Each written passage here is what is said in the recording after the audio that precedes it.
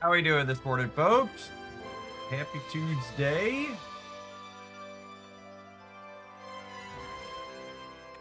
Grab the old YouTube chat-a-rooney, and then we're gonna hop into some drafts here, huh?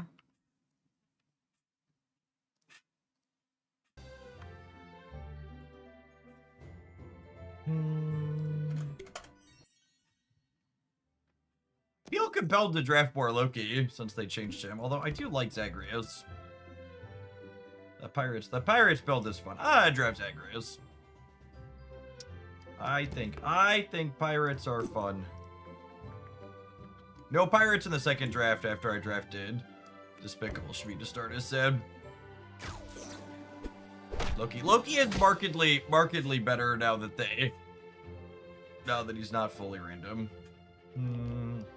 It's hard to pass a puck up, especially with Stepmommy. Love Aladdin to start. I want to put these. Actually, do I put Shmi in the bottom, maybe? Maybe we do this. I want him in the back so that way he doesn't die before my pirates can attack. And I want him fourth, I think.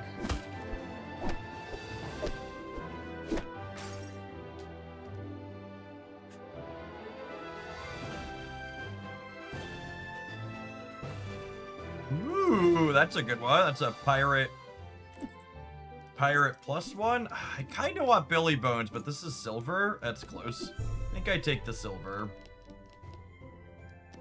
And then the Kitty Cat is a pirate that triggers that. I think I'm super happy to have bounty contract. We're gonna go hunting for sure. Yet another pirate. Lovely. We do this order, mayhaps.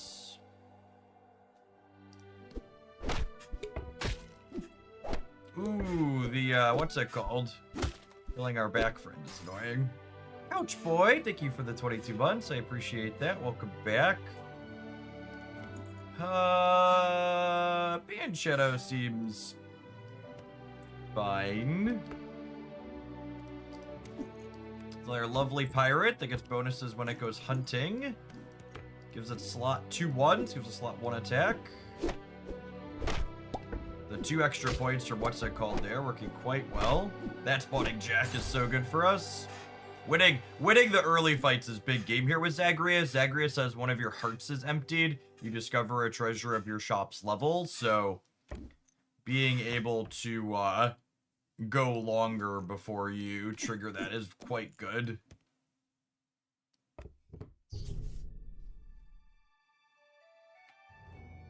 It's so hard to know, David.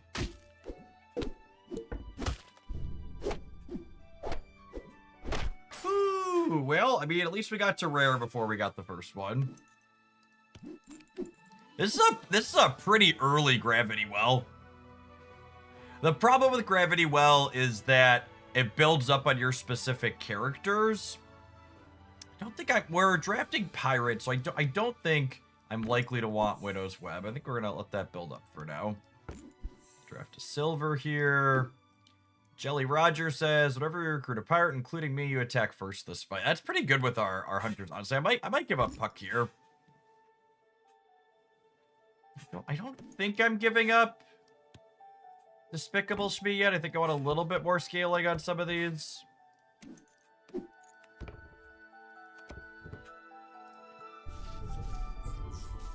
This is 100% to hunt something, which is nice. Pirate hunting Poxitani is unfortunate. Alright, and we've made it to epic here. And the character I'm supporting, HUD's improved by 5. So I think I'm gonna... Is it finally time to give up Shmi? Maybe it's just Nameless One? I'm giving up Nameless One. I'm gonna put that one up front. Drum Step, thank you for the 6 months in advance. I appreciate you taking advantage of that September discount. We could grab Blind Mice with Gravity Well. That's true. That's true. The more this ramps up, the better it is. I don't really love any of these, to be honest. Maybe I just grab Medusa. Usually, so like, in a spot like this, I could either give one of my slots 2/2, or I could grab Medusa here, and then I, like, work towards an epic treasure down the line, which I think has more value.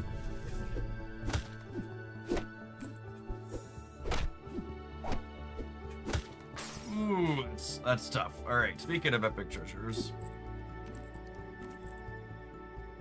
Oh, Chad, it could be anything. Could be literally anything. What do you expect me to do? Not take the box?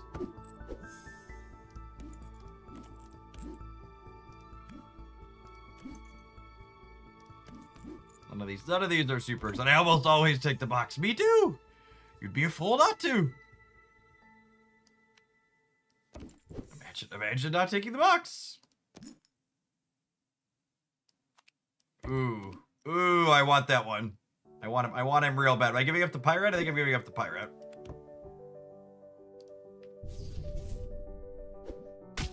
All right, we hit the 2/3 to go hunting there. Ooh, we got to hunt that one too. That's exciting. Sword of Light and Shadow. I have a couple of heroes and villains. I never take Medusa because I need the number to go up. Mood.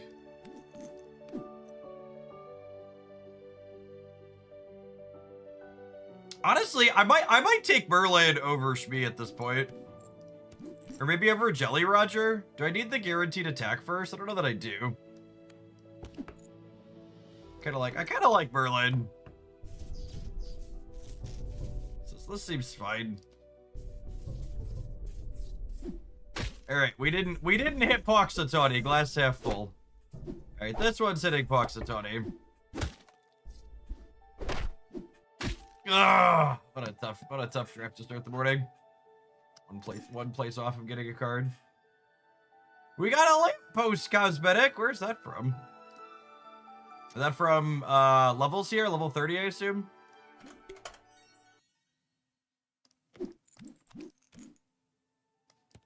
Can I take the boy who cried wolf? Draft some animals.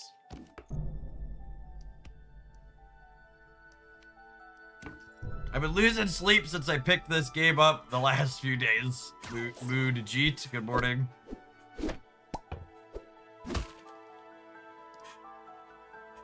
So, what's it called here says, after you recruit 3 animals, the next card you recruit gets its stats doubled and also becomes an animal, which is fun. Yeah, I mean, they were already animals, but stats doubled is nice early. I think we'll take Puckaroo here. And honestly, I'm going to put Puck over here. I think this being 9 points of power is enough early. I'd rather these other 2 get a little bit bigger.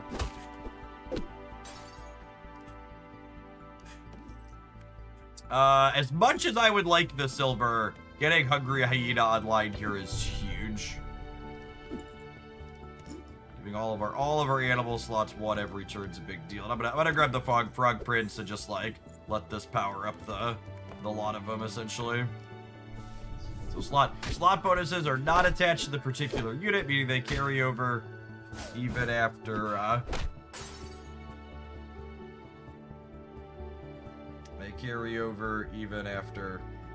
you swap that unit out, which is great. And that's a silvered hyena. So we haven't really gotten to leverage the make something else an animal yet, but we're rocking the whole double the stats thing here. That's been very good for us so far. I'm not going to be casting a lot of spells. I think I'll just take the lucky chest here. Make our next one a bit better.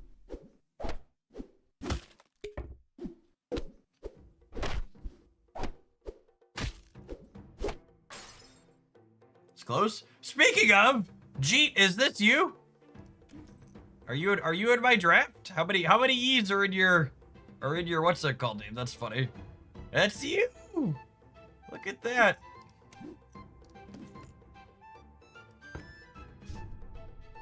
That's fun. What appropriate timing.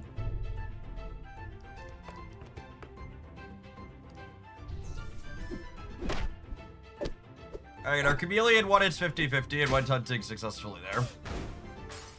We'll see who we get. Ironcast Dragon. That's okay, I guess.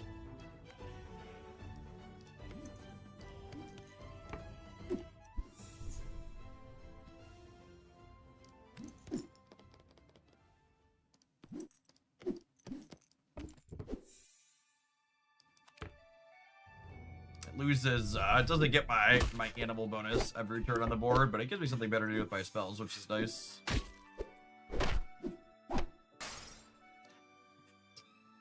And we can kiss the dragon. That sounds lovely. When we gold the frog, we get a choose an additional captain. Give me a Princess Hannibal, huh?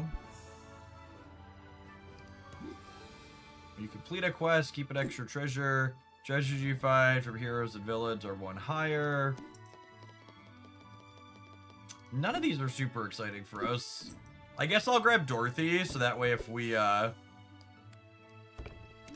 hit a quest that ends up being good. Oh, me oh my. Well, that's quite good. And then here's Tasmania. Draft her over that, put her here.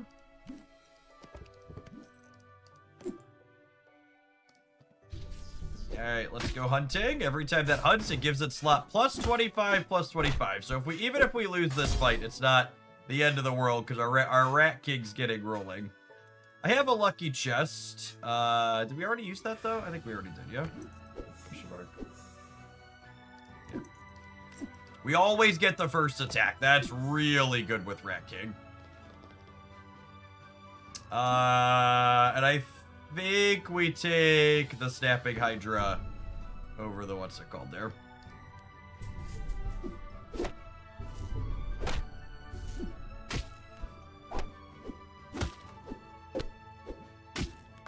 Oh! Mom! Cheat's being mean to me!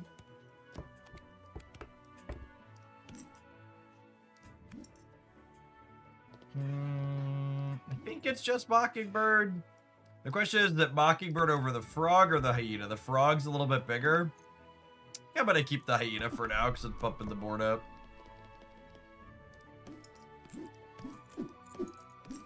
I don't have any mage animals here. Wait, I just did that run today, I think. Yeah, the runs are usually pretty close together, all things considered. I think I'm actually taking Titania now. I'm gonna let her power up the Hydra's defense a little bit.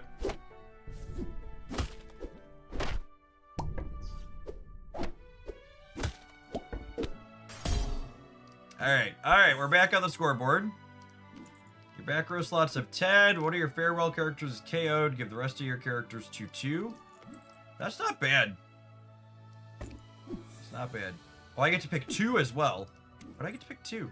Oh, because it was a quest I completed. Sweet. Alright, we'll take the back row slots too then, I suppose.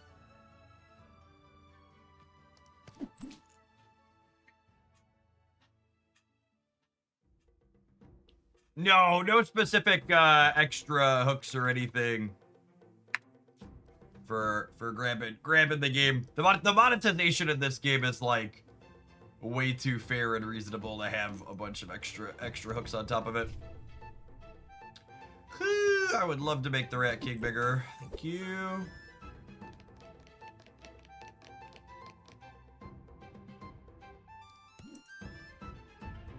Do I throw the looking glass to save this? I kind of want to save this effect, and this isn't very good at this point. I think I'm gonna roll this on her.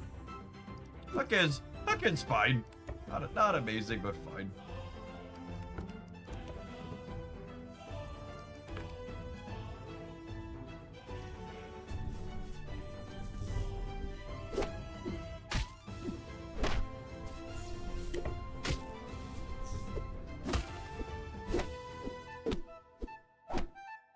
Alright, I think I'll take a tie there after Jeep beat us up the last couple of times. Ooh, Guardian of the Grove's really good. Definitely replacing Hook, yeah. That is a golden Rat King.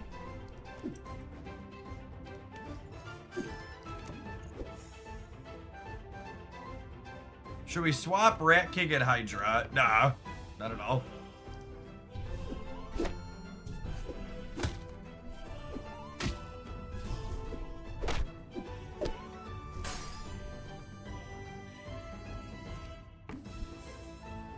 I think the Rat King Merc in their backline is really good. Eventually the Hydra's gonna have enough HP to be living through this. Man, part of me wants to take this. I'd have to give up Titania temporarily to do it. That's probably worth it though, right? It gives me an epic. Oh no, it gives me an extra one. Keep an extra treasure.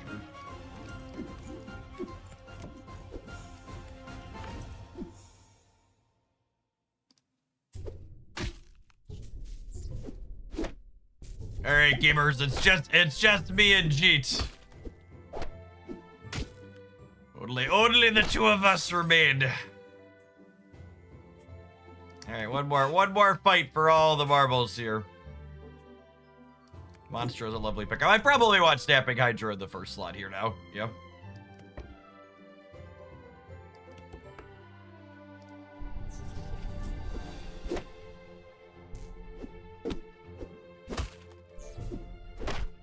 My king!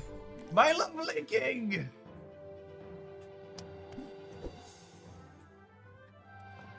Obviously, that I have mine. I do enjoy Karen. Little Genie. I like both of these. They're both pretty good aggressive captains. This is usually a toys draft, yeah? I haven't done toys yet this morning. Let's do some toys, huh? Love me puck on one. Do a Jack in the Box. I enjoy Thord as well here, especially with puck in front to power it up.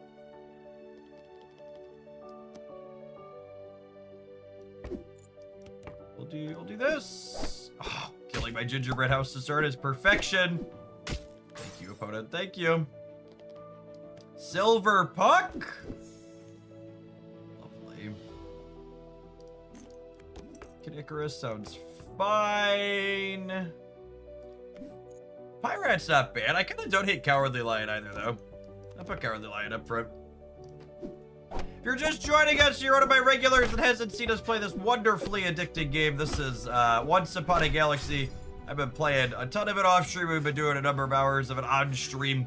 Shout out to them for sponsoring some of my content this month. If you enjoy any of the other strategy games I play here on the regular, you'll probably love this one. It's very, very good. Speaking of very good, I'm going to take this egg. Always more eggs, chat. I think we'll draft Peter Pan here. I don't really want to replace anything on my board. This gives a bonus to puck. Maybe I switch this over to make the Cowardly Lion slightly bigger. Nah, I don't think that matters. My poor lion dying is sad. Yes, they're gonna have a new set coming for this game sometime next month. And I have a spoiler for that set that we'll be sharing before the Once Upon a Galaxy segment of the stream is done today. Do I take the party pinata? I do technically have a lot of toys cards in my thing. May or may not end up drafting toys here. We'll see how this goes. It looks reminiscent of Battlegrounds. It is a auto battler game, yes. Same as genre of game. So you're drafting cards from a lineup, and then they are fighting auto-magically. I think I'm taking the goodie bag at this point. I'm definitely putting goodie bag in the front slot. So this one says, my captain says your first character's farewell gets bigger, and goodie bag passes its stats on to the thing that it creates. So we might be at a point where we're not gonna finish the Cowardly Lions thing. It's kind of unlikely that he's gonna survive a hit at this point in the game. You can see just how big my opponent's things are.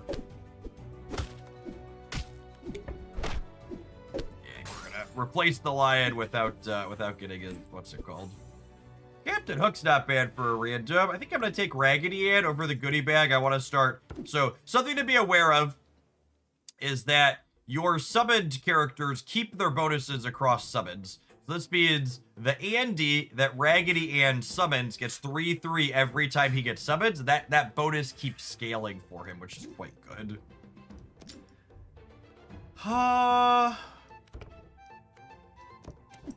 Sparkles is pretty good. I think I'm gonna take Sparkles and leave her on the board for a couple of turns. Oh, I should switch her and Hook probably. That is a really early plus 1,000 sword.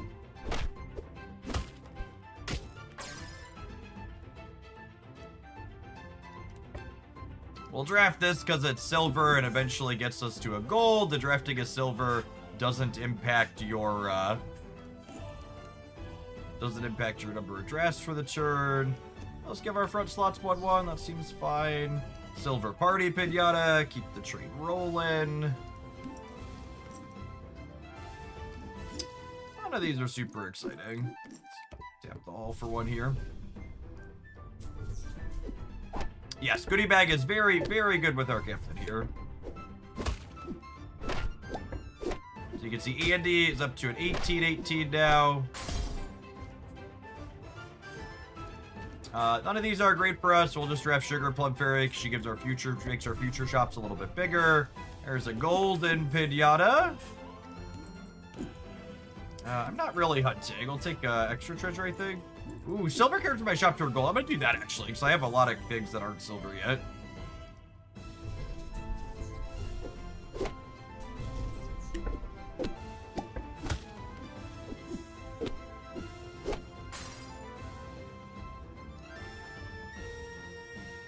I'm at 3 yellow on Starfire at the moment. I think given my average, what's it called? I'll probably finish her at 5 yellow before she's done in Dark Legion Hitman.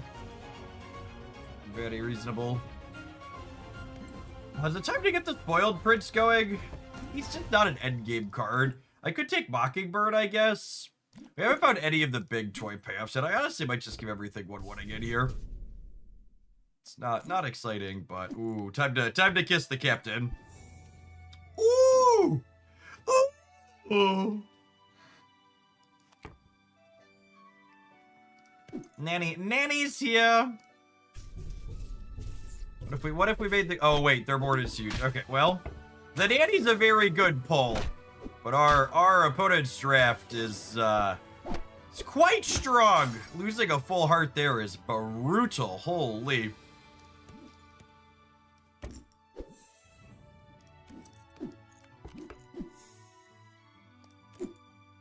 Alright, this says whenever I replace a golden character, his bonus gets markedly bigger, so I'm gonna go ahead and drop Merlin over the Jack in the Box here. Wow, so something I mentioned a good bit on stream is that drafting well gets you a lot of top half finishes, but your draft really needs to kind of be over the top to find success past that. And we are currently witnessing why that is very, very much the case. So our draft is fine. I'm not going to tell you our draft is bad, but our draft is not on the same level as either of these two. So we're gonna top half this one. I'm gonna be pretty happy to have hit that. Top half means you get an extra card for your custom deck. But top half is where we're gonna end. Yeah, our draft is like a 6 out of 10. And these two that we ran into are like 8s and 9s out of 10. It's just the way, that's just the way they go. We get some stars, we get an extra card, our MMR goes up. It's all lovely. And then you hit the play again button and it's fantastic. I just basically always draft Hannibal when he's an option. He's very therapeutic to draft is the way to put him. Just like draft my animals, my numbers get bigger. Underdog, pop it off there. What a lovely lad. You have fewer characters than the enemy when I attack. I give my slot 2/2. The next shop is all animals. Who doesn't love double silvers early? Missing on animals there is sad. So Hannibal triggers every time one of my animals dies. So ideally we just get a board of 5 animals with him.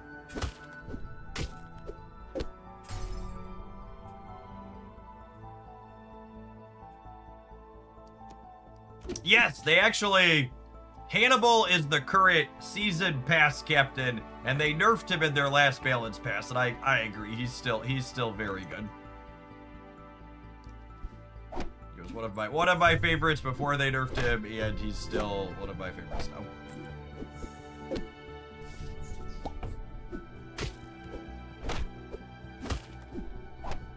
Yeah, it's like a best case outcome. They killed all of my stuff.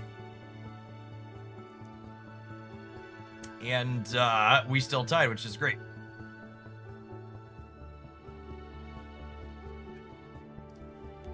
Hey, what's going on, Toxic? Yeah, feel free to DM me as a follow-up if you have specific questions. But in general, I'm very positive on Into the AM. I've actually worn their stuff since before they were a sponsor on the channel. I like their designs and stuff. They're a lot of really good, unique, sweet stuff. And I've been affiliated with them, gosh, probably a couple of years at this point.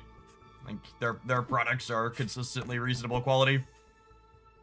I feel good promoting them, and I'd recommend them to I've recommended them to other creators in the past. So they're definitely a legitimate sponsorship and company that makes good, reasonable things. I'd have to check the exact number, but I believe last I checked, my Into the AM code had sold like 20 or 30,000 USD worth of stuff on their site. I haven't had any of my community members be like, hey, I had this big issue with them. And I feel like in that volume, if there were gonna be problems, I'd have heard about it by now. Ooh, Tasmina is lovely. Oh, who gets to attack first? Oh my gosh, my shark hit the 1 in 3 to successfully hunt there. What a champion. What a champion. Ooh, skill game. I'm currently wearing their shorts, their comfy. Yeah, all the people are doing the channel too. All the graphic t-shirts here, like this legally distinct Hammer Lightning Man. Lovely design. A golden underdog. I don't know that I want gold. I don't know that I want underdog on my board, but I'm happy to get a treasure here. Breadcrumbs sound nice. Getting to reroll your shop each turn for free is lovely. Helps you find what you're looking for more consistently, like extra copies of your same things. None of these are super exciting. I'm fine giving everybody 2 points. We'd really like a Mama Bear. Mama Bear would be a welcome addition to scaling our stats every turn.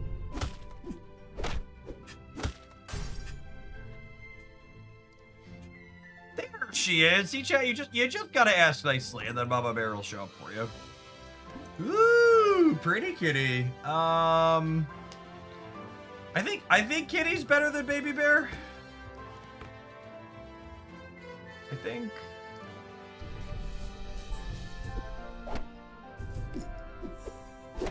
Yeah, I'm supposed to put Cat in the first slot.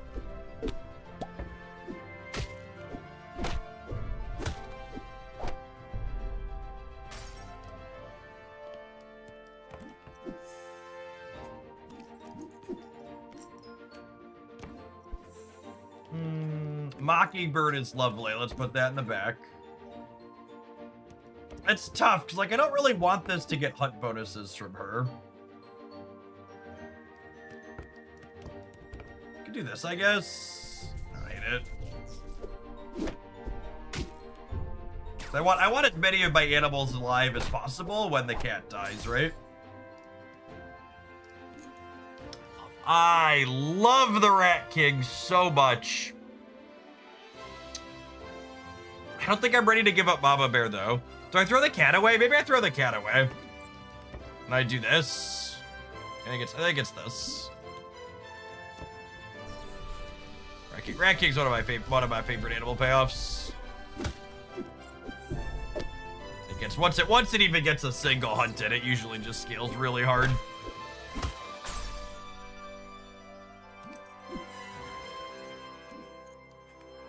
I'm really gonna have more support. Sure, I'm not drafting dragons. The co-captain's a little bit of variance, but I think it's fine. You cast a spell, casting it on another random character. Sure, we'll probably use that at some point. Would love a Silver King. Cocho, thank you for the quarter of a year. Appreciate that. Welcome back. Like here. Get a couple of spells in. Does Hannibal enter the free-to-play pool when his season ends, or is he always locked behind spending? It's neither of those things, actually. So all of the captains become free eventually, but there's a lag time on it. So my understanding is the season after there's a 2-season lag on when it's free. It goes season pass, gems to unlock, and then free, Tobias. That makes sense. So the boy who cried wolf from last month's season pass will be free when this season ends. That's the way they work it.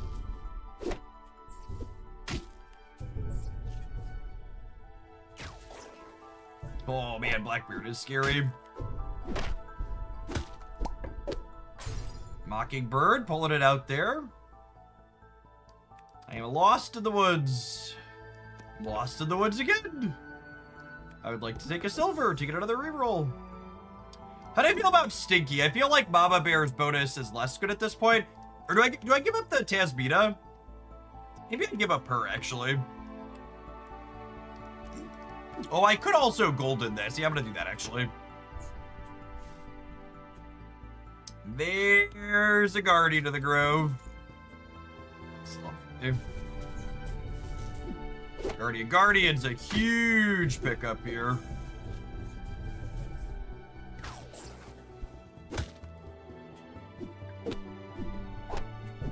Everything's scaling a bit every time. Oh man, they're beating us. Okay, I've got a real game here at the end. Yeah, gold Rat King is nice.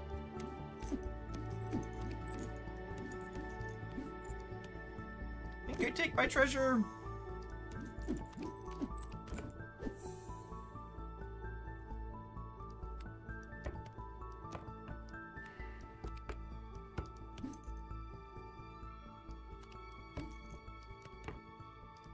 Oh, geez. Well, it could have been the mice as well. Did I put Gold Mama Bear in over the Kraken? Probably. You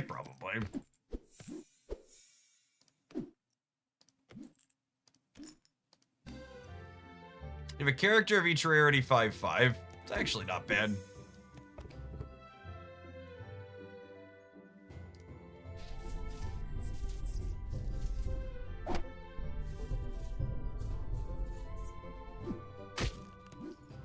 Oh my gosh, losing that 50-50 was brutal.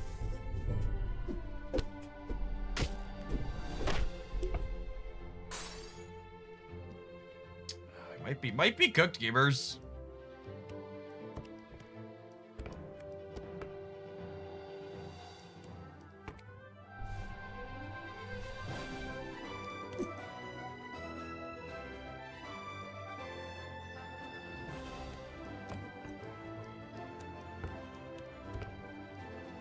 Yeah, I really need first attack here.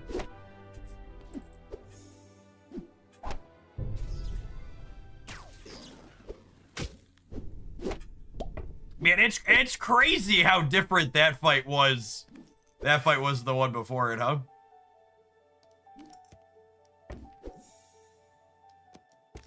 Little RNG diff for sure.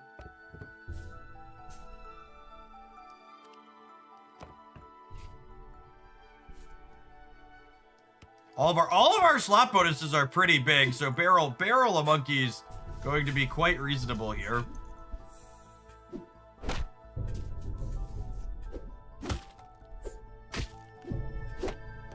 Oh my gosh, their Blackbeard attacked and failed to hunt. That's incredible. They put Medusa their songs. So that's kind of an interesting thing about the fact that we're drafting in someone else's draft, is that there's a good chance, that like whatever they were playing into in their draft meant they needed this Medusa in the first slot. And obviously the Medusa in the first slot is not good against what we have going on, but it was probably good against whatever they were drafting into at the time.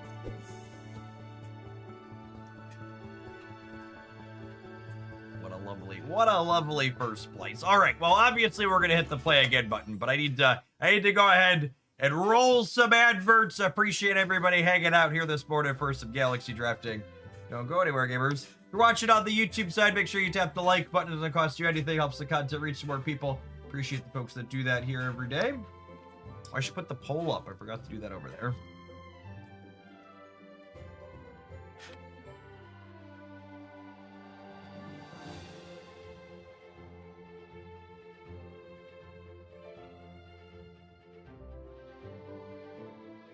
The idea of Medusa is she can trade 1-for-1 if she is gold or silver. Yeah, and technically if she can survive to another attack.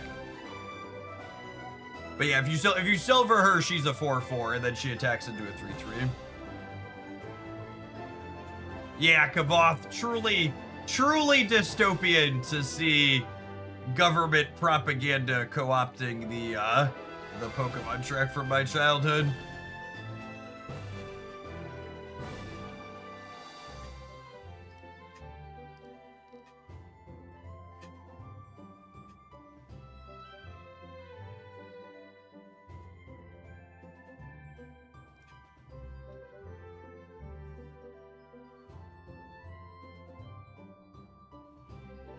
I don't think I've ever drafted Chief Evil Officer before, but I actually have enough random cards for him to make a custom deck.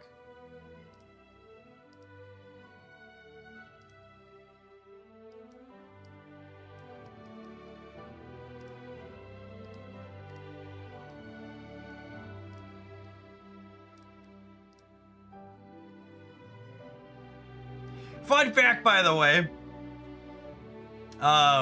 because a lot of people don't realize this, once you have the center deck unlocked too, either through collecting it or buying it, you actually have 3 custom decks per captain. You can edit the starter deck, and you can edit this one once you have it purchased for a captain. I think I have everything purchased, so you can edit this one here.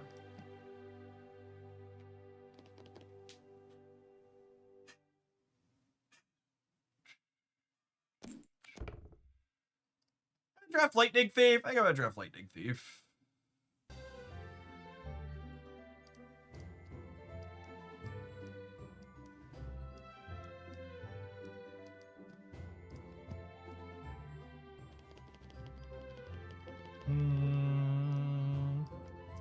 Tinkerer and Pisces in this deck, though.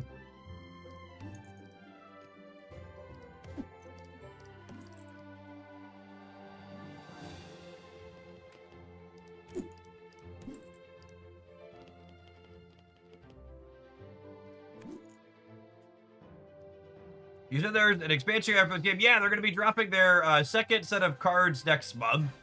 And it'll be a mixture of new cards in the regular draft pool and then new cards in these sets of customizable things for your deck as well.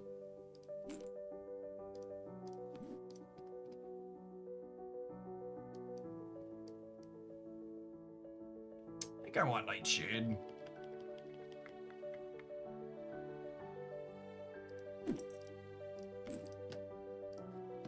So Lightning Thief is interesting. It's when you cast a spell, it goes into your bottle artifact, and then when you get an artifact, you recast the spell from the bottle, is the way that it works. So one of the best early cards you could get for this captain is there is a epic dragon in the regular pool that says whenever you target it with the spell, you get a common treasure. So he's a great enabler for this character.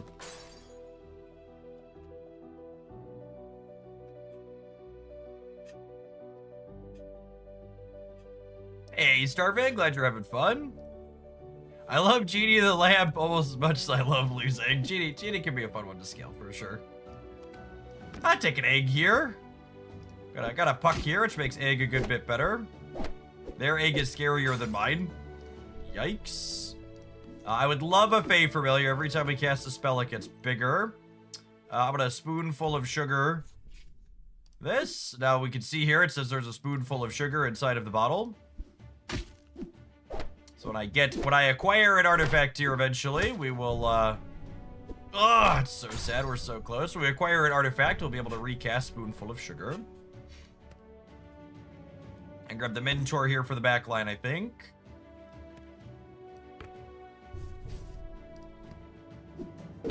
All right, well, we're cooked one more time. Thankfully, we're already on a broken heart, so it doesn't matter. So when you're on a broken heart, you can't lose a full heart. Robin is a lovely one to have early here. So when you recruit a pirate, it and the pirate both get 10 attack.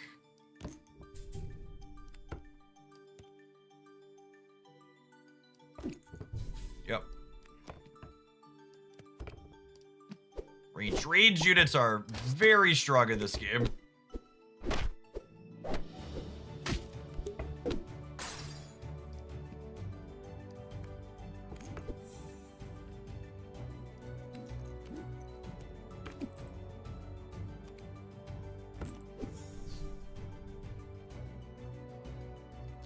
I lost. That's a freebie. I think I just want to do this. What are the usual spots to rage units to be more effective in general? Slots 1 and 4 are typically the best slots for rage units. In fact, on this board, given that I kind of want to scale anybody, I think I'm going to put Robin into the back slot. One and 4 give them the highest probability to get to attack before they die.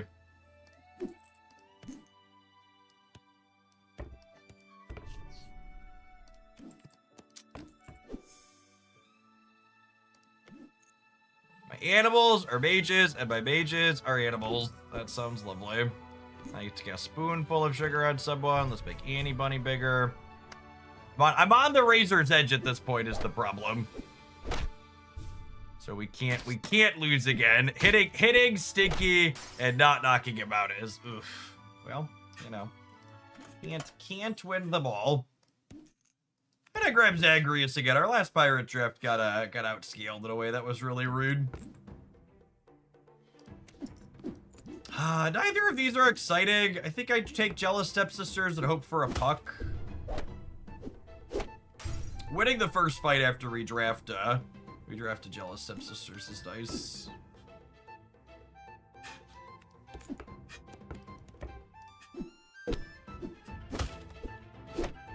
Again, just little positioning things to be thinking about. You'll notice I put Geppetto.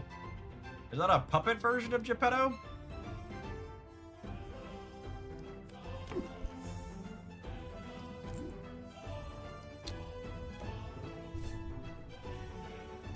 We'll take Beckman here. Maybe I put her in the first slot. It's close. She's probably just not going to trigger.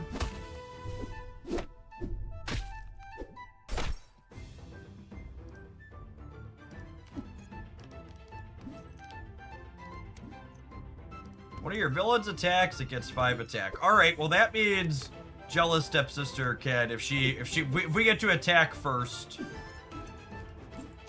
If we get to attack first, she'll trigger her quest, which is nice.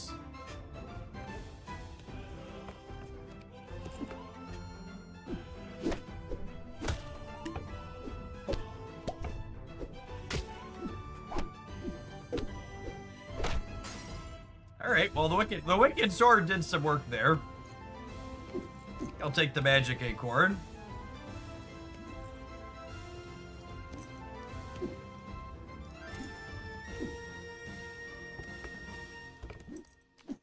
So they're villain, I guess.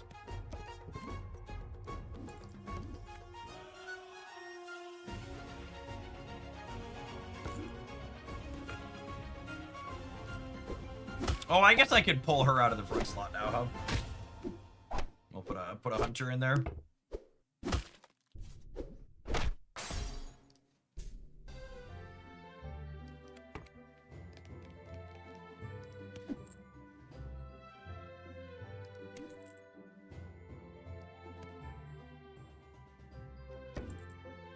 Means we get to attack first. I don't really know that I'm cutting her though, because she has so many extra stats at this point. I kind of don't have good enough numbers. We're gonna lose.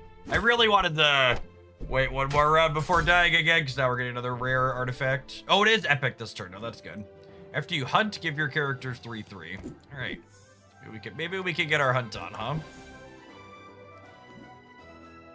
I really like drafting Navi here. We're down hearts, and if we find more of her, that would be great.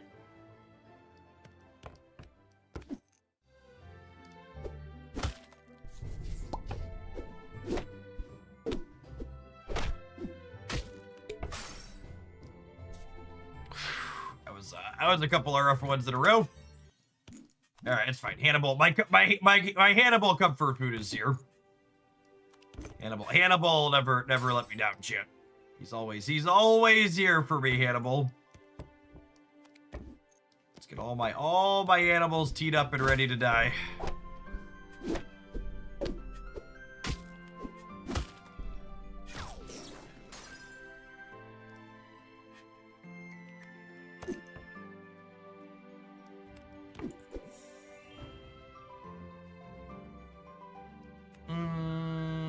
Yep, Puss Boots. It's a Mrs. Spider. Look at all these silvers, chat. They're so lovely.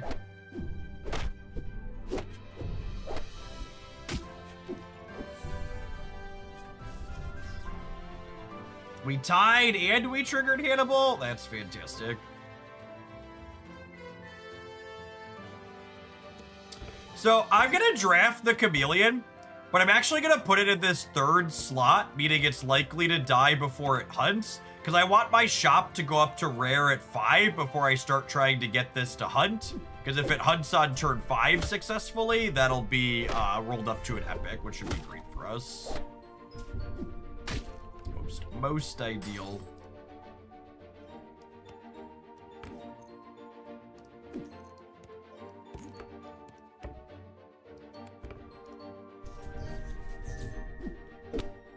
The fuck? Excuse me? What? I'm sorry, who are you? Just casual turn 5 gold Titania? Oh yeah, their egg hit Titania is exactly what happened there. I understand what happened, chat. That doesn't mean it's okay.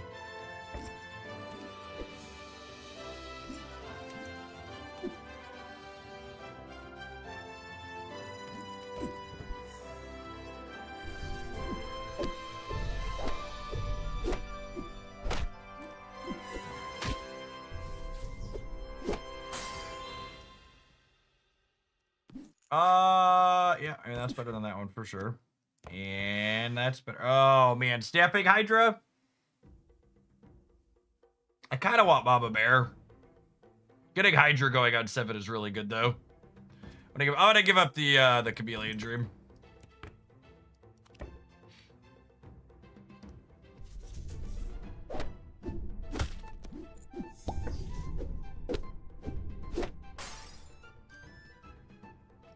The Chameleon Dream is dead.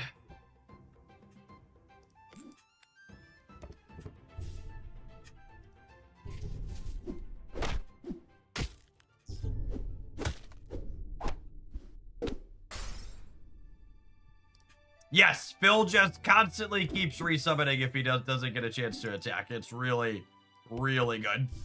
You always want Phil in the 3rd slot, chat.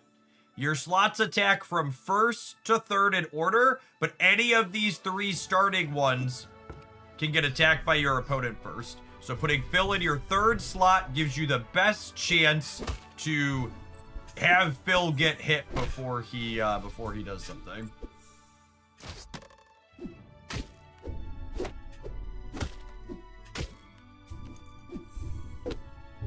Okay, we almost beat their turn 6 monstrosity there. That's pretty good. I would love, speaking of monstrosities, I would like a Monstro. I would like to silver him.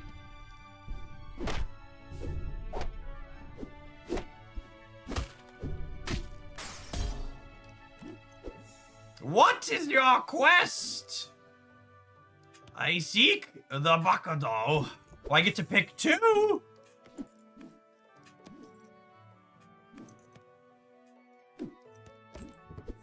The Trident is good with the blind mice.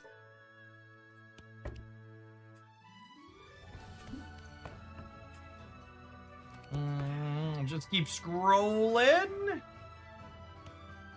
Is cat better than Mama Bear? I think so. I think so. A golden spider. Secret map is lovely at this point. Do gold cards give better quest chests? So yeah, so the artifacts that you pick from are based on the rarity of the character. Oh gosh, it's just the two of us already. Just the two of us.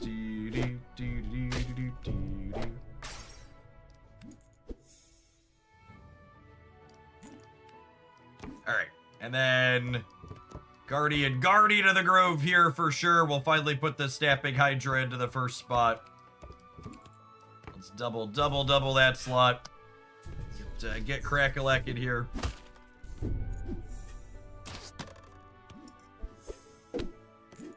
The Chobo had their thing early, but they are not gonna be a match for us. Good night. Hannibal is very good. He deserved his nerf. He deserved his nerf. Artemis! Ooh. I'm contractually obligated to draft Artemis every time it appears on stream. I also draft it every time it appears off stream, but I'm not contractually obligated to do it then.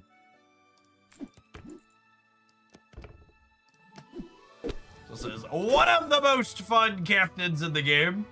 Your shop gets to secret rare. Yes, please.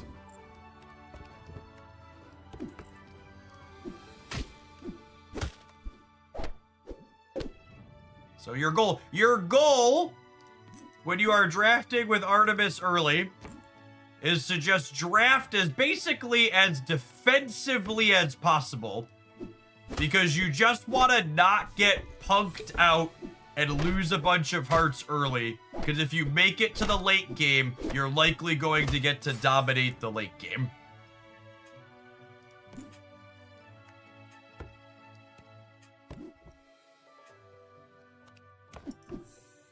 You want to just... You don't want to draft stuff like a Mysterious Egg. This Prince Charming's a little ambitious because he breaks a heart, but if we win the fight, we heal it back, and we have such a decent opener here. I think we have a decent chance to win the fight. Prince Charming, big risk to reward, because basically if you don't tie, fucking Geppetto, so I got punished. We died, now we're down a heart. It's pretty unfortunate for me.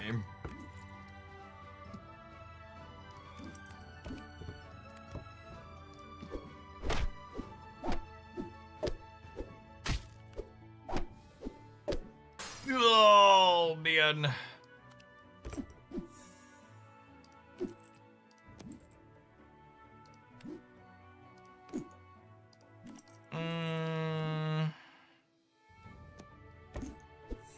None of those are super exciting for us.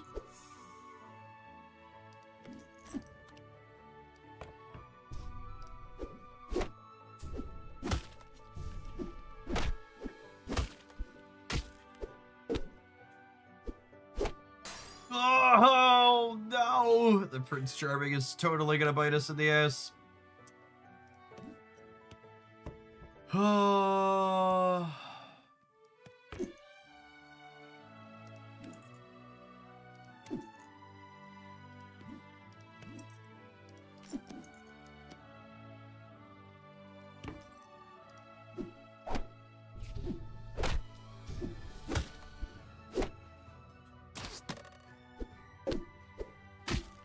Live!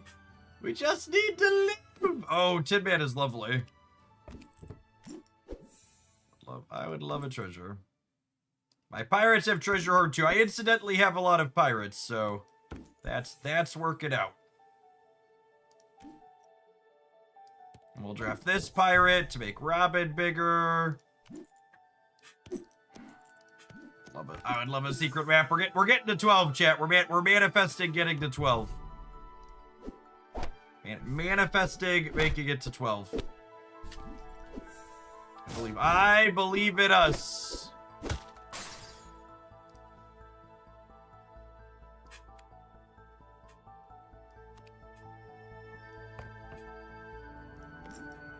Now, kiss.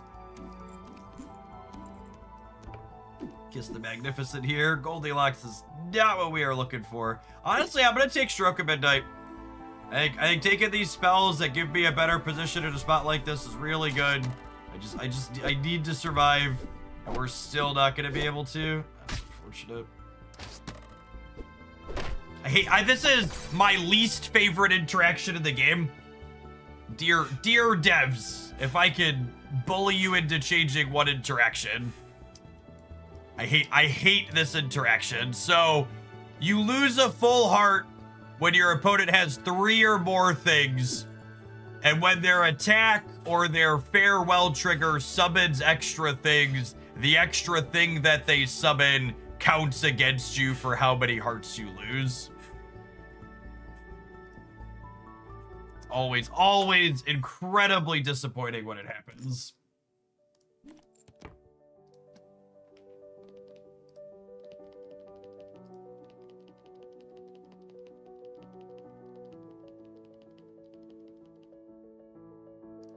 I love Mysterio outside of what's his name.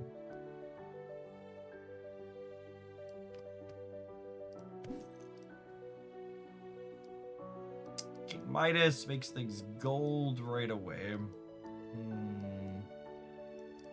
What do you do? Your first shot beats turns all spells instead of characters. Not very good for us. Oh, I love Wicked Witch. She's very good. Oh yeah, Sinbad's weird. We're never silvering him.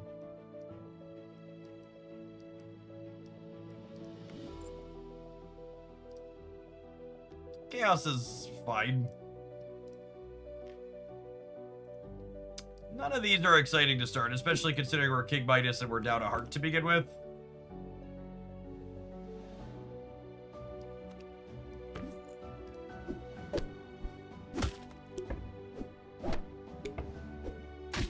Alright, that was very, very good variance here.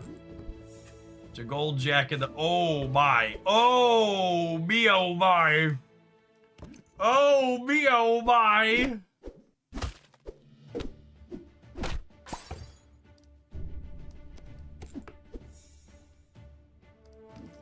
We're doing it.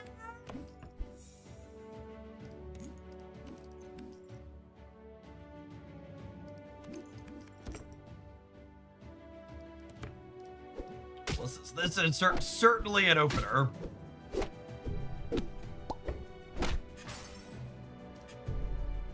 Must have unlocked the streamer client. Yep.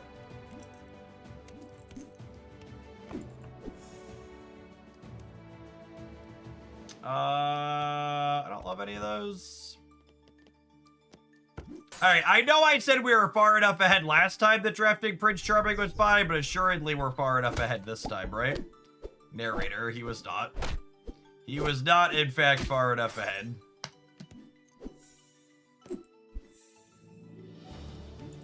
I'm addicted to gambling on Prince Charming, chat. Alright, thankfully we have the Lich King card. I have 3 animals.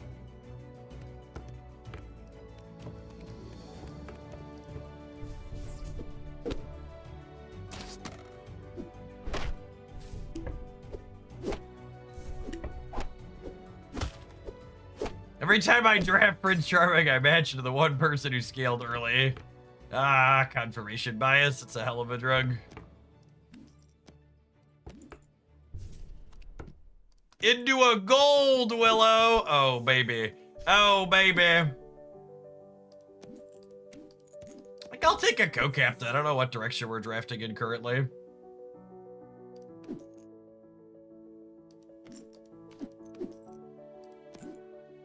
That's a lot of choices. I think I'm gonna take the Boy Who Cried Wolf.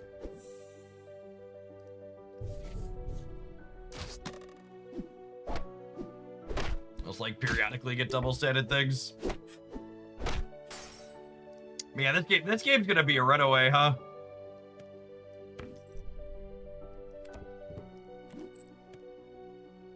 Well, you see, chat, greed, for lack of a better term, is, well, good.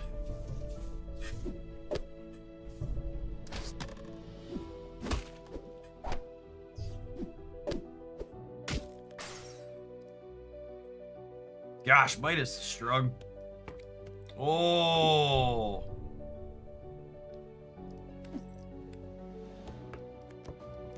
I want to give up Purdy. I might draft the whale. We might wait till we can gold that one. Okay, this is the other person who was scaled early against us. Man, are we gonna lose a full heart? I think we're gonna lose a full heart. That's so brutal. Both of our hearts have gone down to that person so far.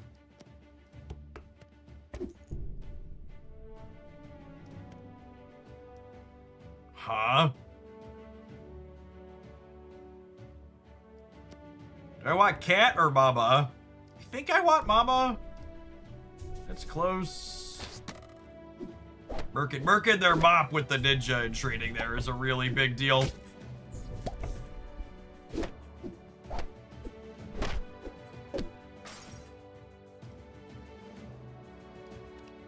None of these are really what I'm looking for. Let's spin it. You find a treasure, keep all 3 of them. I mean, that gets out of hand really quickly with this captain, yeah?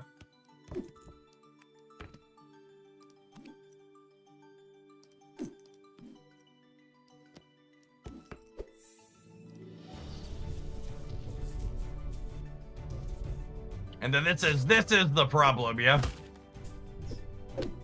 We've actually just lost a full heart every time we've queued into this person.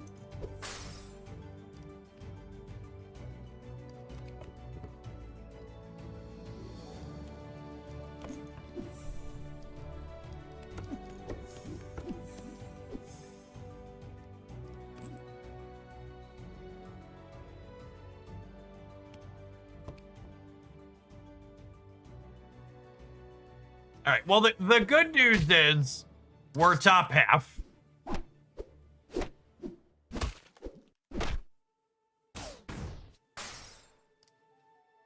That's the good news.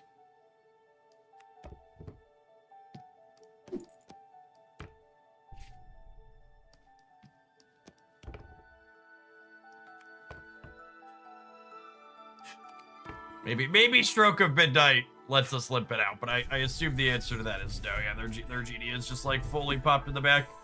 Oh yeah, they've got prize pick going on here too.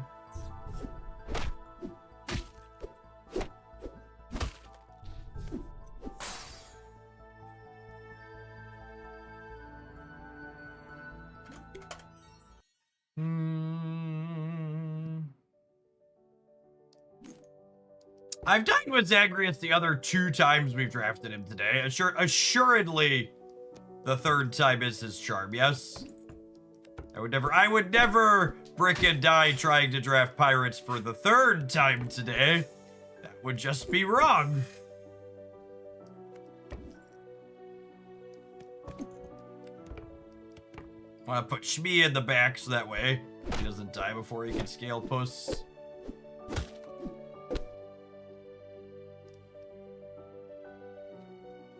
Who are the bad captains in your opinion? The only captains I like actively avoid are the ones that like there's one for a hero and one for a villain. I forget exactly what they do, but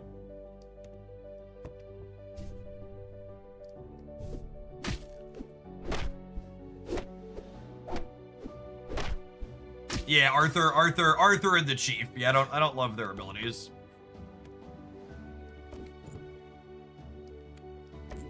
Got our lovely symmetry. So symmetry equalizes its attack and health each turn to the higher one.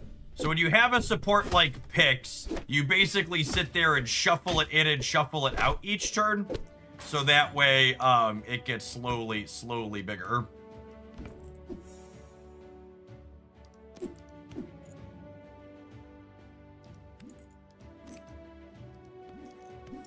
None of these are super exciting. Oh, your recruit abilities trigger twice. We're building towards a pirate that gives us a bunch of treasures when we recruit it, so that'll be fun later potentially.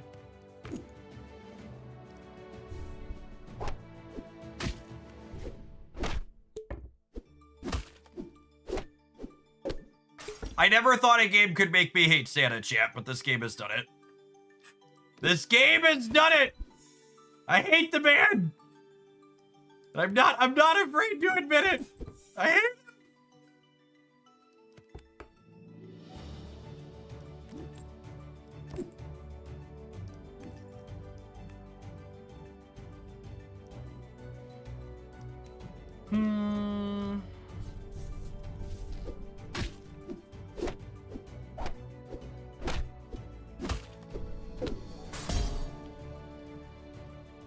When I play Santa, he never survives. When I'm playing against Santa, I can never kill him. That is exactly correct. Screw that guy in particular. That's such an apt way to put it. Oh, we're cooked again. Oh.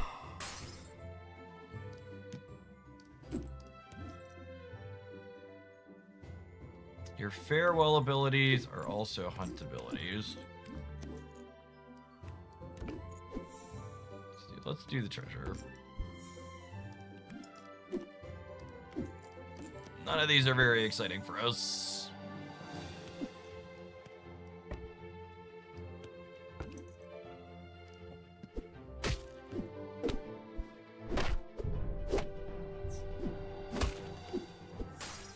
All right, on the scoreboard, not dead yet.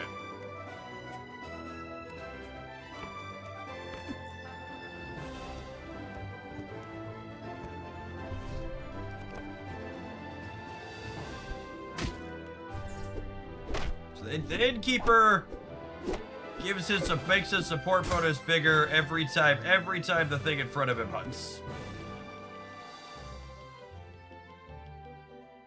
Recruit, get random treasures every turn. Your pirates get bigger for each. Every turn our pirates get treasure hoard. Lovely. I don't think we're kissing anybody. I think I'm just taking the pirates. One of our bonuses is when you silver pirates.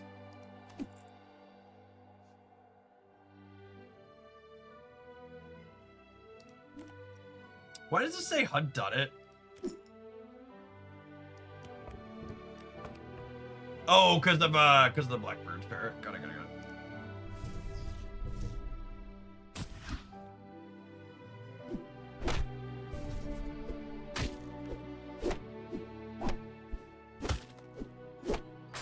Woo! Stay alive. Stay alive.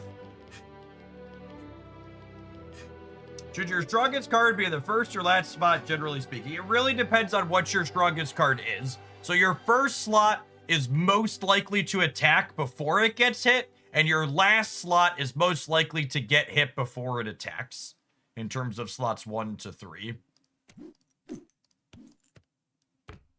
Is the way to think about it. That is a really good payoff.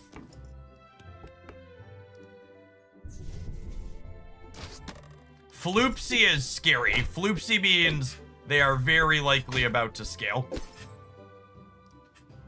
We're in a decent spot. All hands on deck. I might just take Merlin, honestly. I would like to double. No pirates in 2 drafts there is really unfortunate.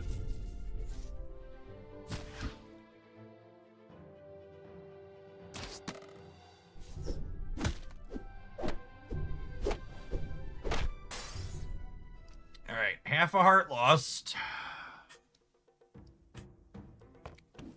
I think it's just releasing the quack in here.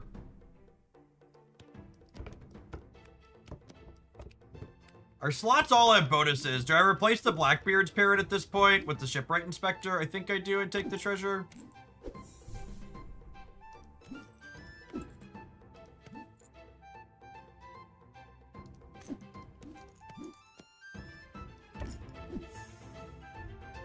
Well, if we survive, this has the farewell ability of get treasures.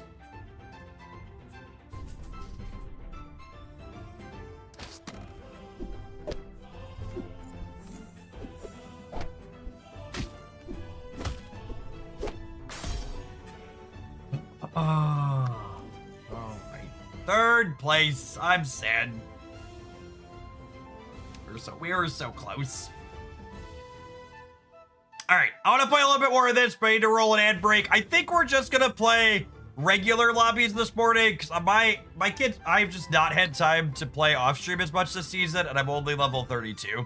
And the viewer lobbies do not give us progress towards my captains or my pass, and I want to make sure I get my pass up before the end of the season. So we're gonna play again after the ad rolls go. I'm gonna grab some early food today. I did not eat breakfast early before I went live today, so be on a weird food schedule.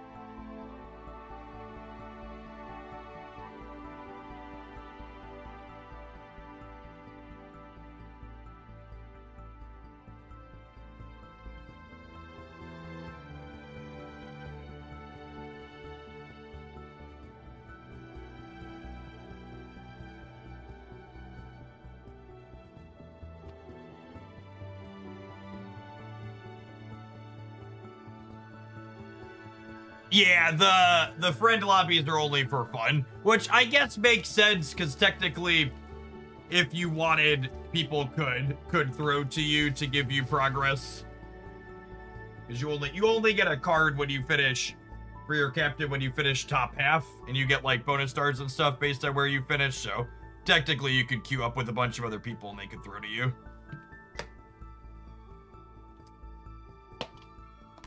Obviously, the drafts we do on stream tend to be pretty competitive.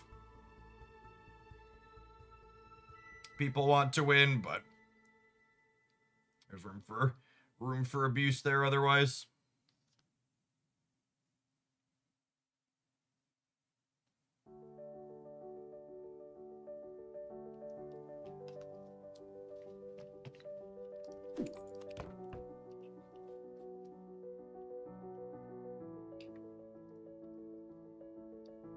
Jason's pretty fun every 4 turns at it, co-captain.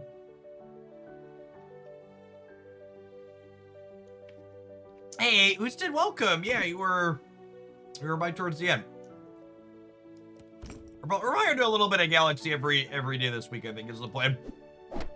Pokemon's at a low point. I don't think I have any other sponsored things that I have coming up, so listen, Snapper are the things I'm playing right now. Yeah, toys are fine. Ooh, yes they are.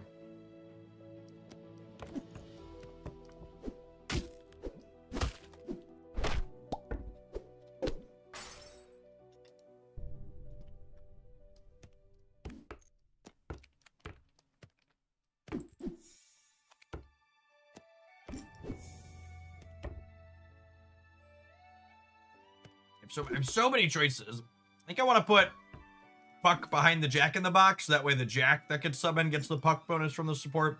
And then McMahon, I want him to have the bonus so he's more likely to hunt.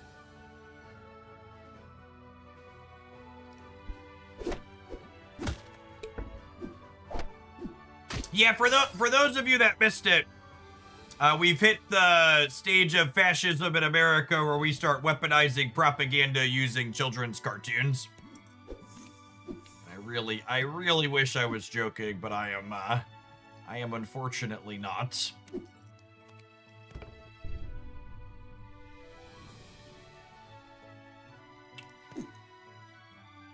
Tony makes our next thing real big. This is like Hearthstone Battlegrounds. To a degree, Hearthstone Battlegrounds is live, right? So this current lobby that I'm playing is fully asynchronous, so I'm drafting right now in real time, but these other 5 players, they drafted their draft sometime recently, and then I play into drafts that they did. So like, if I needed to pause and walk away in the middle of this, or I could stop and have a conversation with you all in chat, there's no timers or anything like that ticking down. And then you're drafting characters, looking for different synergies. And then it is an auto battler where you're not controlling things, you're positioning them, and then you're hitting battle, and then they go fight inside the battle.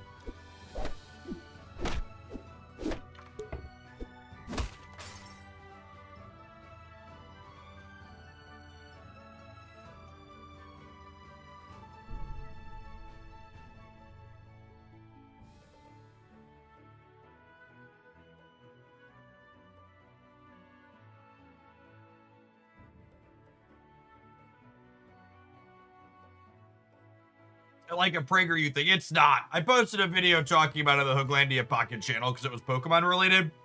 But the TLDR is that Ice posted a propaganda video using the Pokemon music and scenes from the cartoon.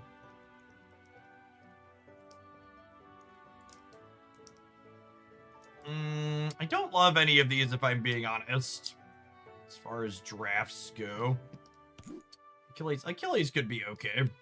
We'll do him when we put him up front. Boonwell is a little better than Puck. She gives defense too, which is nice.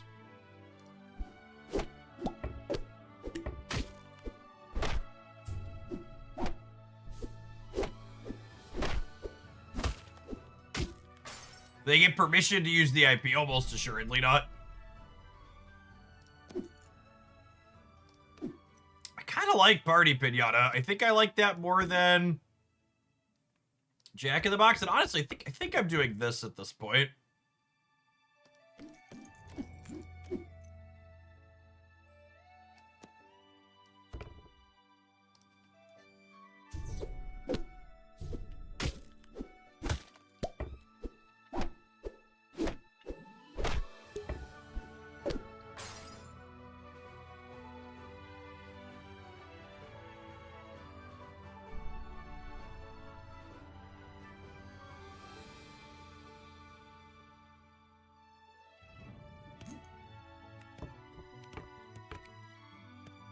Not.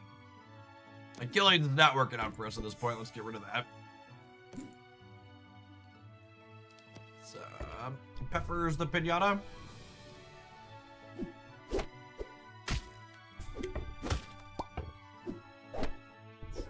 This draft is not looking good for the home team here. Collector's cute. Goodie bag is nice. Goodie bag passing its bonuses on are lovely. And honestly, I think I'm just taking Queen of Hearts at this point. Giving up the bonuses for her. I just need a bigger number.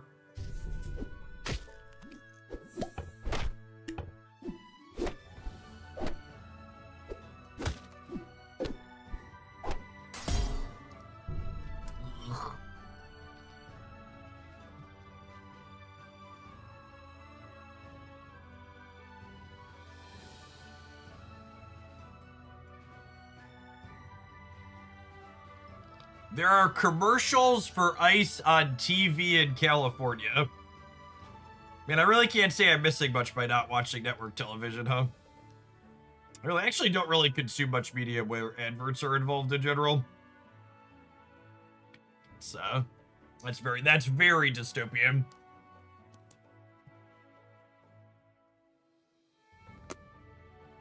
And I actually didn't share it. I paused the Ice propaganda video before I covered it in the before it got to it on the when I talked about it on the Pocket channel. But all right, Geppetto's gonna give us our first successful toy draft this morning. I can feel it. I paused it before we got there, but at the end of the Ice propaganda video, they even made mock trading cards of real human beings that they had arrested. Because why wouldn't they?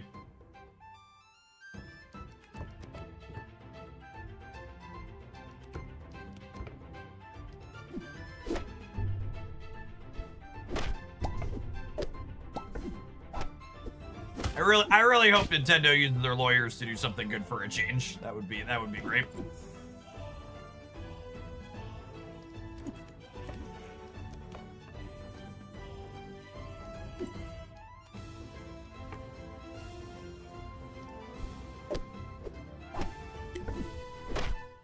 Cowardly Lion is probably not triggering his quest at this point. The full heart there is sad. Turn 4 Mysterious Ink. Maybe a little ambitious given we've been taking L's.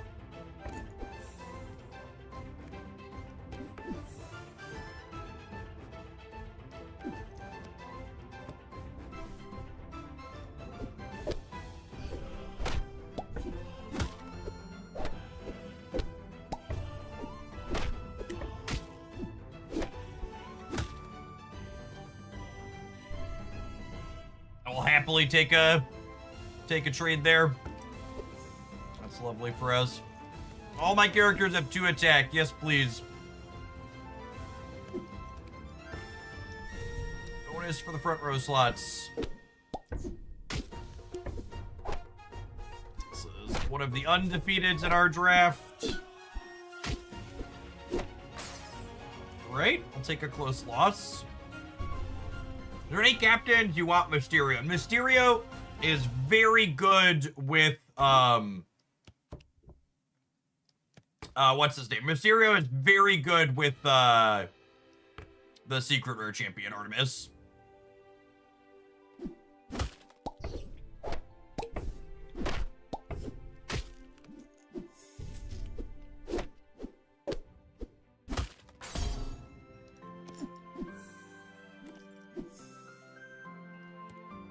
All right, Oberon. Oberon is an awesome pickup, especially into a goodie bag here. So goodie bag transfers its stats to the character it summons.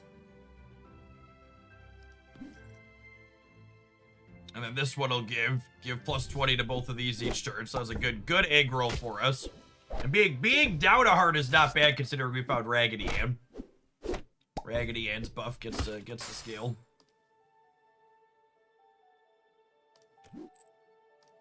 Do I minus? I think I'm gonna minus the Raggedy Ann. Let it get 6/6 for each missing heart.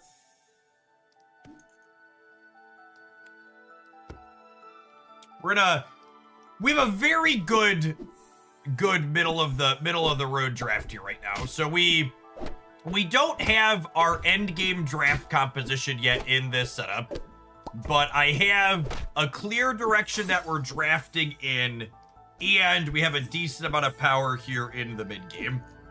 So I think this is a pretty ideal spot to be, all things considered, at this point in the draft. I've just clear upgrades that I'm looking for eventually. But I'm also doing an okay amount of scaling here in the short term.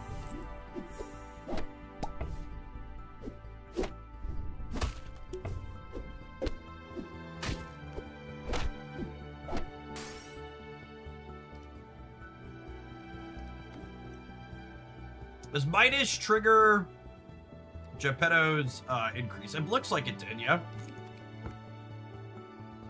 None of these were the everything goes to all your front row characters I wanted. Sad. Breadcrumbs are nice, though. Gold Oberon is lovely.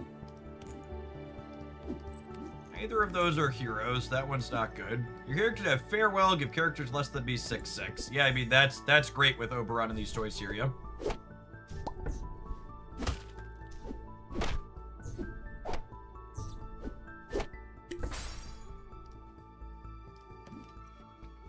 All right, time to monkey around. I think we give up Wizard of Oz at this point.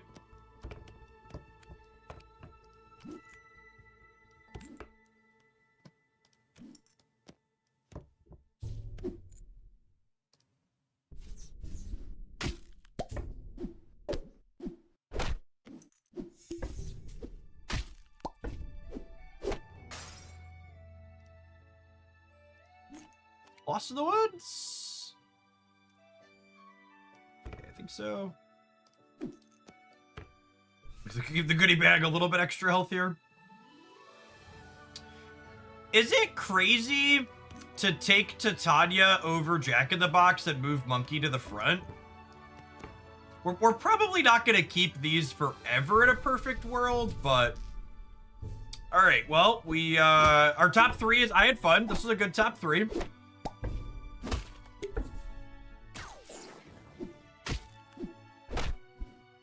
Again, you know, like I said, draft well, play well. You'll get top half pretty consistently.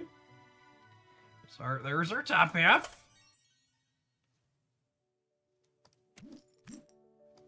You know, I haven't drafted a ton of Dorothy. She seems kind of neat.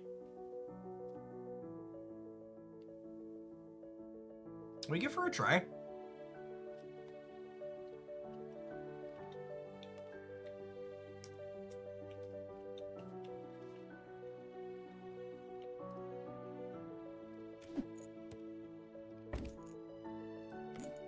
I've seen other people have success with Dorothy. Looking for things like stepmom and stepsisters early for sure. All right, well that was an incredible sequence. What if everything just had +2/+2?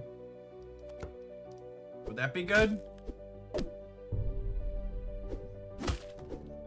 And then I just completed another quest on turn 2.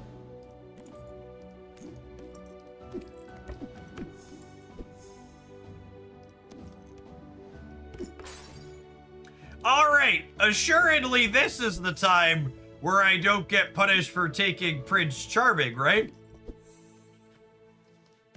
Assuredly this is the... It's fine, I found...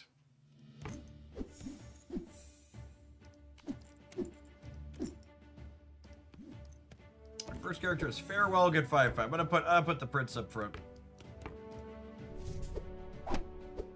We're gonna actually win the fight. Didn't need to take the latte. I'm scarred, Chad. I'm hurt. I've been injured too much. My, what big teeth you have, my charming.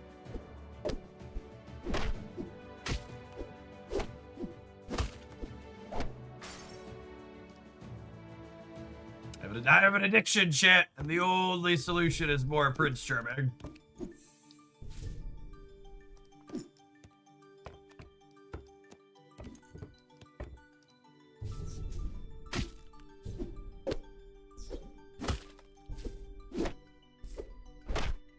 Oh, is there a Toto I missed? There's probably a Toto I missed.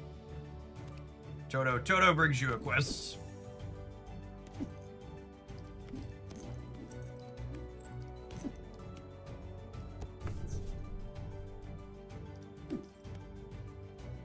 Presents the Boon Willow because she shares it forward.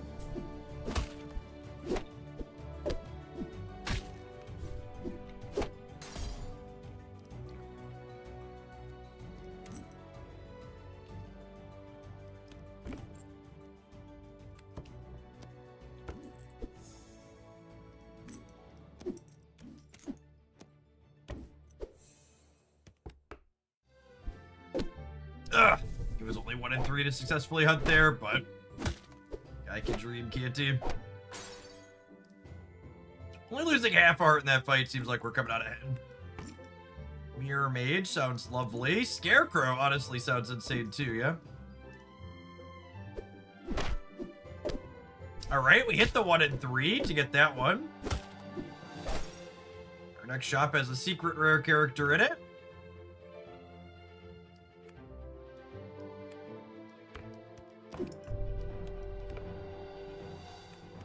Okay, so this is a little thing, but I want to target Mirror Mage with the spell, but I want the Presence of Gaia bonus in my Boon Willow slot. So I'm going to swap Mirror Mage temporarily to here, target it with that, and then we'll switch it back so now that bonus can get paid forward.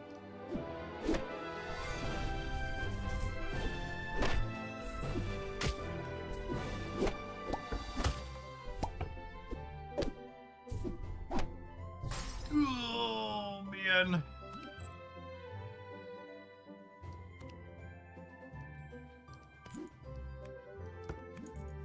I feel like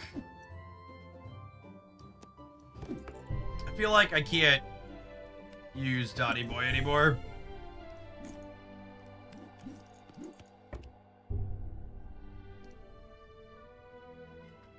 I guess I probably could have gotten one more out of him here, but I felt like I needed bigger numbers than we had here.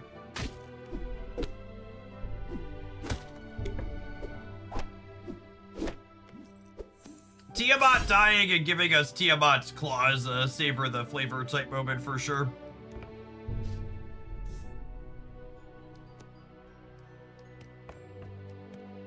Again, just swapping this here before, get to pick 2. When you cast a spell, casting it another event to random page. You discover a treasure, this one is rarity higher. Yep, that one. That one, please. Double the farewells of your front row characters. Yep.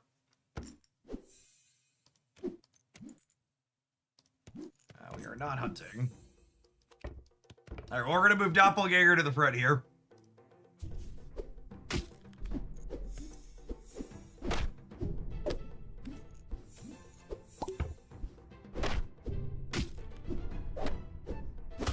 Yes!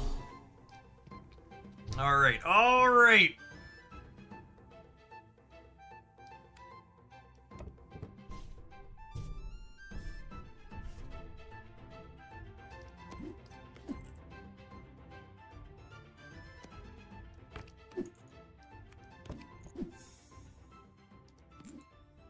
Recruit a dragon, get a treasure. One of your animals is KO'd. I'll get all 3 next time. Should Doppelganger go to slot 4 for the double? So, parting gift only triggers on my front row characters now. They changed it in the last patch. Oh no! That's so unlucky.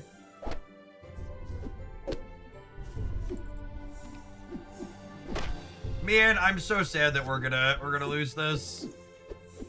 We like really popped off here. Wait, are we gonna lose this? Are we winning? Are we winning? Oh my goodness. Oh my goodness. Okay, so one of our randoms in there. So our randoms in there included a world tree. So all of our things are world shrubs. So all of our things are all character types. And a poison apple, so when they KO a villain, so whenever anything dies, Tiamat is giving us treasures. So now I should put Tiamat in the back because everything's a dragon now.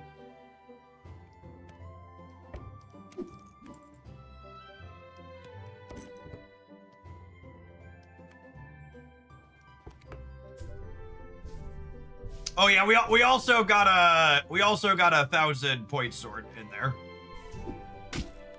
All right, we're playing for first now. From real close to being first here.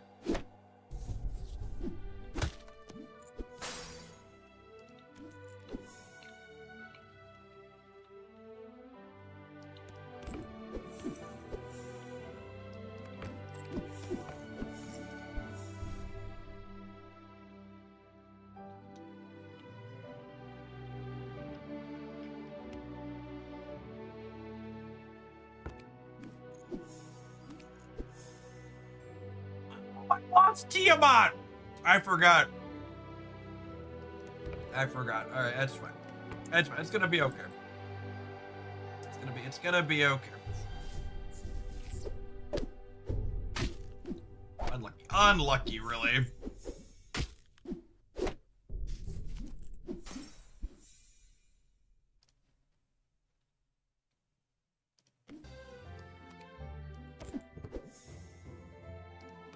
Oh, KO star. Everything we have is a villain.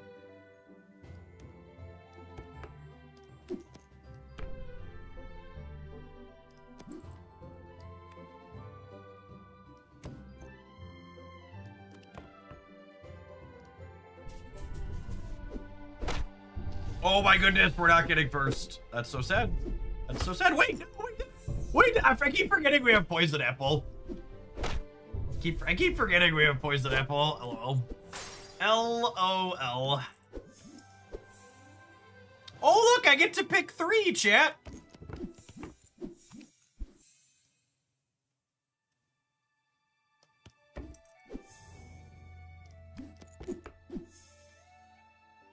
My, what big teeth we have.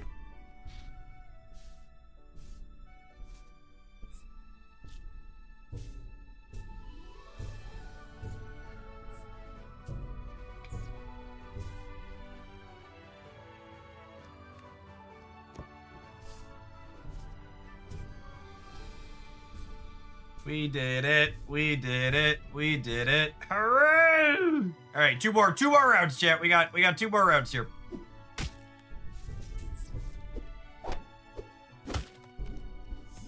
We're just running up the score here. So whoever queues into this draft after us has an extra bad time.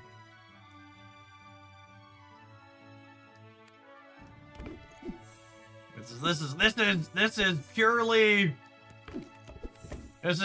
just to make it so anybody else who queues into this is extra screwed.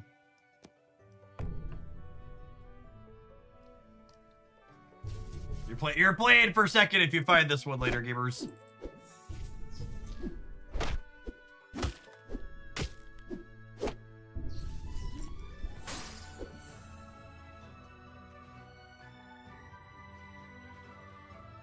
You can't not make the numbers go up. Exactly. Exactly. What a lovely first place.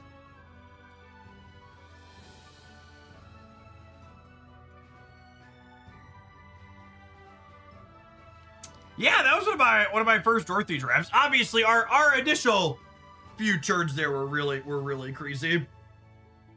But she scaled up just fine. Don Quixote, by the way. Probably a card I should put in more decks when I have him. Him letting you spike secret rares on his quest is pretty good. Dorothy is fun. She's kind of like a better Trash Panda. Yeah, I've always been whelmed by Trash Panda when I've tried him a couple of times. And Dorothy was pretty sweet there. I enjoyed that one. Donna saved me in so many drafts. Yeah, he's a big power swing when he gets going. You gotta have like some slot bonuses or something, or a support so he can actually KO things.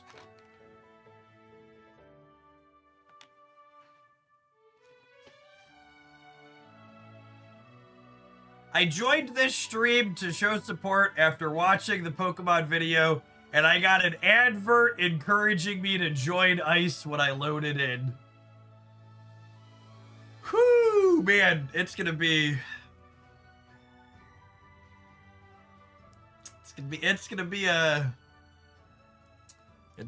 certainly gestures vaguely at the world around him. Let's do one more Dorothy run, shall we?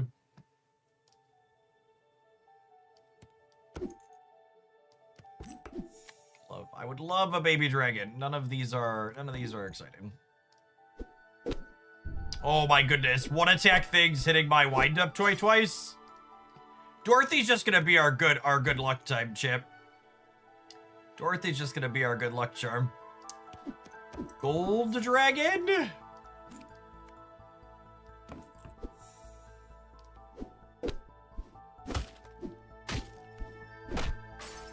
I don't think we're gonna get to viewer drafts today.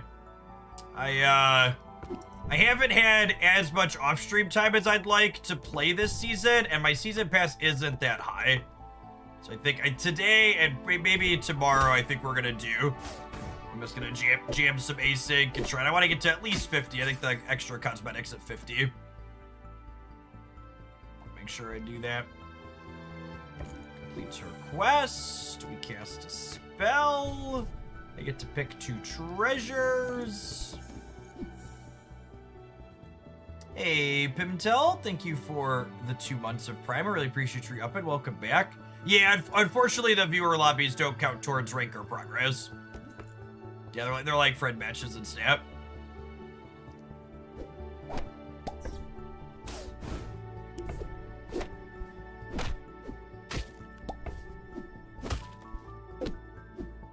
Oh, if I would have put the captain last, would have actually gotten through that.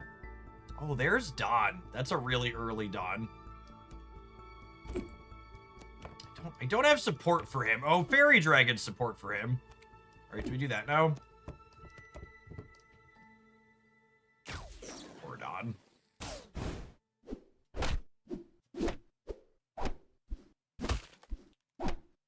Ugh.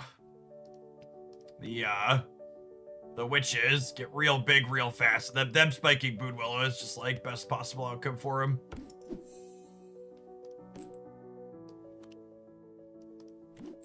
Our front row slots 3-3. Yeah, that's great. Triggers Morgan Le Fay here too. Put greed on old Donny boy. Donny boy, oh Donny boy. The shop we are upgrading.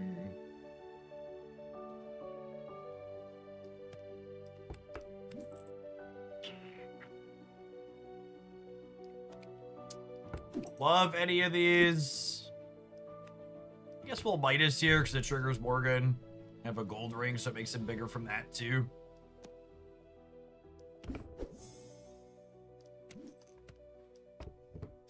Ares Dawn slot, so that way you can keep getting us upgrades here, hopefully. There's a big old G-Man. Oh my goodness, do we just trigger Ahab? That's sick.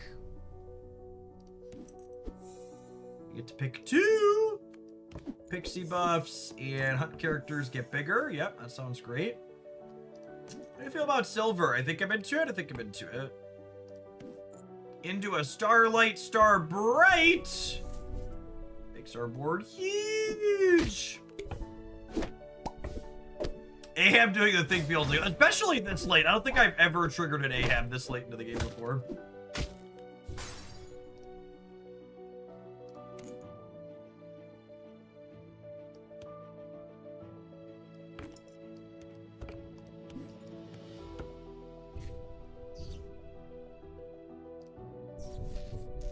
All right, Don has unlocked the secret rares as he loses the 1 and 3 and hits the only thing he can't successfully hunt.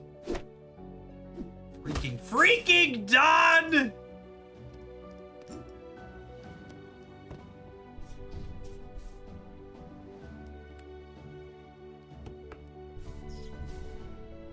Yeah, genuinely, Patches, if you're someone who likes any of the games I regularly make content for, you'll probably love this one. It's very good. Zeus!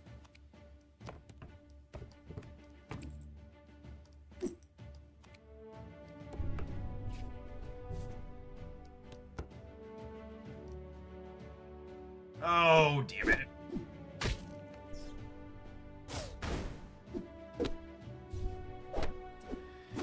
Oh, if Don would have hunted that other turn successfully.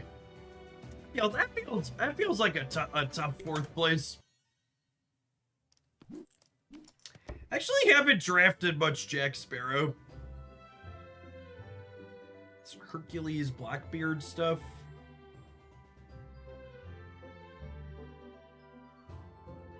Jay Sparrow.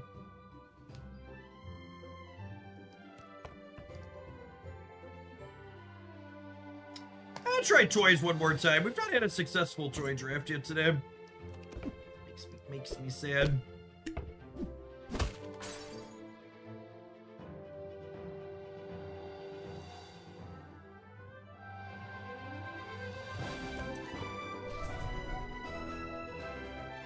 I don't know that I've logged any games with Jay at this point, actually. I know he's a popular one.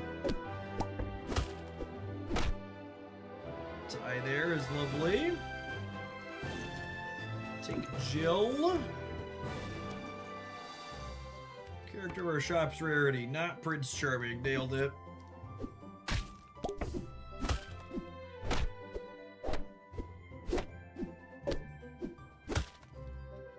Can we take ties in spots like that? This is every time we replace a golden character, this gets better, so I want to prioritize cranking those up, I think.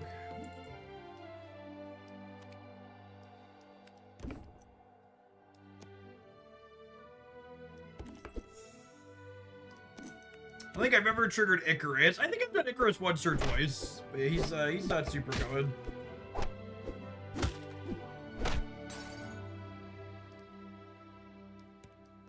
How many slot buffs? This isn't very useful. I can start scaling a spoiled prince, I suppose. I have a bot going. We grab this and put this up here.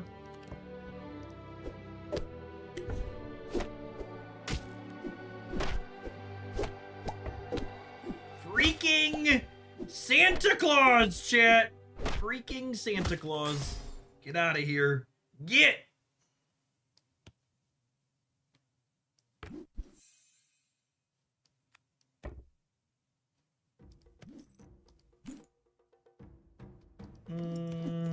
think I need Shrink Tito Edge. I think I just draft that and power up everything we have drafting in the future.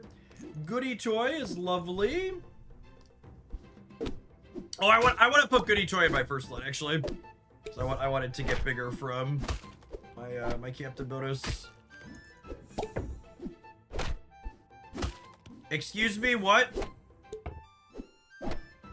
Who? My name is what?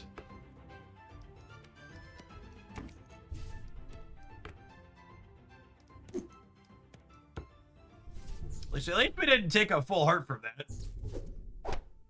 Glass half full, didn't take a full heart. Well, I guess with the Andy now, we wouldn't mind losing one.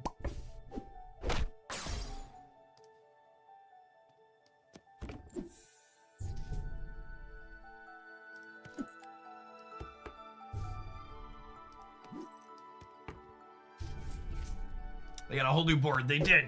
They did get a whole new board.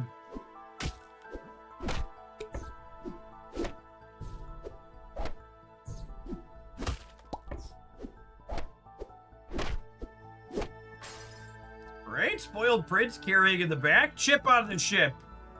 What a fantastically powerful payoff. This is none of our toys drafts today have had this one yet. He's real good. He breaks the toys in front of him.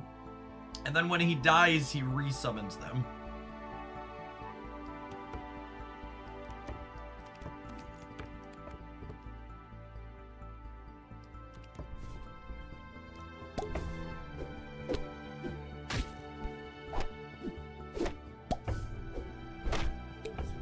Don't know that it's gonna be enough here, though. Holy.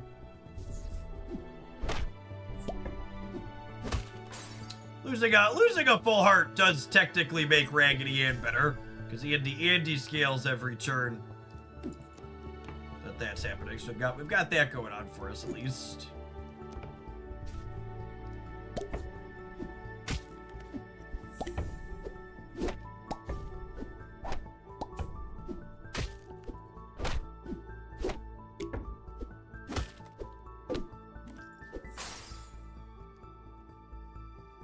Barrel of monkeys!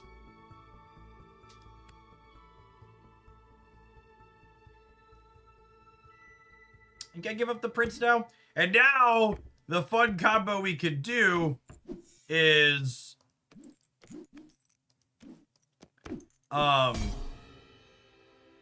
We could have Chip break the pinata and the barrel, and then these fill with 2 monkeys there.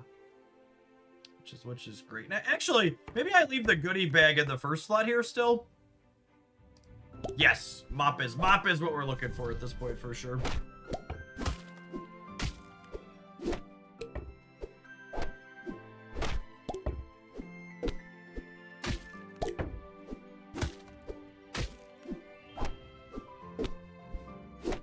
Ooh, not quite enough there. It's fine. Gives us some time.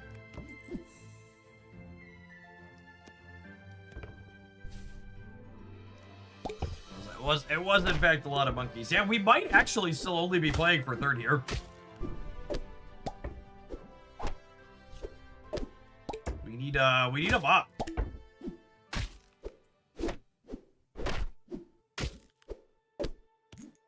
Pinata is obsolete at this point. I mean, I don't have anything else that's scaling my dorks.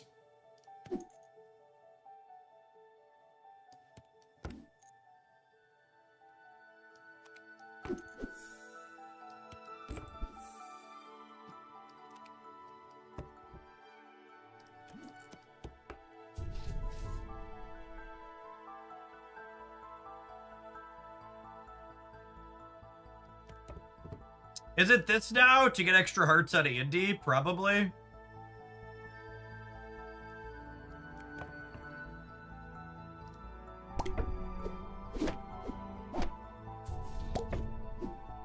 Oh, I need to put monkey in the back. Oops.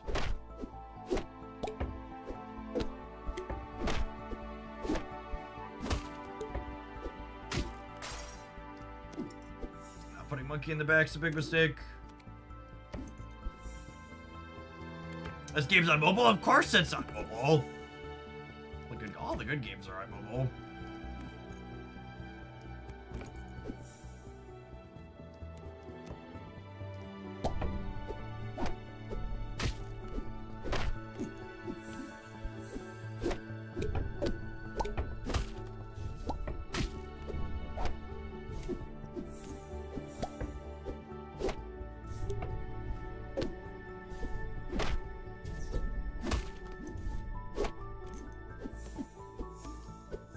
Well, this is the most efficient Tiamat's Claw deck I've ever played, but I don't know that we're gonna be able to do much with it. Flopsy is very good, yeah.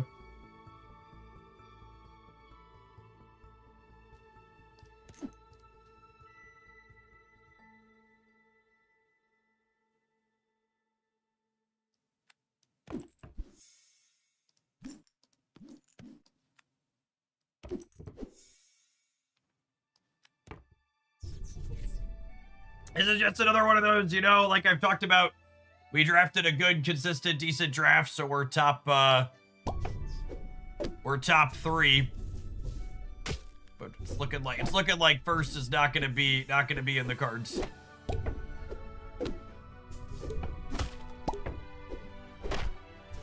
Yeah, we haven't had a single decent golden character.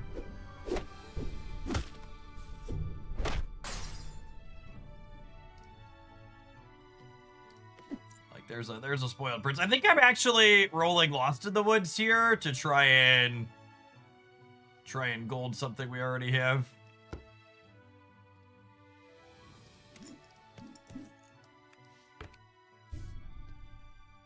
Oh yeah, let's gold the monkey.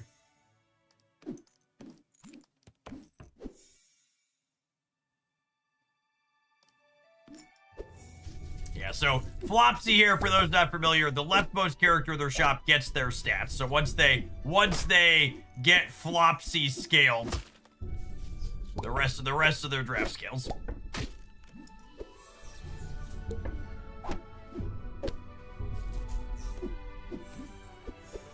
It's definitely the most I've ever triggered Tiamat's Claw in a game.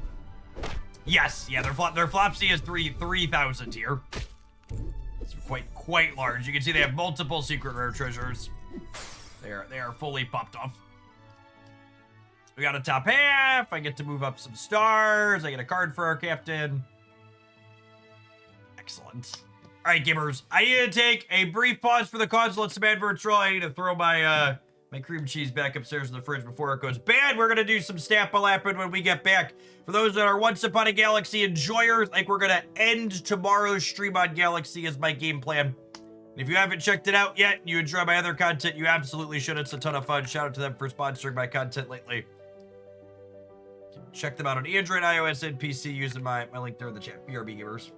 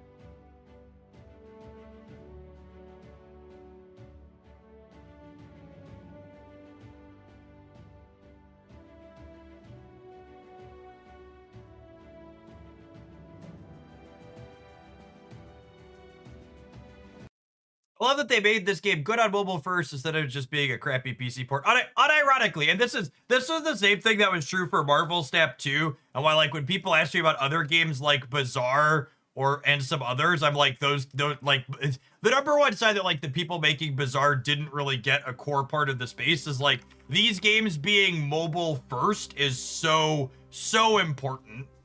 That's where their bigger audience is. That's where they can be snappy. It's where the players are. Like, the fact that they're mobile first is means they really understand. Oh, I forgot to put our spoiler up. Thank you for reminding me. Before we go, I haven't updated our game category yet. We have the gummy worm. I like the treasure monsters. This one's gonna be really good. So 9/9 legendary card. Treasure Hoard 3, meaning it gets 3/3 for every treasure you have. And treasures you find become candy. They benefit from the sweetness of your candy. So for people that didn't see the intro to what the upcoming new set is for Once Upon a Galaxy, there's gonna be a number of spells and some other cards that say sweeten your candy, and for each time your candy is sweetened, they give an additional 1/1.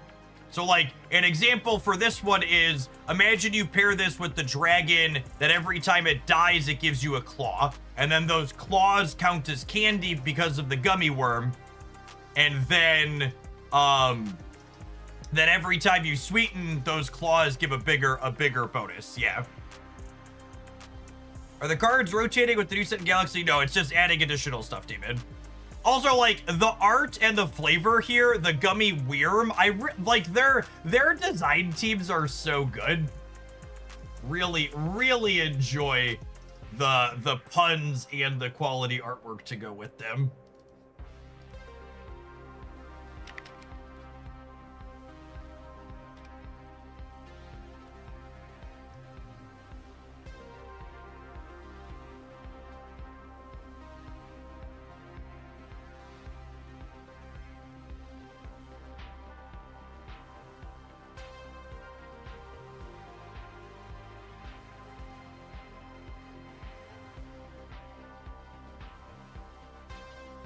Post that one on Blue Sky. We'll throw it in the link in the Discord server so people could reference it after the fact. Thank you for reminding me.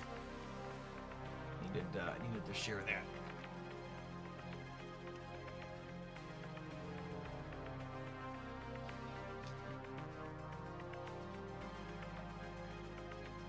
I'd buy a real one of those. It does look delicious, doesn't it? What's the new stamp card this afternoon, by the way? Usually put that in the stream title, at least on the YouTube side. Is it the She-Hulk friend today? It's Warlock? It is Warlock Day. Look at that. That's exciting.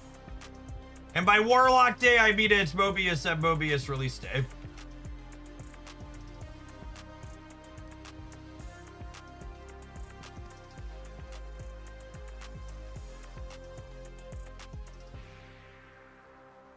I think they've been doing a good job with multiple card releases in general, but I think Warlock should have absolutely been a release that happened alongside other releases, since it has such an obvious counter.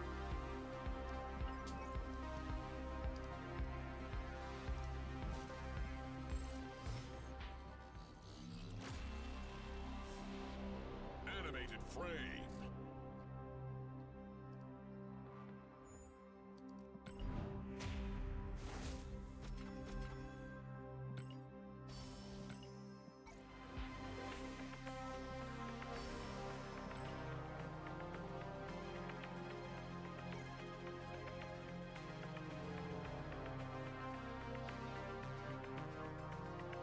Spotlight variants that I want don't exist yet. They don't exist.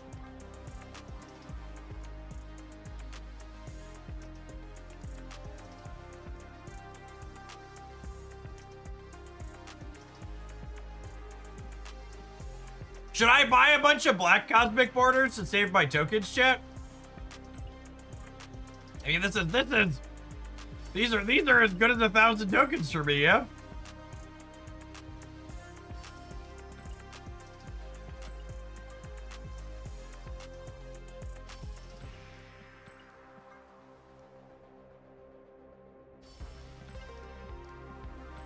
I was gonna spend tokens on these anyways. Yeah, I mean, I don't run out of tokens. Very, very bad if I ran out of tokens, chat.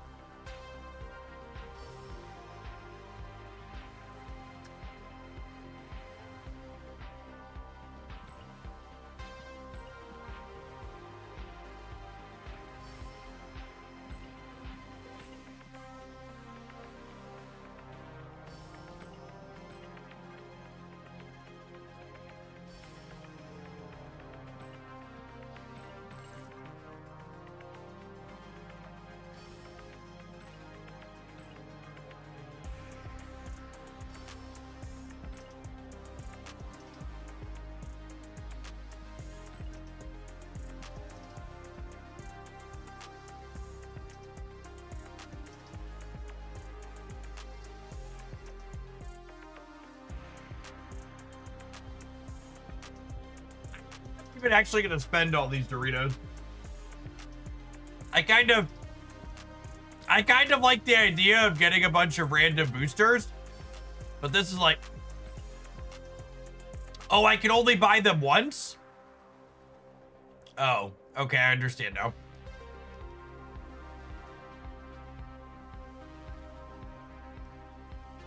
I should buy the avatars. Yeah, I guess that's fair. Might as well. I can buy these down here. Yeah, work towards being avatar complete.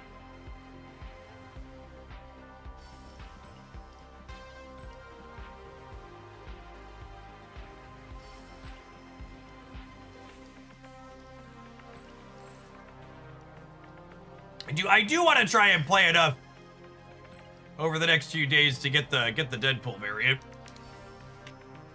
That would be nice.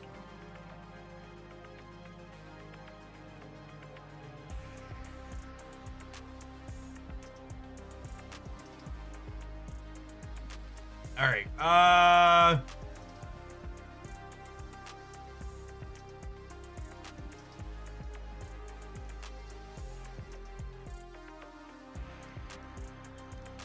I'm gonna play some Surfer Viv. I need to win a few more with her.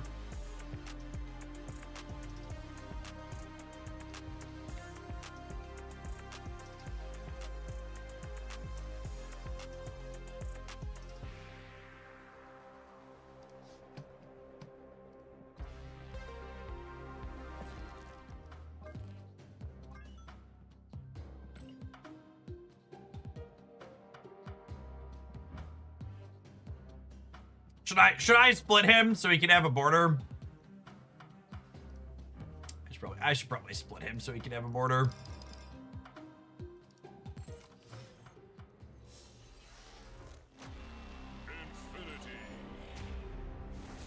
If I had to pay gold for the boosters, I would, but I've got free boosters on him.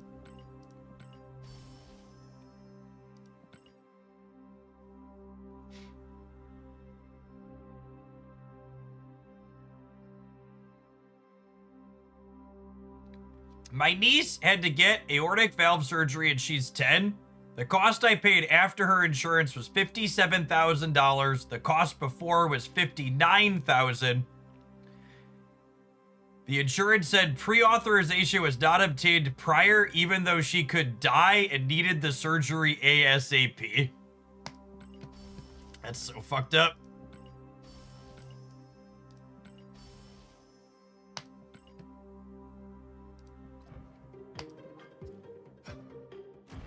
I just wish we could all agree enough that, like, things like that should change and not happen.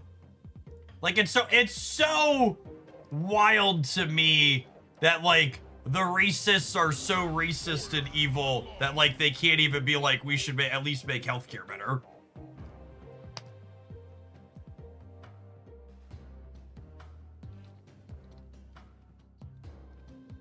The brainwashing from the propaganda to keep healthcare for profit in the United States is just like,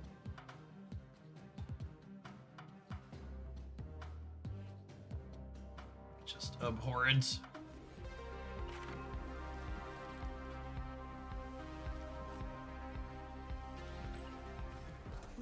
Pre-authorization, what the heck is that? It's, you have to ask your insurance company if they agree with your doctor that you need the care the doctor's recommending.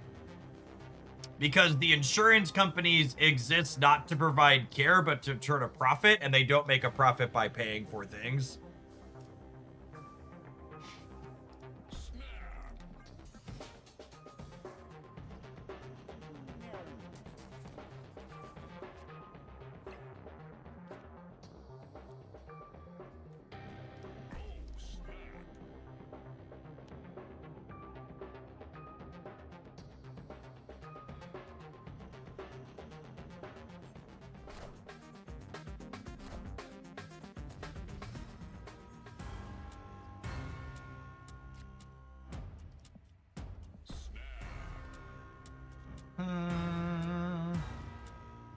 What's my sequence look like here?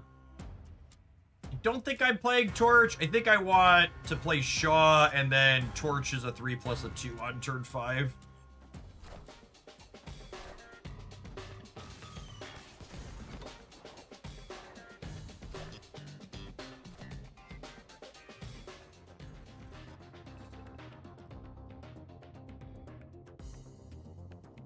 I think I'm Gwen pooling. It's close, though. I have so many good targets, I can only Galacta 2 of them. Maybe I should just take the guaranteed Galacta on 2. It probably doesn't matter. This looks like a meat boop.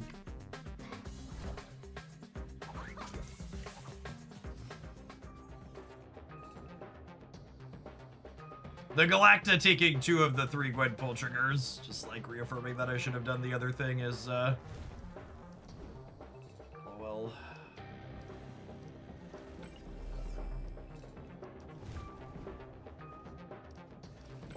Actually, we do this, and then we do this next turn. Is optimal. Do we just Galacta into Chavez now? Nah, I don't think so. It really doesn't matter because they're a bot, but I think even if they weren't a bot, that would not be the line.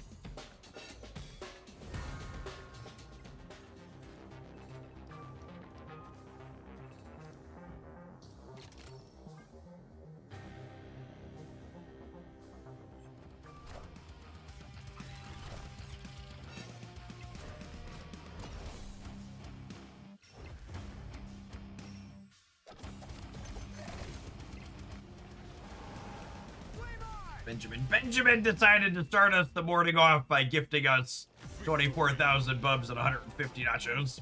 He's like, lunch is on me today, Jeff. You eat up.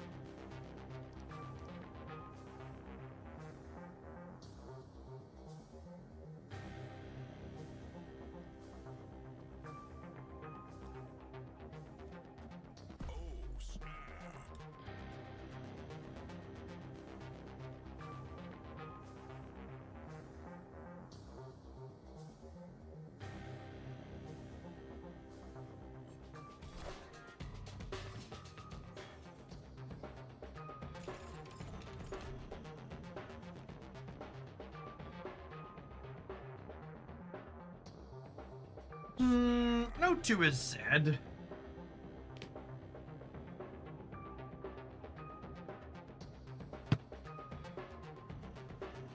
There's a fly in my office chat. It won't leave me alone. I'm gonna go open the door. Maybe it'll fly out into the greater part of my basement. Buzzing around my head all morning.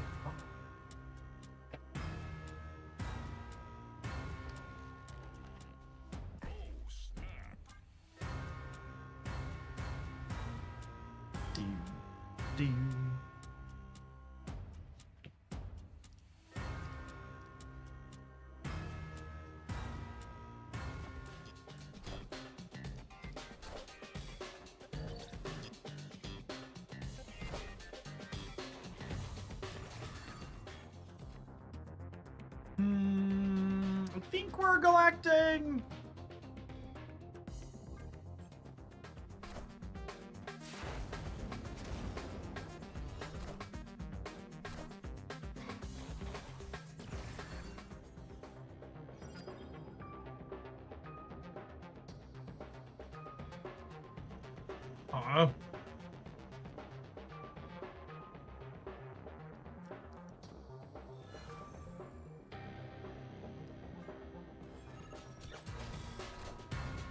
Oh, weird. Did they not expect me to play, right?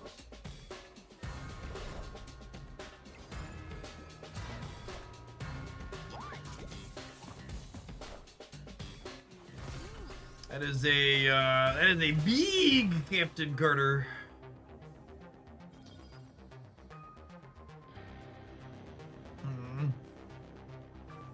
Are we cooked? Feel kind of cooked, yeah. I can win one location, but I feel like I'm struggling to ever win a second.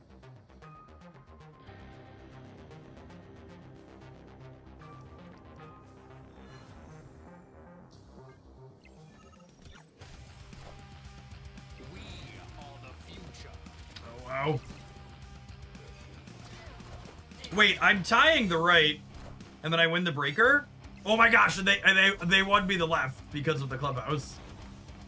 Okay, it's actually hilarious. Victory. Everything worked out better than expected, Chip. Everything worked out much better than expected. Smells like victory. Smells like victory.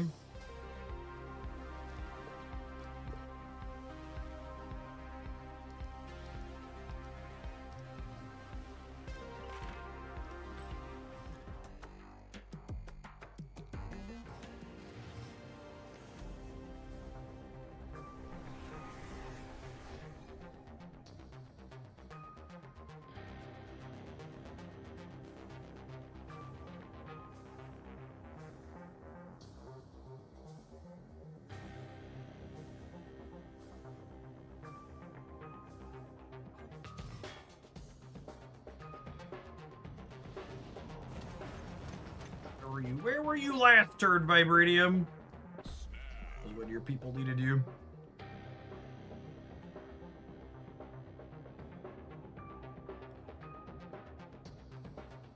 Can someone do a wellness check on me later today? I heard the rapture was coming and I'm not taking my Tylenol to get myself ready. You're pregnant on my dance? Congrats.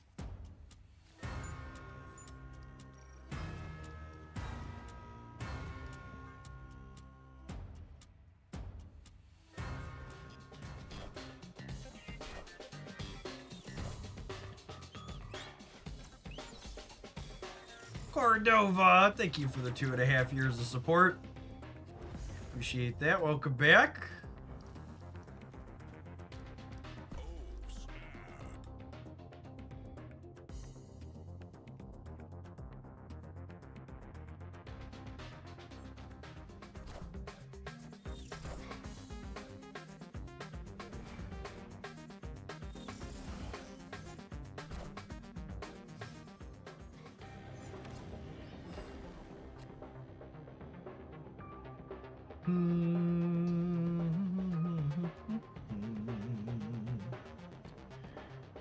What if we did this?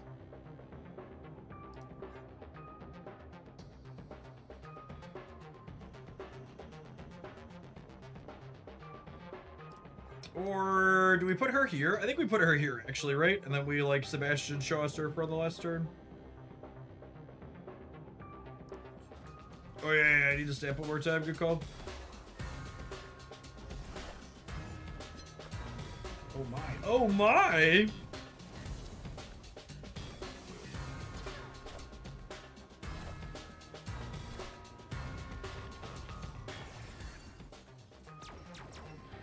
I'm glad to see I'm not the only one scrambling to do my Viv Vision mission. Scrambling? Scrambling, my dearest gamer. I have 2.5 hours to get these Viv Vision missions done. To describe what I'm doing as scrambling is a gross misrepresentation of what's actually occurring.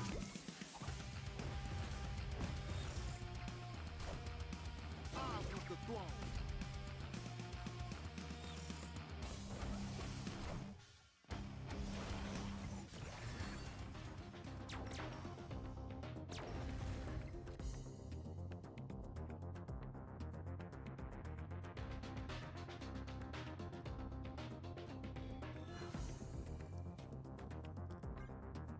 Big numbers. Above average, above average. Gonna be a big boy.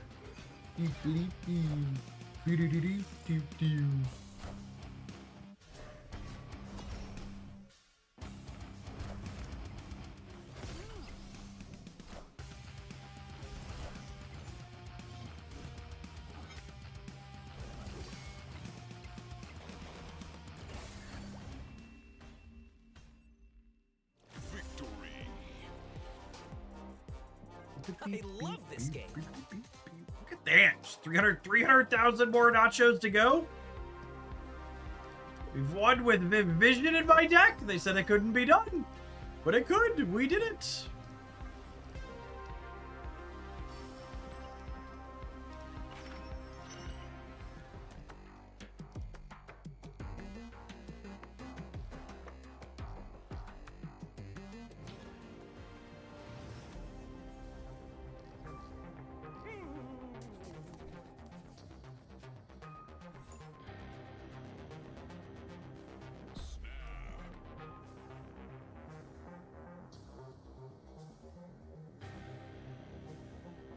We're gonna keep playing Viv? I mean, unless it goes bad, I don't mind playing some games.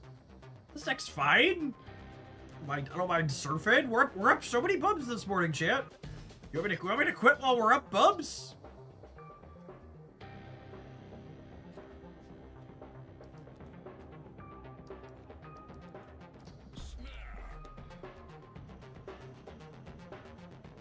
My body is the machine, chat, that turns bubs into nachos.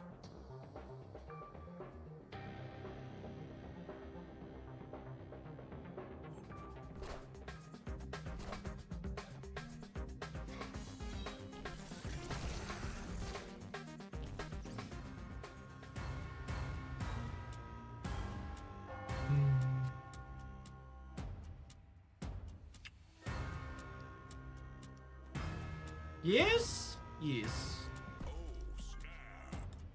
I guess that one's good for them too. Their discard.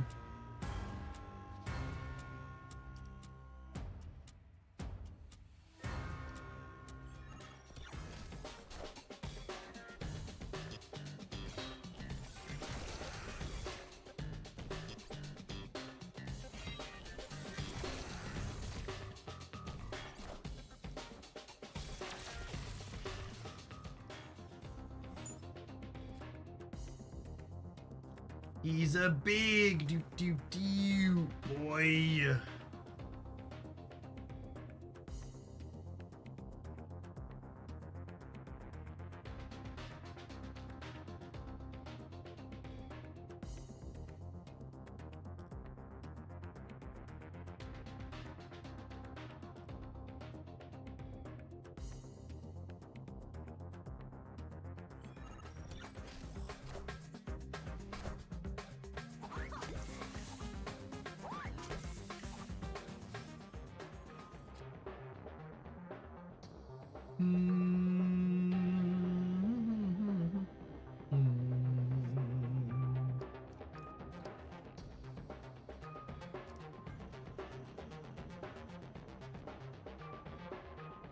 Sebastian, not a fan of the pool, chat. Not a big pool fan.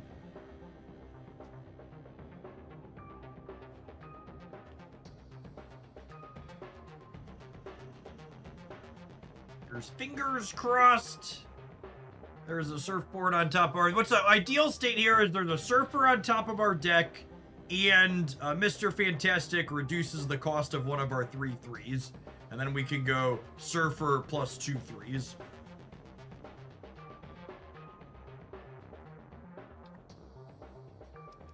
Do we Viv instead of Pedro? No, if Pedro gives a cost reduction and there's a 3 on top of my deck, I can play 3/3s next turn.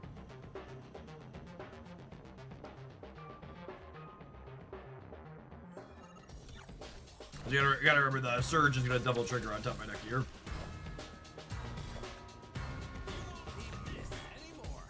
They also got me Girl, cute.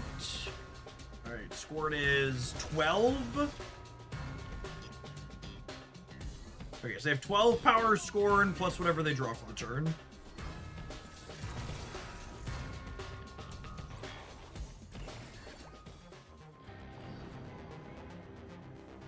Galacta is sad.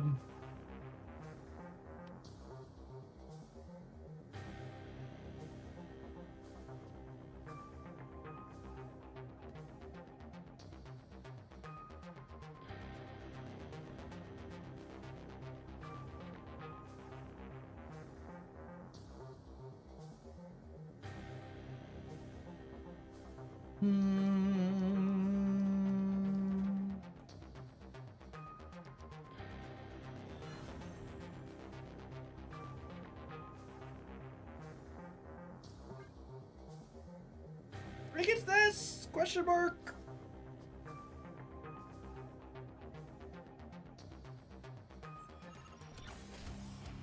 We get 3 Brood Leagues and we played it right. Yeah, they just don't have a lot of points on the right, yeah. I guess they can have a lot of points anywhere, I suppose. Oh, I like the way I flipped this coin. It was nice. It was a nice coin. I won. I flipped it very skillfully, ergo. 1 game, ergo, skilled coin flip. We won? This deck list is going to get us to 1 million bubs. Bookie, a very long massage.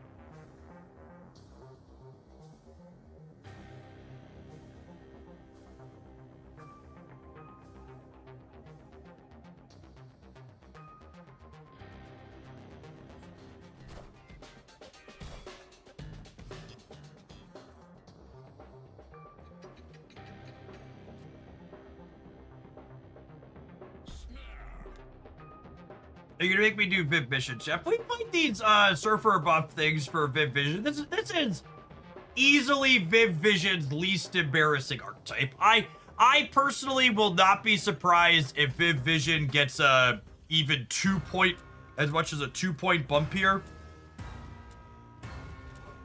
sometime soon. I think she's definitely.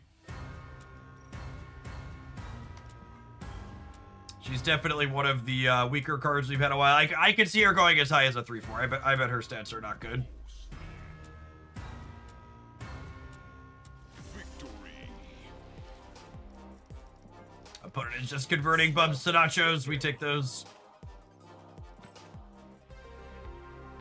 To raise the sales of the season pass, am I right? Yep. When second dinner buffs a season pass card while it's still in the season pass, they're greedy and trying to drum up more sales. And when second dinner nerfs a season pass card while it's still in the season pass, they're greedy and bad at their jobs that shouldn't be punishing people who already bought their product.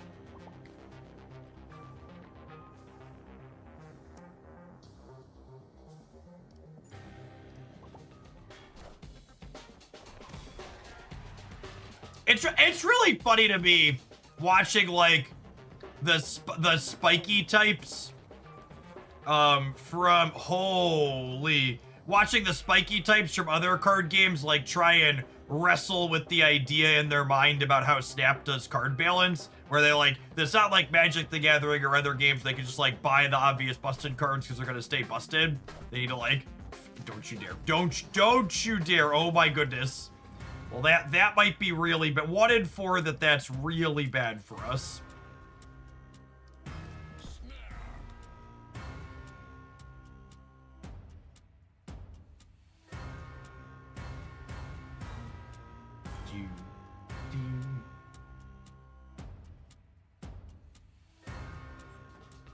Is it good if they have an 11 power brood? Can you explain why? Piece of candy. Candy.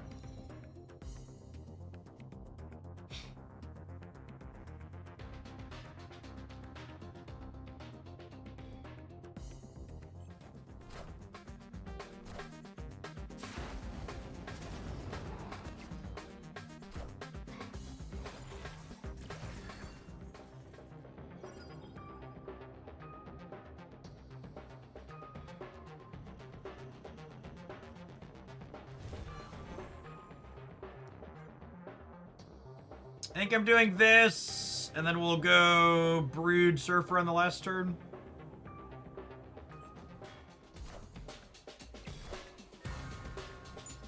Okay, they didn't get the scary one.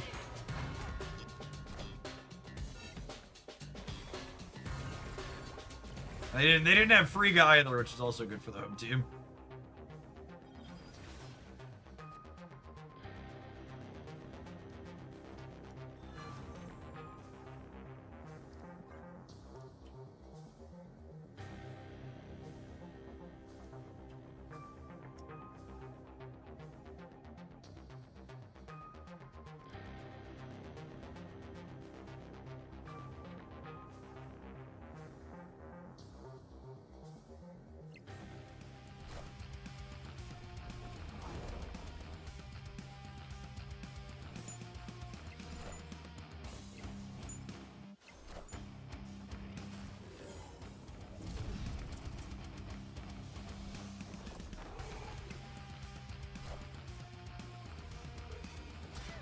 Wow.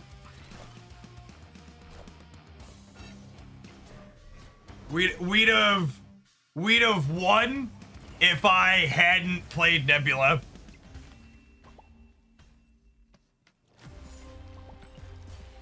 Average emoting showed. I should have just muted them when they fist bump. People ask me why I often mute people when they fist bump me at the start. And it's because the fist bump at the start is an acknowledgement that they understand emotes exist, and I probably don't want to experience that when the game ends.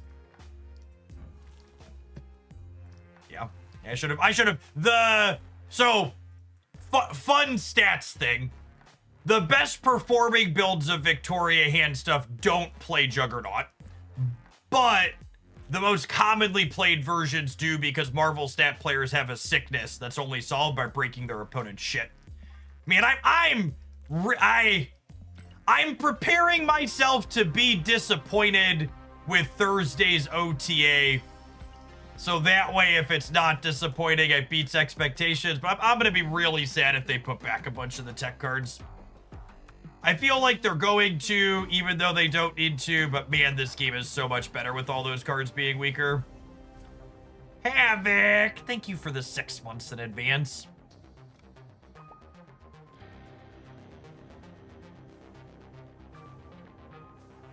I plan to be here. Thanks for keeping me around. Thank you for the almost 5 years of support.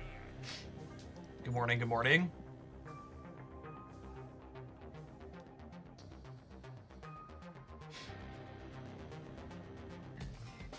Oh, did they confirm we're gonna get other new changes, not just reversions on Thursday? That'll be nice at least.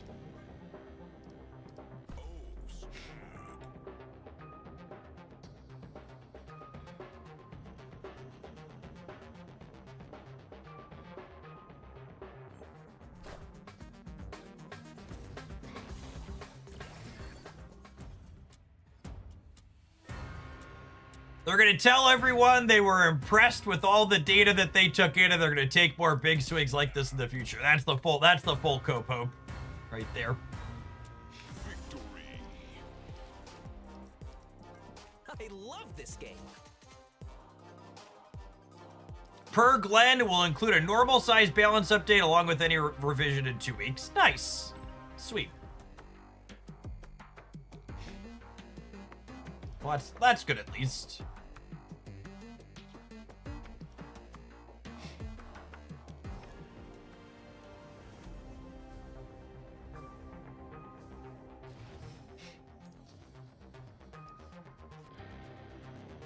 We stand with science and we stand with you. For generations, family have trusted Tylenol when it matters the most. Why? Because Tylenol is one of the most studied medications in history.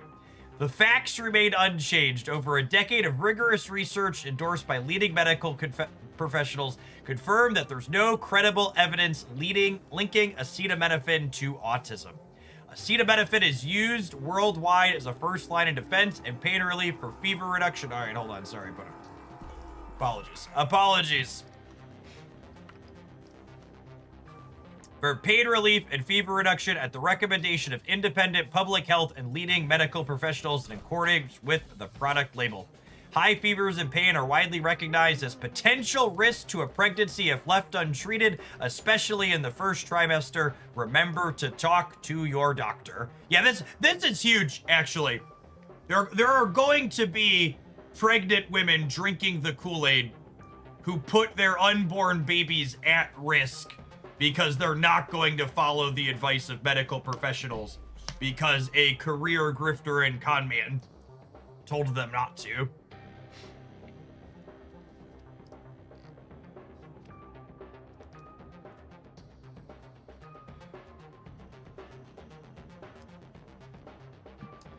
You think Viv will get a power bump on Thursday? I'd be pretty surprised if she didn't.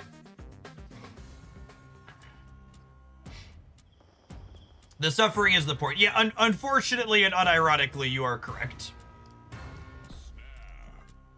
Women suffering as a result of the things that they push and the stuff that they do is a feature, not a bug for them.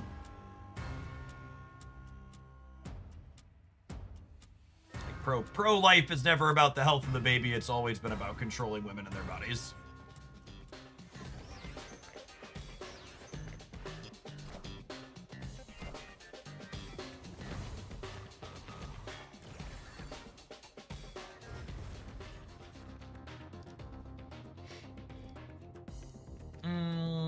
Wave? Well, I don't think I'm playing this death out. Am I gonna get Galactus here?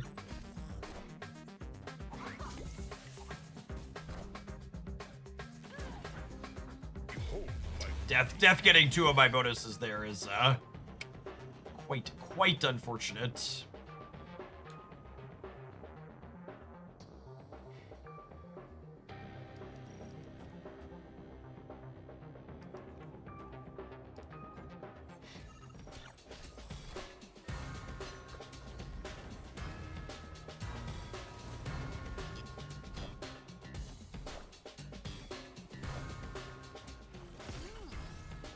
The Supreme Court told them they can't be sued for making that speech. Yeah, I mean, I guess that doesn't surprise me, even if it, you know, expected but sad, I guess you could say.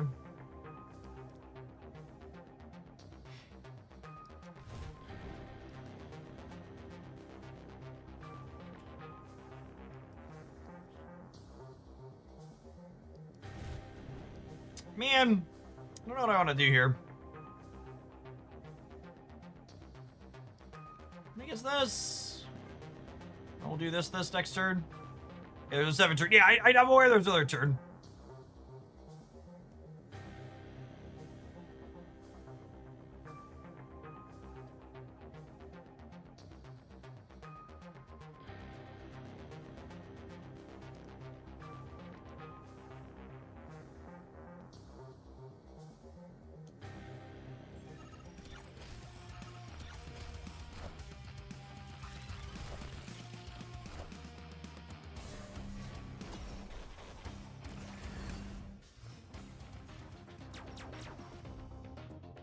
Wait, they're also a surfer deck?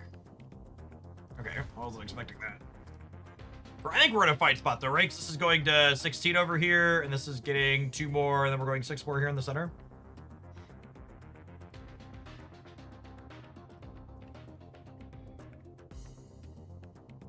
Oh, they're like trying to normally like onslaught Sarah surfer stuff, right? Are they gonna Odin the surfer? Yeah, maybe. I don't know. We're adding a lot of points on the right, so hopefully they just can't keep up there. Sprag, thank you for the 16 buds. Appreciate it. Welcome back. Oh yeah, not close. I guess they won the center, but yeah, we have flamed on more successfully than them. All right, well, let's take a pause for the cause, but this deck is cruising for us so far this morning. Might be our million bub deck. Methinks. You gotta get your Viv missions done at any point this month. I think the score is very reasonable. Be back after a brief message from whoever these people are. If you're watching on the YouTube side, do you enjoy the content I'm making here 7 days a week? Make sure you tap that like button. It doesn't cost you anything. It helps the content reach some more people. Morning, good morning. Or afternoon now. It just rolled past noon here in the cornfields, I suppose.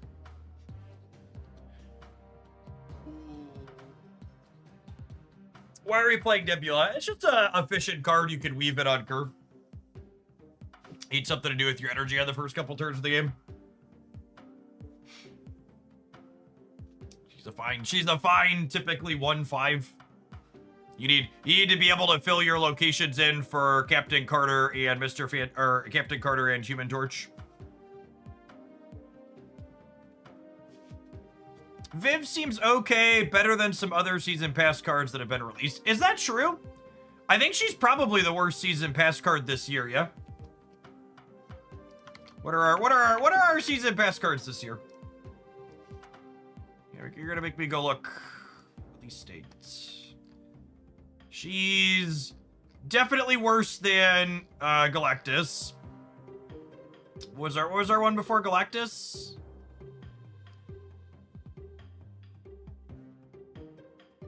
We have Pedro. She might be comparable to Pedro now, but Pedro was cracked on release. Who was before Pedro? Does this not have? Are the season pass cards not listed in here? Oh no, they are. Galactus, Esme. You know, she might be on par with Esme. Maybe, I don't know. I think Esme's optimal in negative, and negative's a pretty good deck. Agamotto's a fair comparison. She's probably a similar power level to Agamotto while being less novel. Agamotto saw a disproportionate amount of play in proportion to his power level just because his effect was very unique.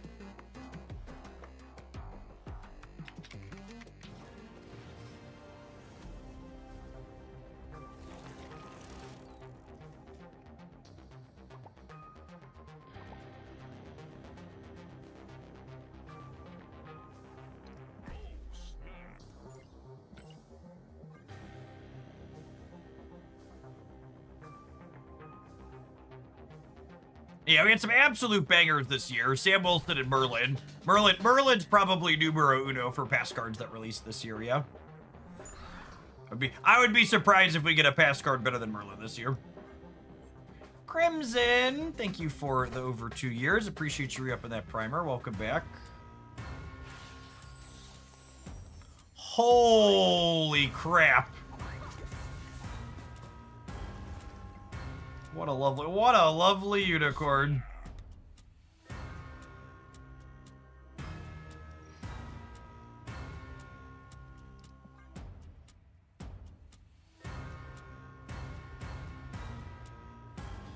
Face the might of Asgard. Mjolnir.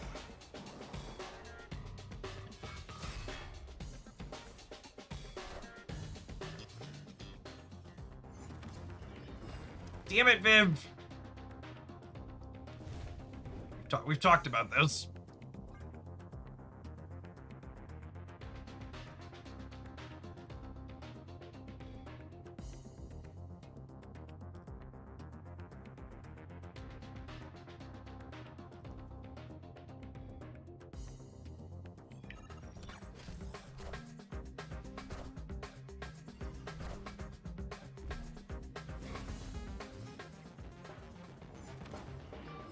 God damn it, Viv.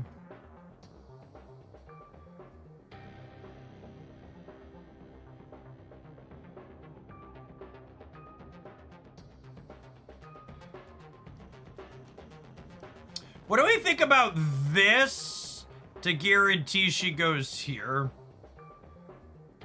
But I guess their stuff is staying there.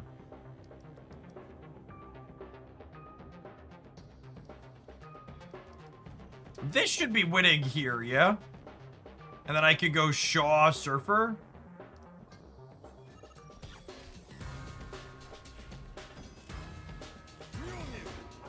They're gonna be 1 in 4 to redraw this hammer.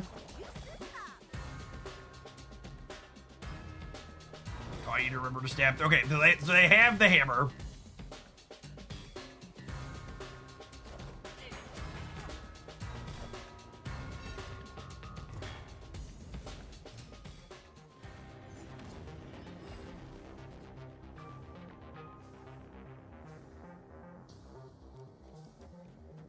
So this is 12, 14. I'm going to 21. So we lose the center to an Odin, and we lose the game to an Eliath. But otherwise, we're good. Need to dodge Odin and Eliath here. Mjolnir to me. Cool, got him.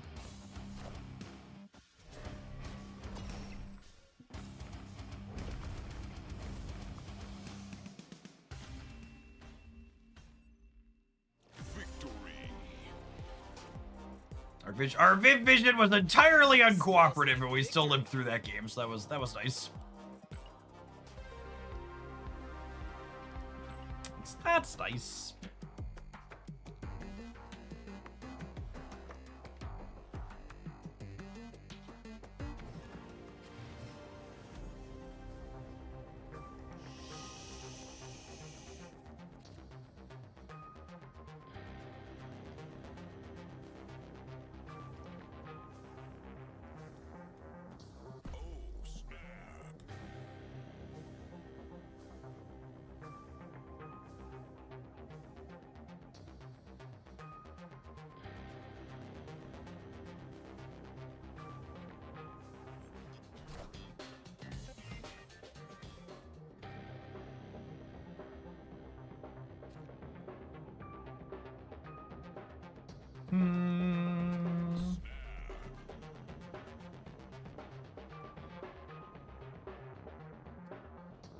We covered a Thor deck on the YouTube side not long ago.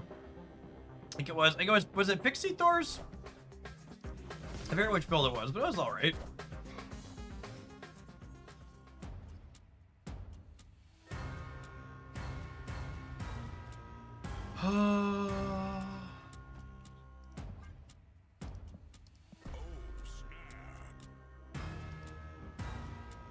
That is an actual factual shocker. Yeah, Firehair Thorns is also reasonable. After Thursday's OTA, I'm gonna finally put together that Dex Encyclopedia video I've been talking about doing.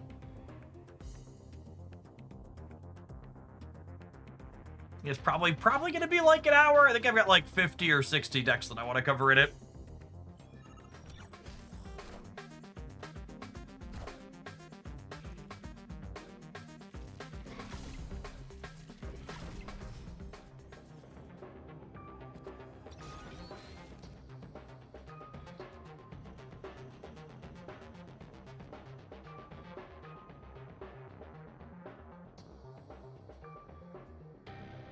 I think we're losing the center, unfortunately.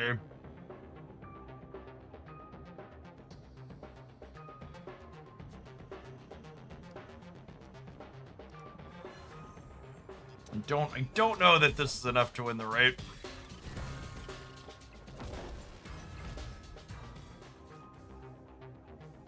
We're up to 21 there.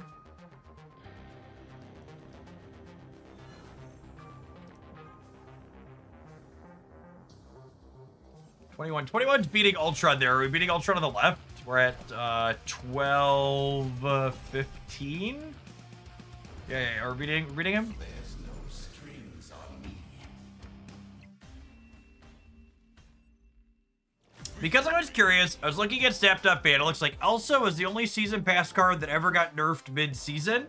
Zabu, Surfer, Hitmonkey, Marvel, Loki, Agent Venom, Iron Patriot, and Pedro were all nerfed 0 to 3 months after the respective season ended. I love this. Yeah, that tracks. I also don't think there's anything inherently diabolical about nerfing something after it's, after the season ends as well.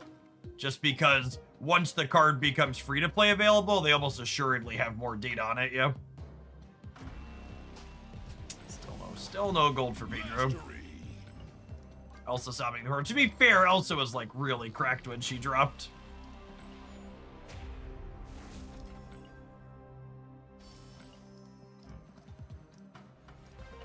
Not that I minded. I enjoyed that. Enjoyed that time in Marvel Snap's history, but she was very strong.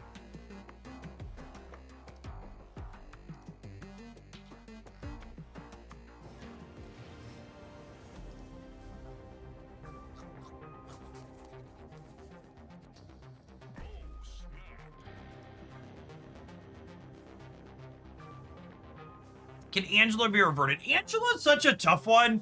I feel like there's been like, has it been 3 or 4 points in Marvel Snap's history where they buffed Angela to +2 and then had to pull her back down? It's been more than once where they like pushed her back up to +2 and then punted her back down after the fact, deservedly. I feel like the solution to making Angela better is buffing cards around her. More so than buffing her directly. Man, of all the locations in Marvel Snap, these are certainly some of them.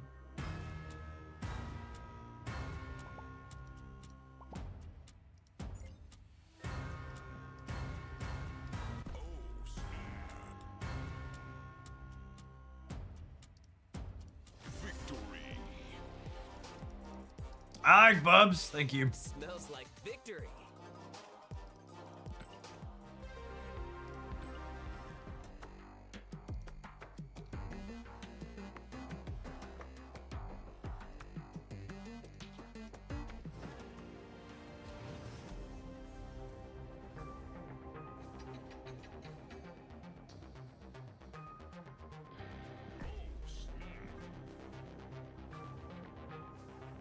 Angela's last buff was the time before they started doing more cards with negative power like Gore and Old Nightmare. I don't think they want to give an early series card negative power, Slingdigger.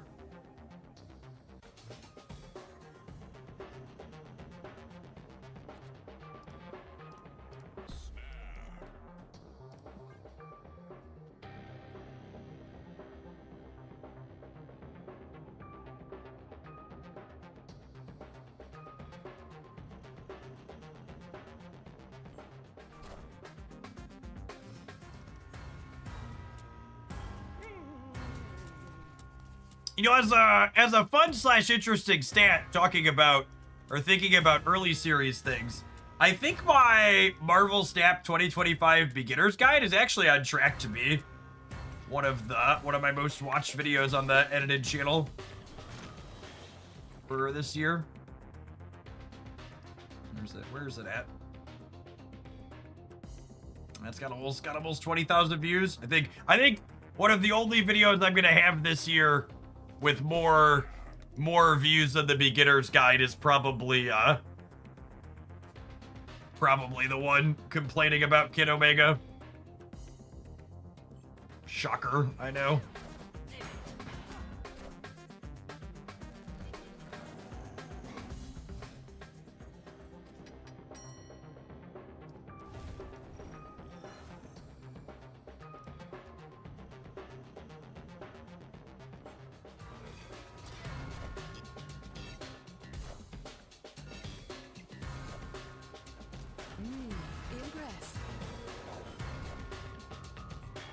This is a deeply unfortunate set of rolls here for us.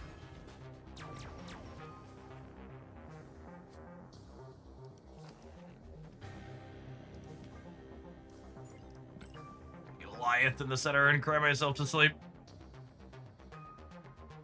We're gaining 10 in the middle up to 18, and we're gaining 6 on the left, so they need to commit 2 points on the left while putting 7 points in the middle. Rip.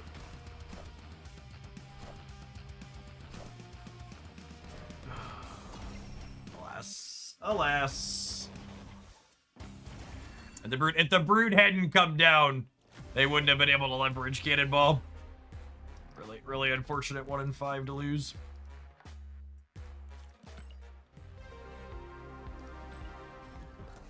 Please don't lose. I bet way too much money on you. Yeah, Grand Central play-in, not for the home team.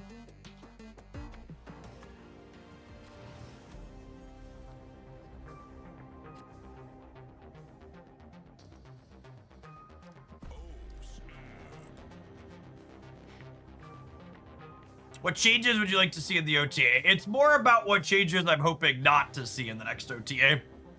I really want them to keep as many of the tech card changes as possible. The metagame did not go to crap, and this game is better when there's less stuff being broken constantly.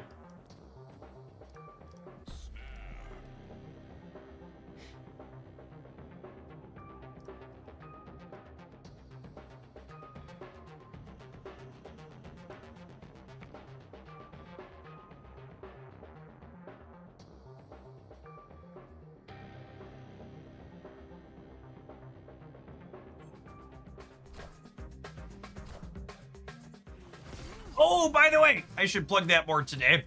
The Holes Card sponsor who makes the wonderful watch that's on my arm.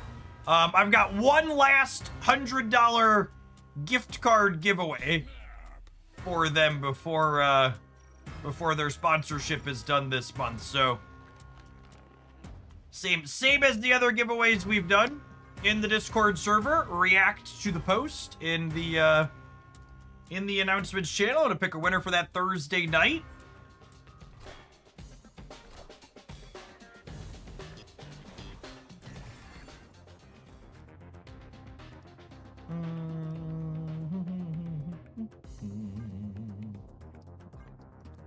I do this actually. I do this actually.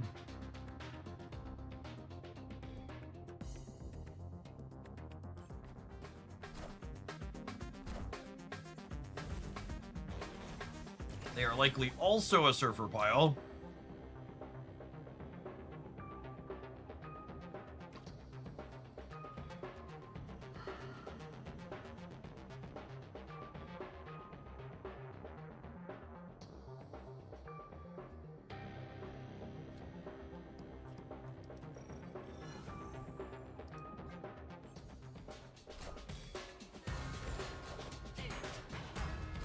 Yikes. I get my vision trigger here at least. Oh, and I hit my cost reduction on Mr. Fantastic, so that's lovely. I think I want to play for all of it. This gives me +5 on the left. It gives me some amount of points to the center. This is a human torch, but if they fill here, they kind of have a hard time playing for here and here. It might just be that they can't play for my Carter path, and then I play like this. Yeah, maybe this is better. I just don't play for the right.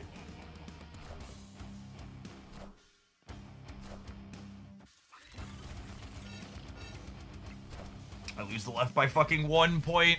Ugh. My first play would have won it. Damn. I just incorrectly assumed they would fill the right. My read that they wouldn't play for the center was correct, but I would have just been big enough on the right that maybe that was fine. They would have had to fill here and put enough here to beat the 15, which seems unlikely. Warhead's another one of those cards, right? That like I still heave a heavy sigh internally when it shows up. And the game is more fun when it's less common, so I hope she stays at 4.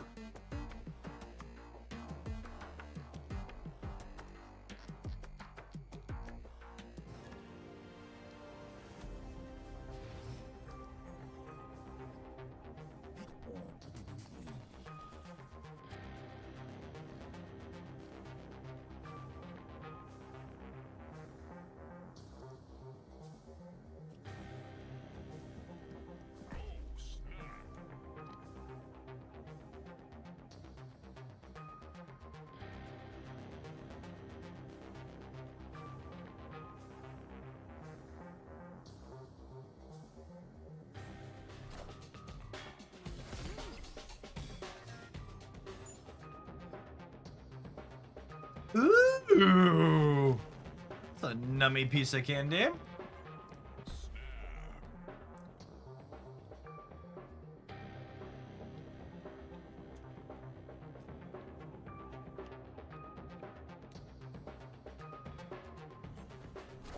You know whose ugly face I haven't seen at all since they adjusted the tech cards chat, and it's been so nice. I don't think I've been a Lyeth a single time since the nerf. I was watching YouTube VODs over the weekend and agree with how fun and generous this game mode has been. I unlocked 5 emotes. Nice. I really hope their metrics show that having a more generous shop is beneficial for them.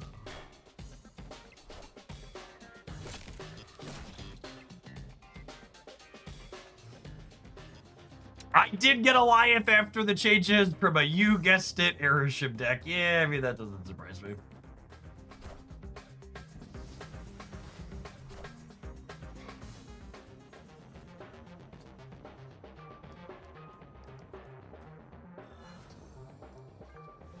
Okay, so we're not keeping up with Lasher.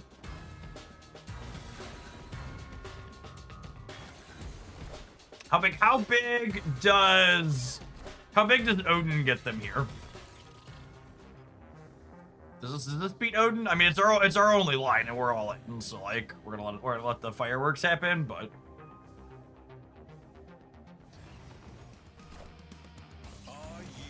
And then 30, is it 33? I think it gets 20, yeah? Chavez is about to have a real bad day. It's kind of close, right? So our Human Torch is really big. I think we're good, because he's going up to 18, question mark? Yeah, cool.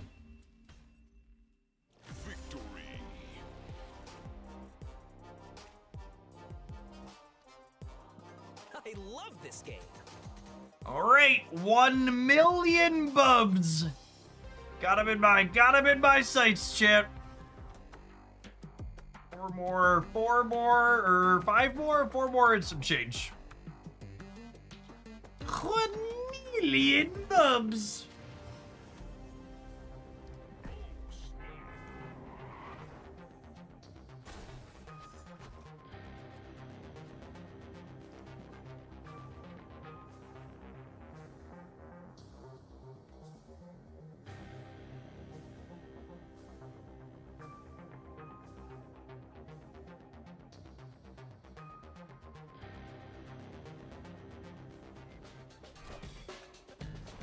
Sebastian Shaw loves chimichangas. So does Human Torch, to be fair. Fellow chimichangas enjoyers. Gentlemen after my own heart, really.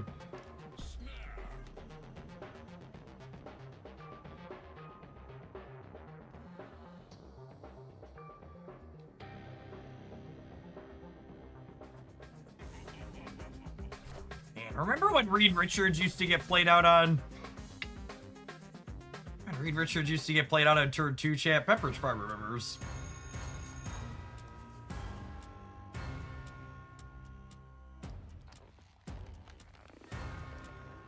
Captain Carter also likes the changa. Is that what the kids are calling it these days?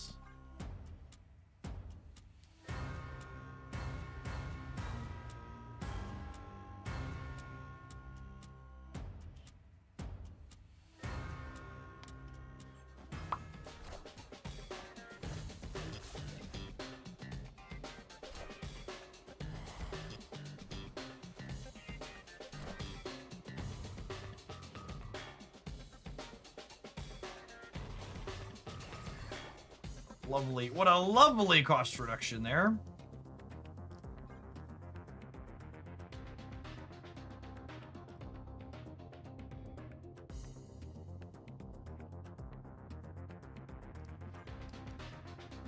Oh, you know what? I should put this here so that way I could like Changa plus one of the things that Changa's good on in the center next turn.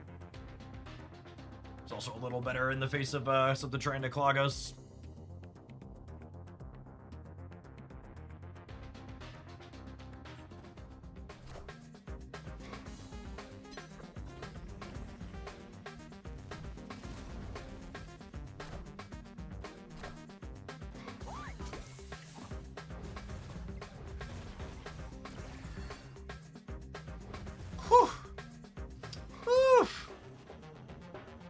What a lovely gentleman.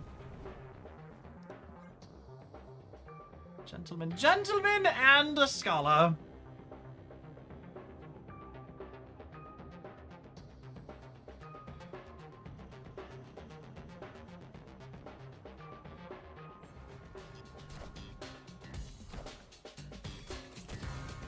Oh gosh, do we need to play around the rug pool?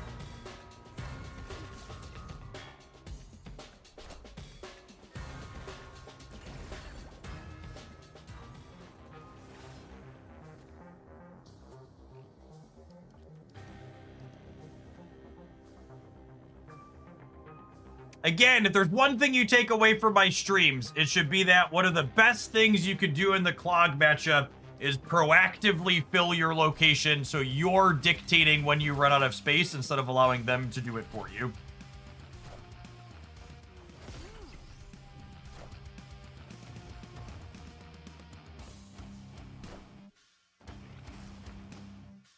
Woo, wee, woo. Call the ambulance, chat, but certainly not for us. Nice rug tug, Gibber. Victory. Wait, what happened? Oh, baby. Oh, baby. Moving on up the ladder. Do do do do do do do do do.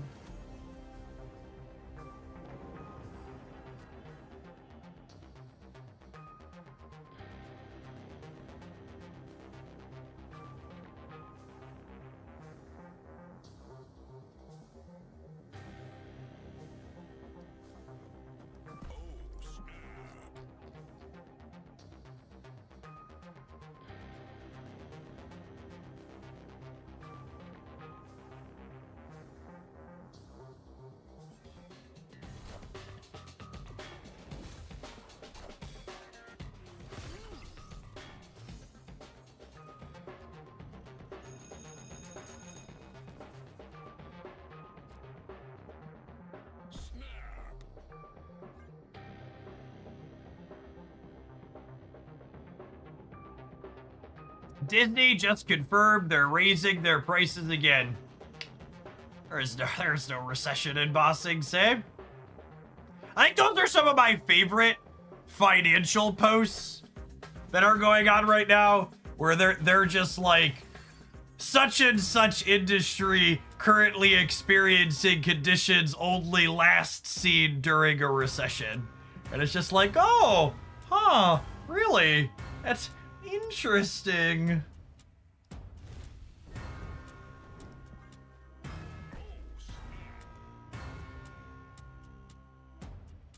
But what could it all mean? We'll never figure it out.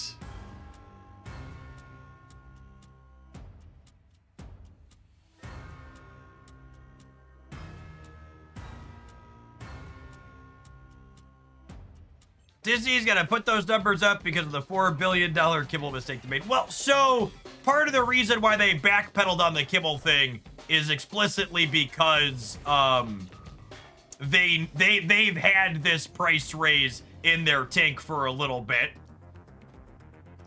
and they didn't want blowback from they're gonna get blowback from the price raise, and they didn't want to combo that with blowback from Kimmel as well. Basically is the TLDR.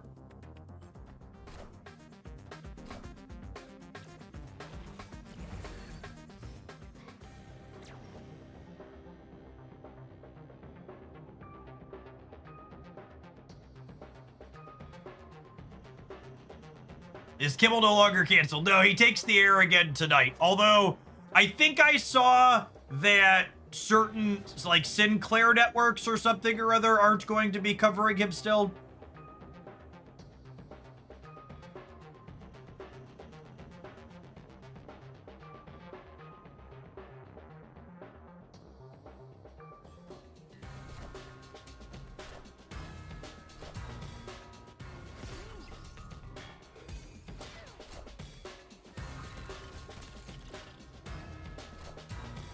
I think we're still behind here, unfortunately.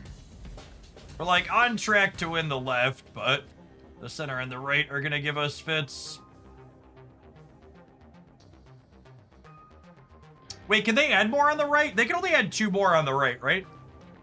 With Surfer, they only have 1, 3 there. So this is adding 10 over here. Okay, I think we're good actually. And drawing Surfer, I think means we're good.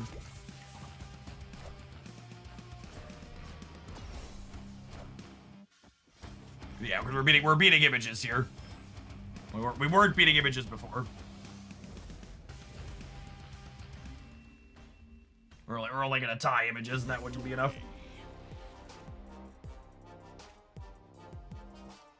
I love this game. All right, chat. Viv Vision to 1 million bubs. You lose. I can feel the YouTube title for the morning now.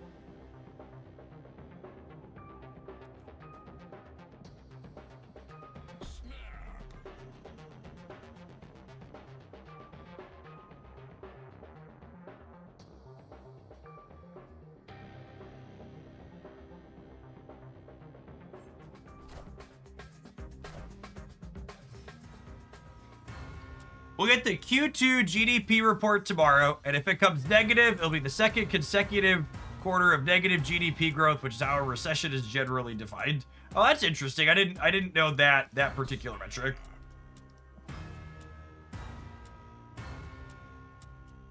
Hey, McVoid, what's going on? Good to have you. Good to have you in for a live one. We're still here doing our thing.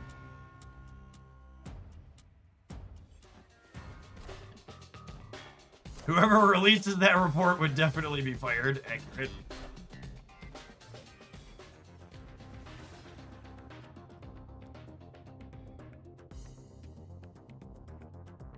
Are we Gwen pulling? I think so.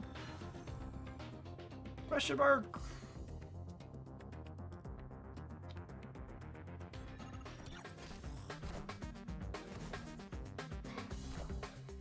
Are they Airshim?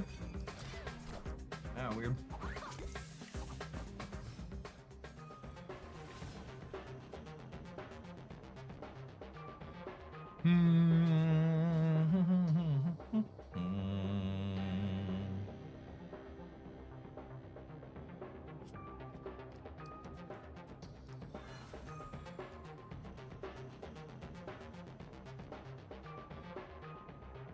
You think Bruce is gonna pop on me in the center chat?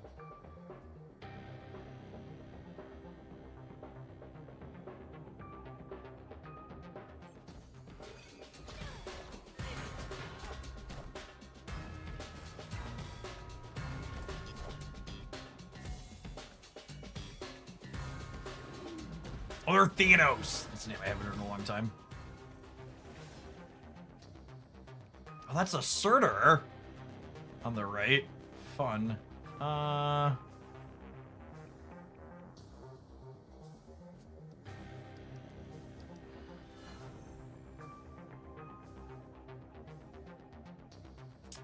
This is 12, 14, 17.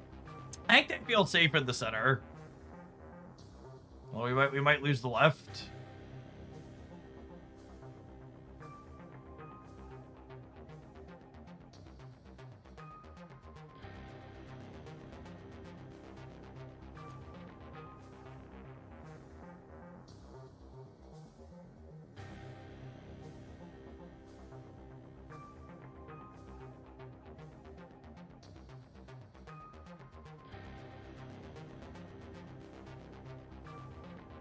Think we're dead. Them playing hard for the right is good for us. Well, I think we're cooked in the center.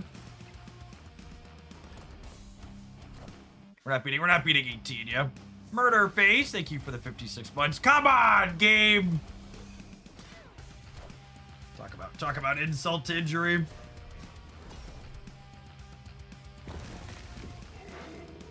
Come on, game! I was already dead. Mercy! Mercy!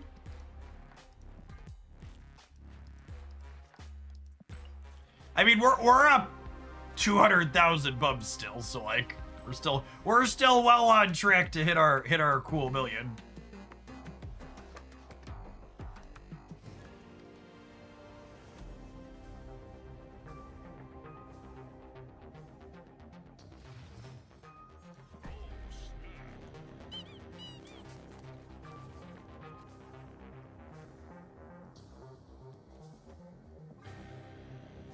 Oh, that's a weird one.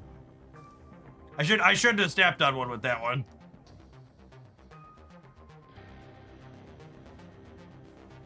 So I'll snap on 2 and then we'll snap on 5. I'll slide a 3 into here. Save Nebula for the Sanctum. I'm not gonna have I mean I guess I can play her there next turn. That's my 2-drop. I'm sad if I draw exactly Surge. Yeah, I guess I should play her there on 2. That's a good call.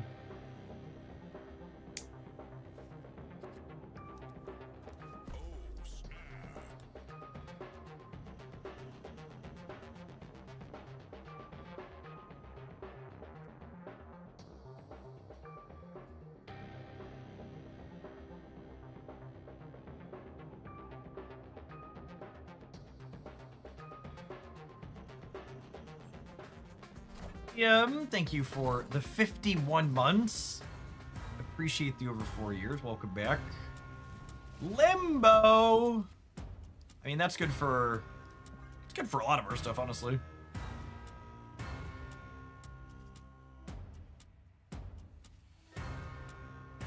Definitely saving our last snap to get in there for later. I was so excited when it targeted that. I was like, oh man, if that went to a 0. Oh, I have an extra energy from this. Oh, that's perfect.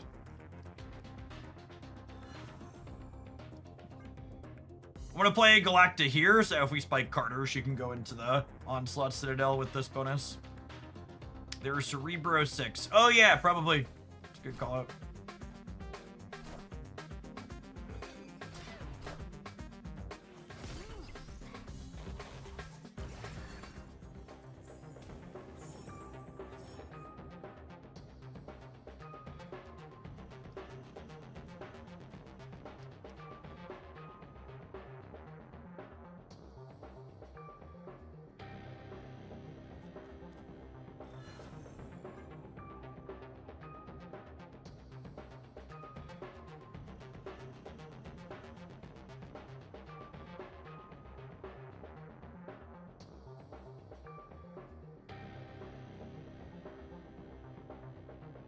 I think it's this.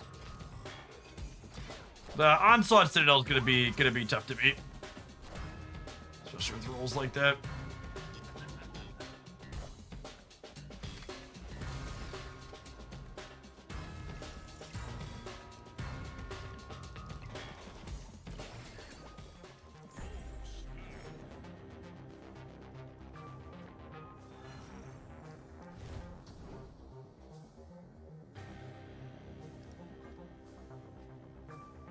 Sea Biscuit, thanks for the 7 months.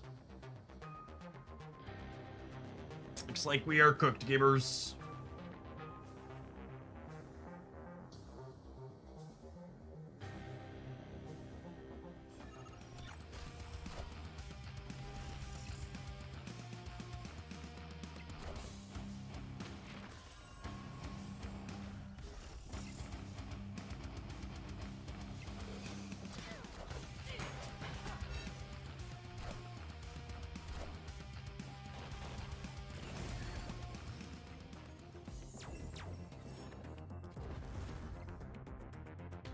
Beam surfs up.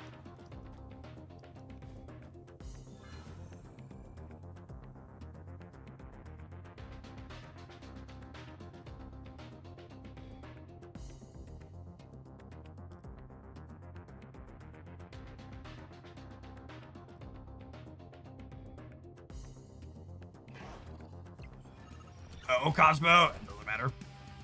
Is the surf up, chat? Is it? That was a test. Some of you passed.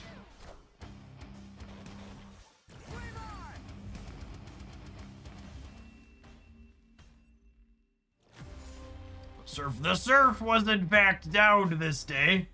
This day of days. The surf was not up, for that was not the only direction it could go. It was down, down, down, down.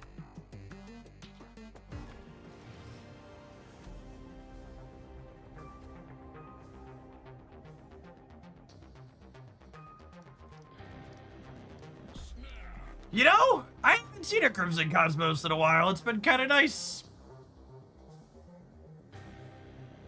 It's been kind of nice. Screw that guy. Screw that guy in particular.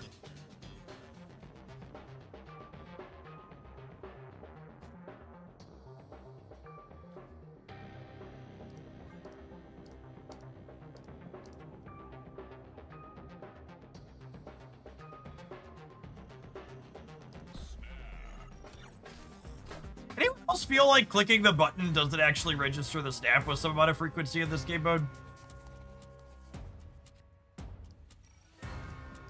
Or is that just me? But I technically snap going into this turn. Thoughts on the revamped diner? I think they nailed it, honestly. Feels like such a phenomenal mix of things. He's going to the left is very good for us, obviously.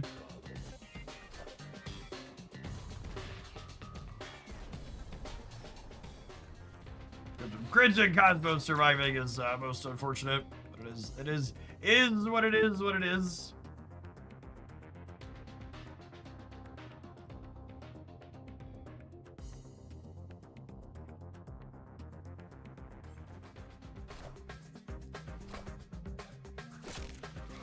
Well, they have gold crackles on all their cards almost.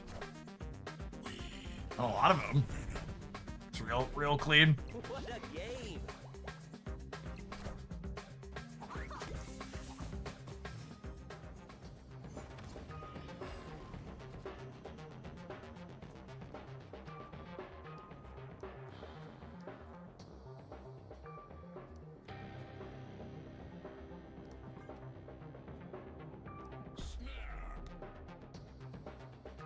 Yeah, they're deathlock of all things. Missing the gold crackle is a little sad for them.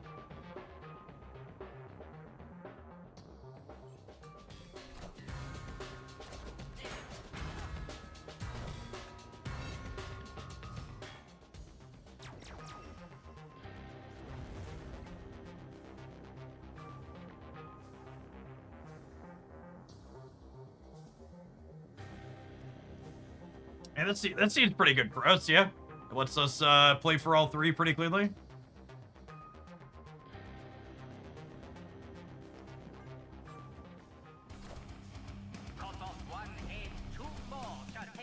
I just need X-23 and Wolverine not to go left.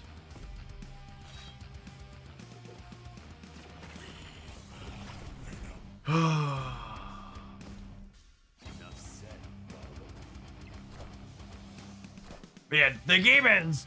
Really enjoyed rubbing salt in the wound this morning.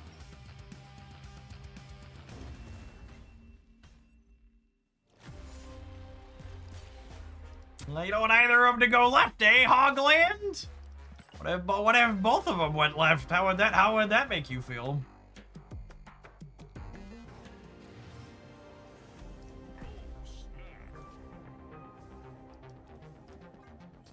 Maybe it's anecdotal, but I feel like they changed the way to some locations or added rules for preventing annoying ones from appearing together. If I recall correctly, I thought there was mention of something about certain types of locations, like restrictive ones, appearing less frequently together. Or did I make that up? Can someone fact check me? I feel like there was something about that in patch notes at one point.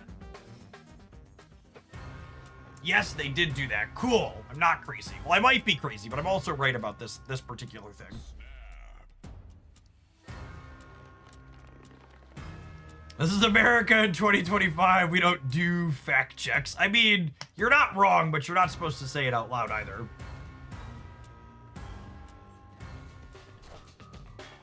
Wind, aid my hand.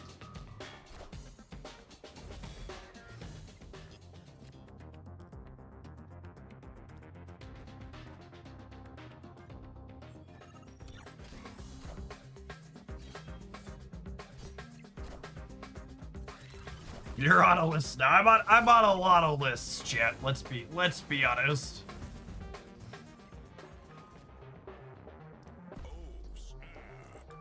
if it comes down to it, I'm gonna need a pretty decent sponsor in Canada in the not too distant future.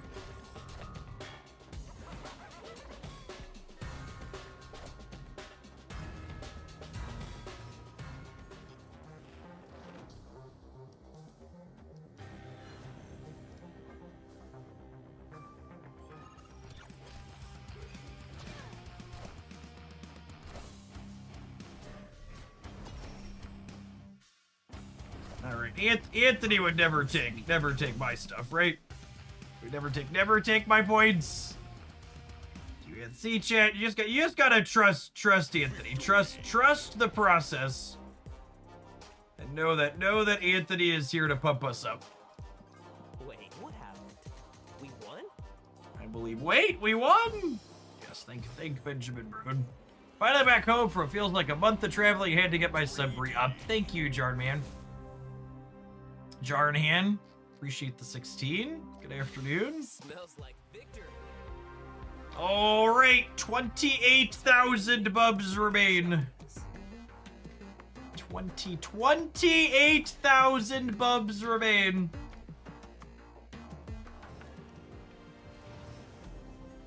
Hey, end stage. I hope wherever your gaming time leads you, you have a good time with. I appreciate you dropping off the primer again. If you haven't had a chance to yet, end stage, you should make sure to check out Once Upon a Galaxy. It's super sweet. I've been playing a bit of that both on stream and off. It's a ton of fun.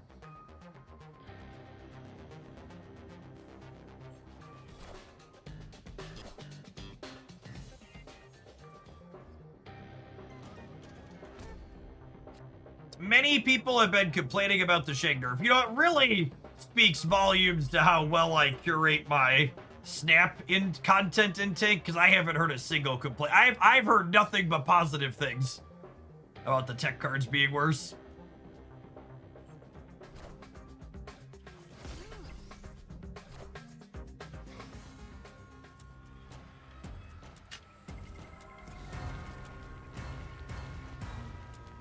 Shout out to everybody in my spaces enjoying doing stuff.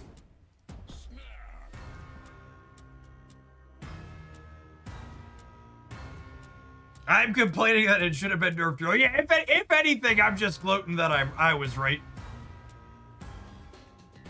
The metrics that we have from this is very much support the fact that, like, this all could have been done much sooner.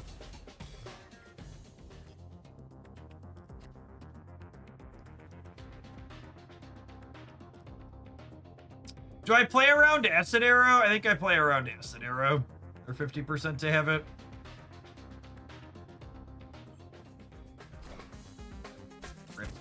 Rip.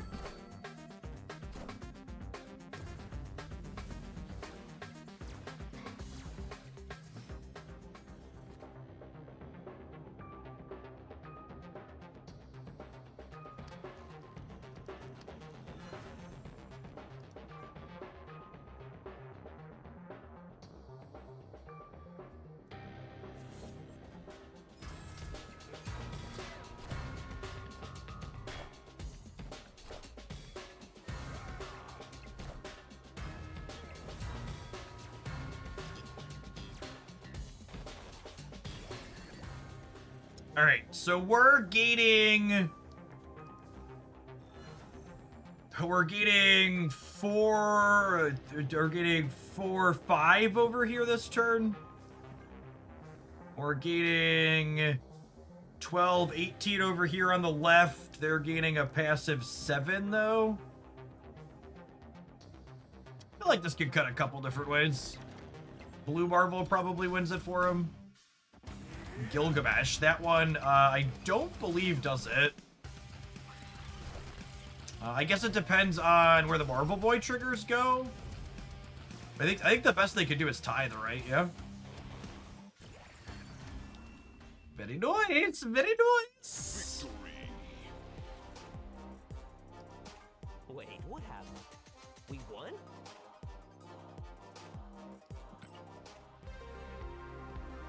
All right. Last melon.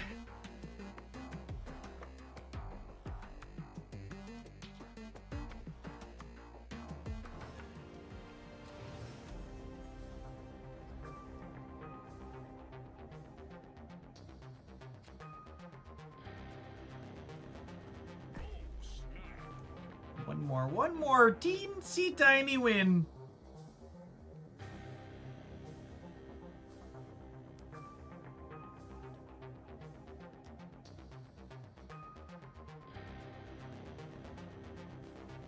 Teensiest, tiniest win you ever did see.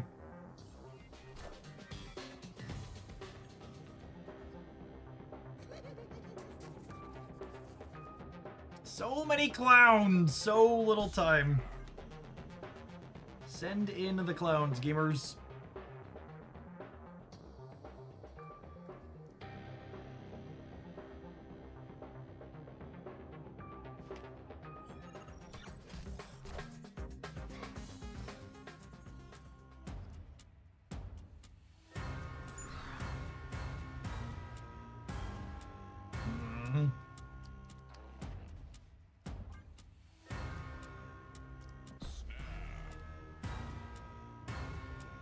Last of our fat pile of bubs up in here.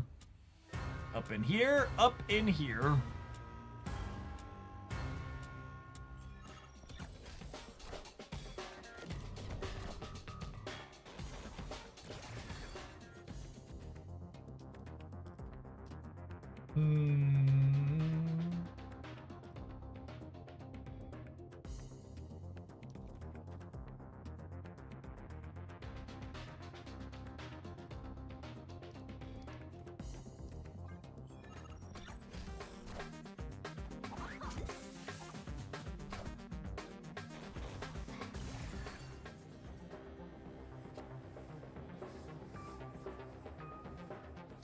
That was a very nice roll.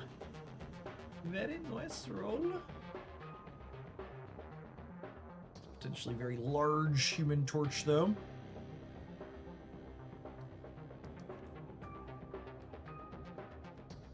I'm just doing this, and we'll let these fill in, and then we'll see where we go from there.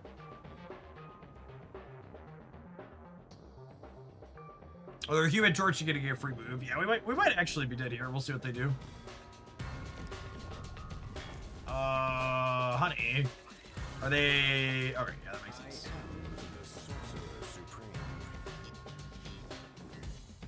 That makes sense.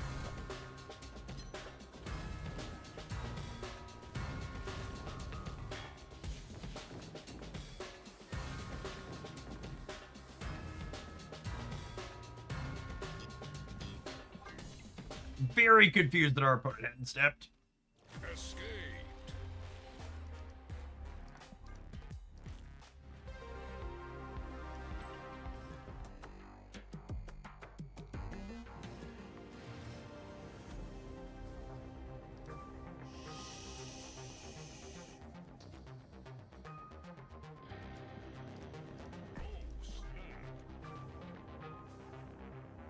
We're scared of Killmonger. Killmonger doesn't hit all of the locations, and Human Torch isn't a 1-drop anymore. So that one's aggressively wrong for a couple of reasons.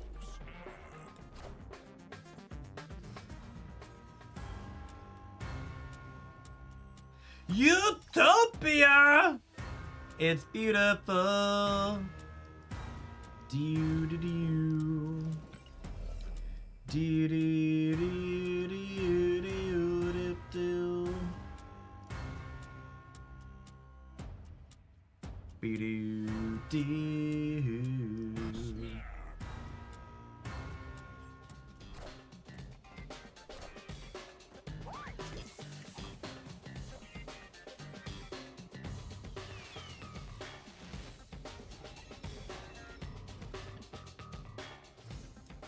So probably some kind of heliduck.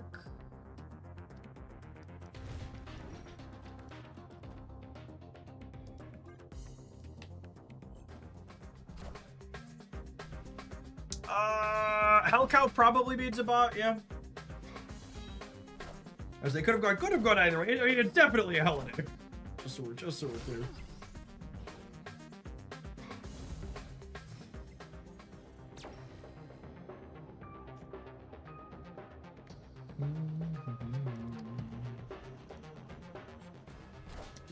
Just because it's a bot doesn't mean it's not hello.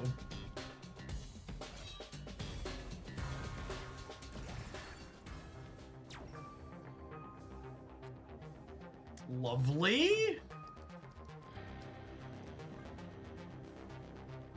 Excited for this this beep boop to take all my money away instead of giving me the last 3,000 bubs I need.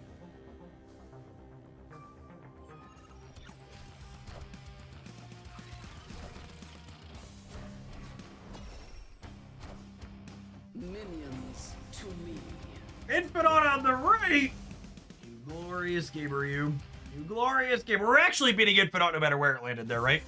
They would have needed Infinite and Hellcow in the same spot. I love this game. I love this game. 1.02 million bubs. Your first million bubs are really the hardest ship. Lovely, lovely, lovely. So, Viv Visions. I would not be surprised to see her get a buff in Thursday's OTA. They've said we're going to get some buffs in there in addition to some of the tech cards being, or all the tech cards being changed back. This is definitely one of her few homes where she doesn't feel completely embarrassing. Brood, Captain Carter, Torch, and Shaw, all really solid hits. This build doesn't have the best metrics in the game, but it's very competitive in both regular ladder and inside of Diner. Has fine stats. This is probably one of the better ways you can spend doing your weekend missions with her for the foreseeable future, while this season still has 2 more weeks in it. And also drug us through, you know, I think we started today at less than 700,000 bubs, so we cleared the last 300,000 bubs. I needed to get that variant at the top of the track, which was really, really nice. We are definitely going to be playing some more Marvel Snap here today, gamers. We've got a new card releasing in about an hour. I'm going to hit an ad roll in the meantime, in between time. And we'll see you real soon. BRB.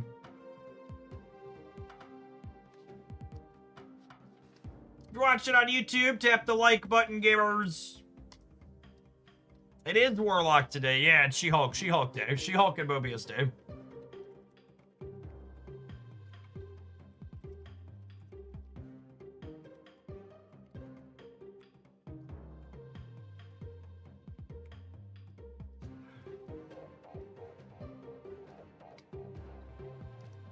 Any cooks for that, or is it She-Hulk? Is it just She-Hulk Sunspot stuff? I mean, why are those two things mutually exclusive? I think it's probably very reasonable and accurate to say that every single Warlock deck is also a She-Hulk deck.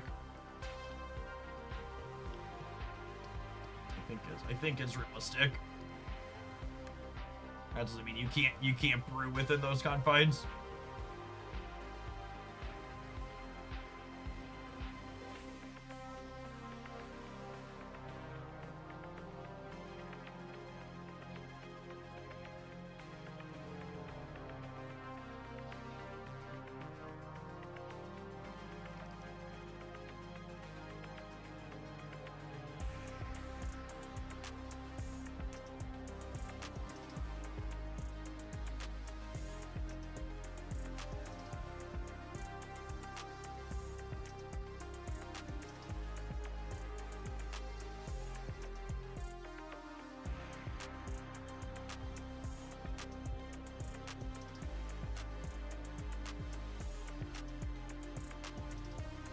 Is Warlock unspent energy the turn you activate him, or unspent energy that game? Unspent energy the turn you activate him. So we can pull him up here for people that aren't familiar. So for each unspent energy, give a card in your hand minus. It says -1 cost. The Untap's got some things bugged on their site.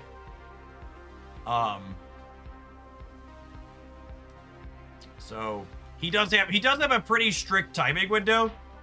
He needs to be drawn and played on turn 3 or turn 4. Warlock had a cool animation in the season trailer. Hopefully it works. I'm confident the animation will work. The better question is, hopefully it doesn't cause the game to crash or disconnect. That's the real ticket. They always work. It's just sometimes they cause the rest of Marvel Snap to stop working.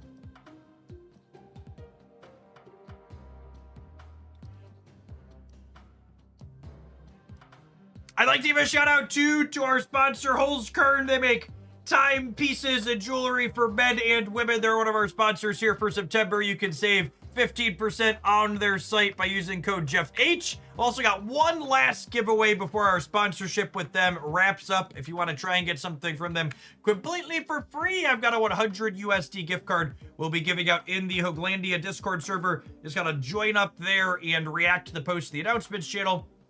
That channel's available to everyone, not just subscribers or members, so anyone can enter that. How many folks do we have entered since we put that up this morning? Looks like we currently have 50 people entered in the Holzkern giveaway. Not bad odds to get $100 towards something fancy.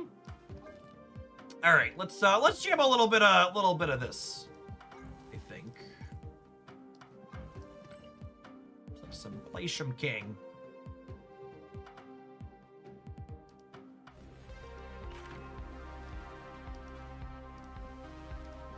I'm just gonna keep dinering.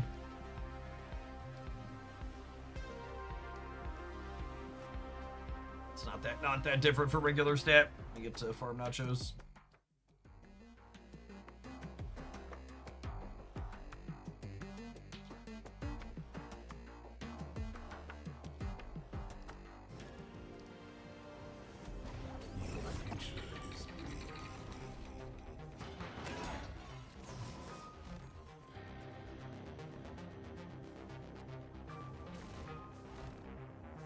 All right, so we have Hope Keg and Century Keg. One of those things is better than the other.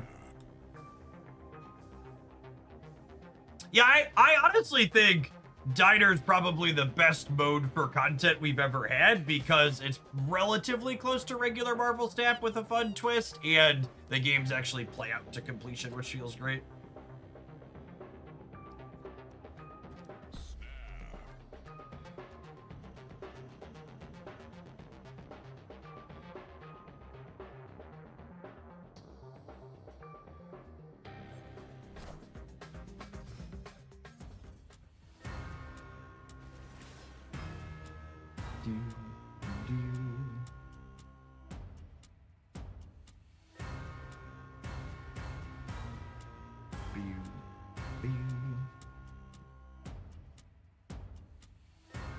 All right, we got the Omniversal Presence. I think I want to just get rid of this one. It's pretty annoying.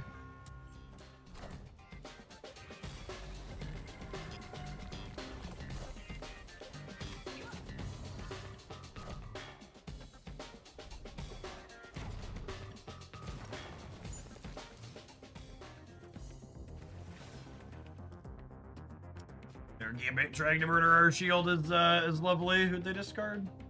Get that. It's good variance for them.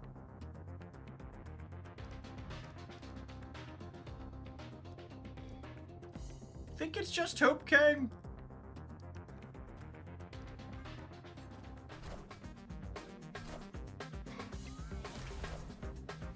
Hey Jeff, the Living Tribunal move deck's been so fun, I'm considering using it on the ladder as well. It has good stats on the ladder for what it's worth.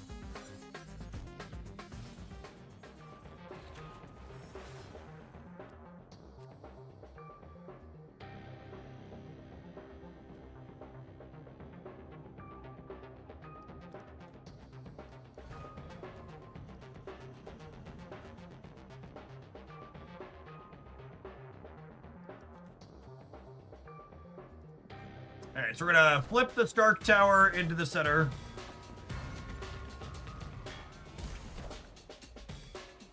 Did the shield just parry something? I didn't know this was the Dark Souls stream. LOL.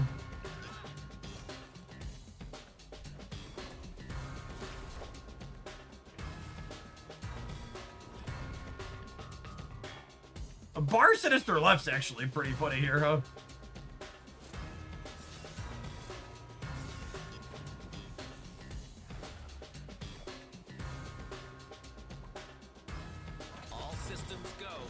Merlin's such a good card. I'm so glad I spent Merlin season telling people that he was going to be awesome. He definitely lived up to that.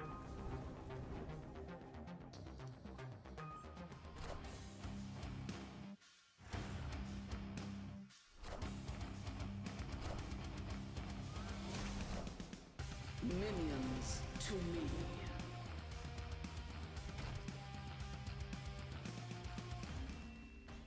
Awkward.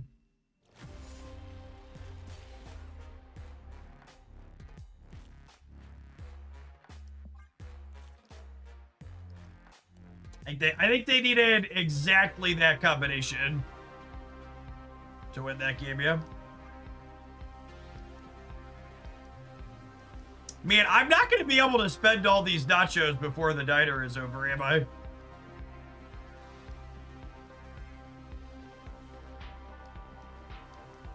Yeah, 50, 50, 200. I would have to log in and check this thing every 8 hours, aren't I? God, they got me. They got me! I'm going to log in and check the special. Wait, it says it says daily special. It's only refresh once per day. Or is it every 8 hours? It is every 8 hours. Okay, cool. Please don't lose. I bet way too much money on you.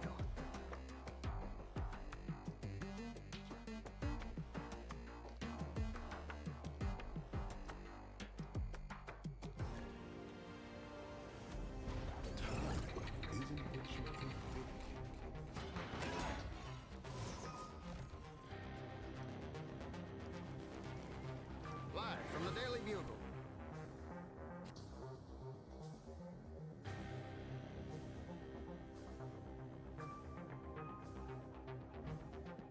Ooh. I love a little Doom King in the morning.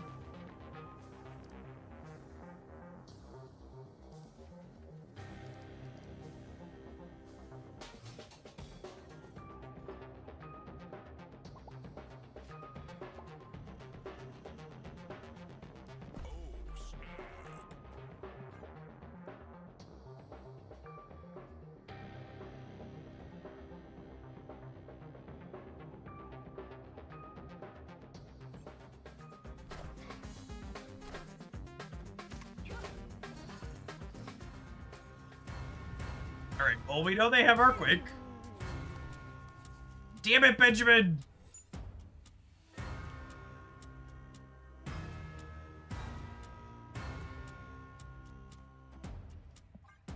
Stop putting cards in my hand, Ben!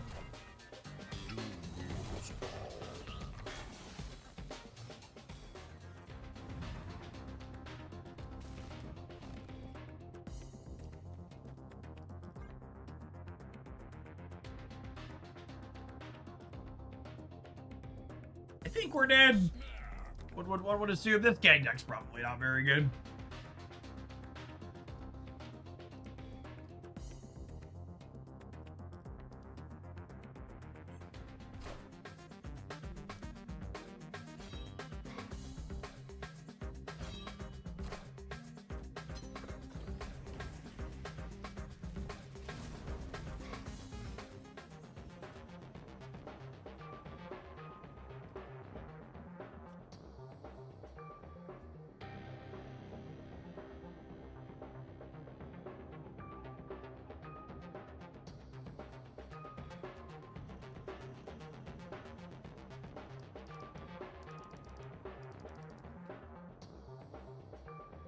I like the core game rules of Sanctum a lot, but it was really disappointing to me when they finally brought it back for the second time.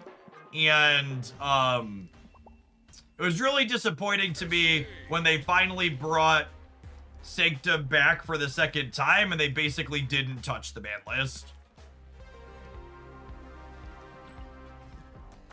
They need to figure out how to get more variety in the decks people play there. And it probably involves being more aggressive with the ban list, I would wager.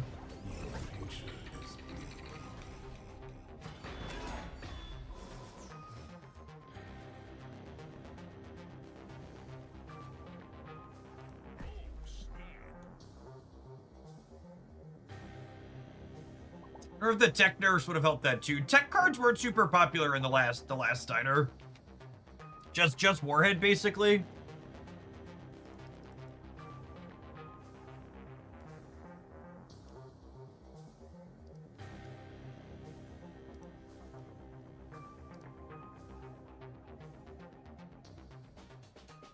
Oh, chat. The Vibes Market was up. We set a new Vibes Market record this morning. And now we're down 100 points from where we started. Who hurt the vibe? Who had the audacity to let reality get into the Vibes Market today?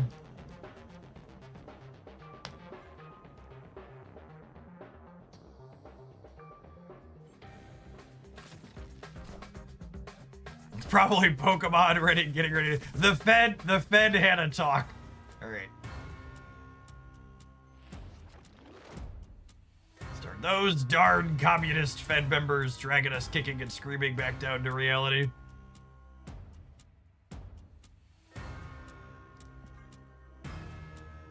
Powell said there is no risk-free path ahead. There is no recession in Bossing said.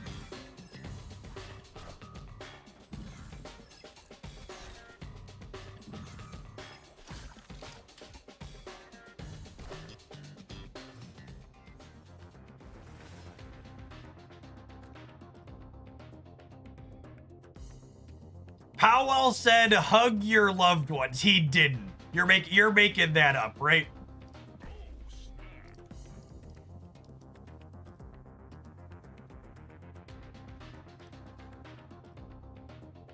LOL, sorry. Okay, good. I mean, it would make me laugh, so like I want to believe it, but alas.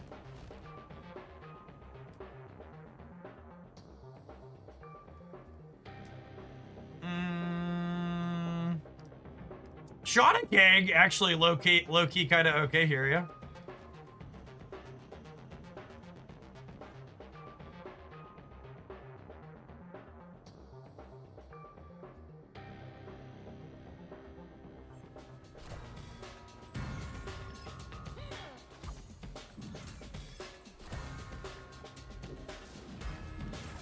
Even when Shauna is Kang, she finds a way to fuck me in a way that doesn't feel good.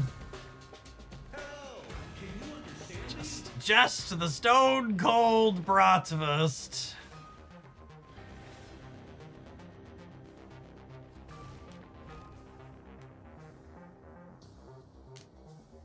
All right, chat. I think I'm all kanged out. Well, I'll let them play their cards, I guess.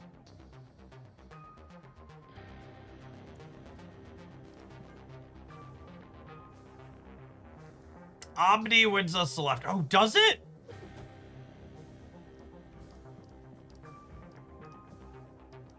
Sure does. It sure does, Copium.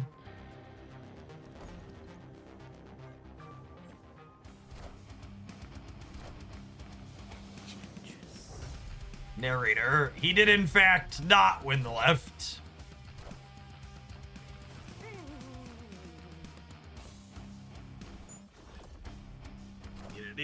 Needed another one of those. Did plus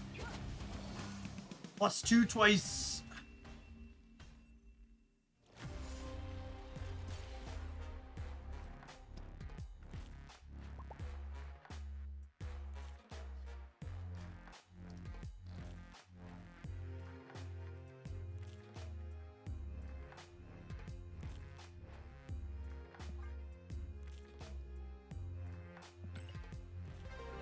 Should play the Dormammu list from Dance. You know, I need something to fill 45 minutes. What's the Dormammu list from Dance? What do you got? What do you got for me? I'm looking to have some self-inflicted misery. What do you got?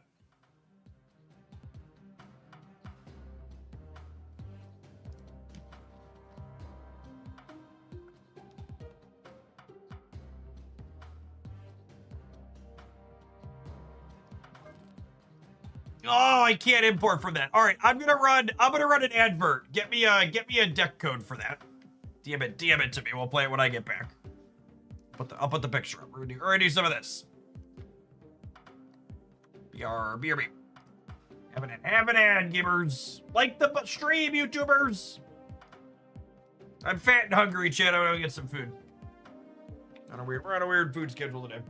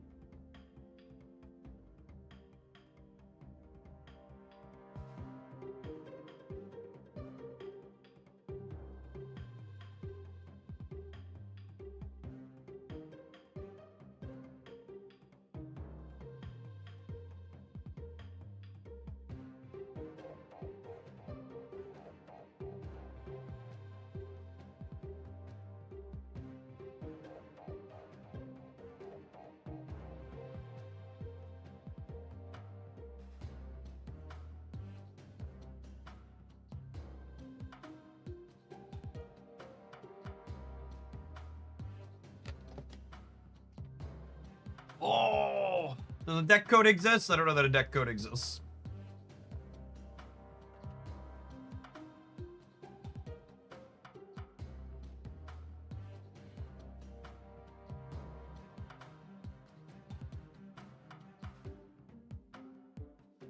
So not my dance deck, so Jeff's gonna have a 20% win rate.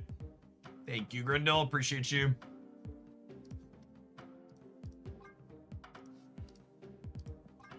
Works better if I push the extra button.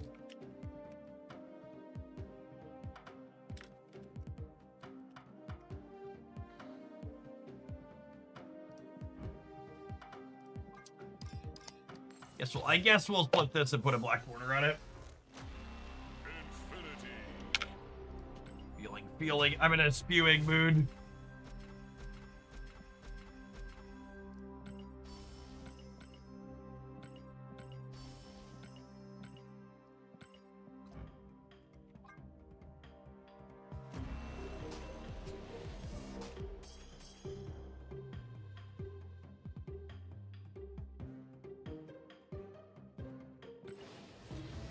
Mastery.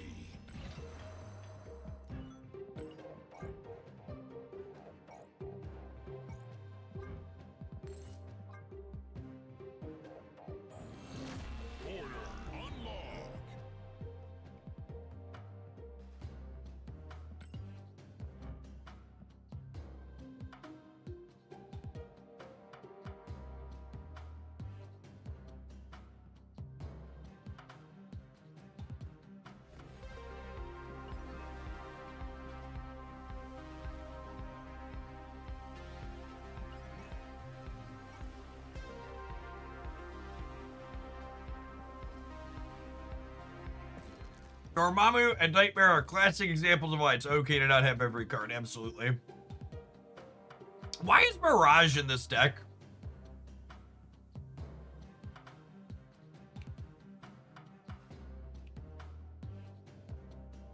And are we really playing only 2-1s with Marvel Boy?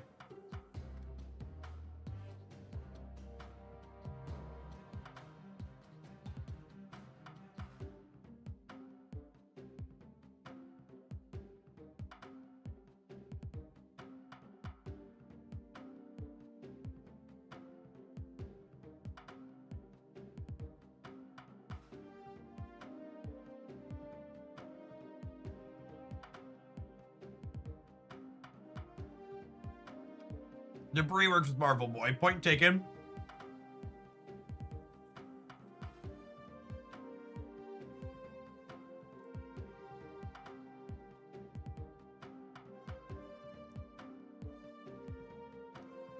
Mirage could be Kate.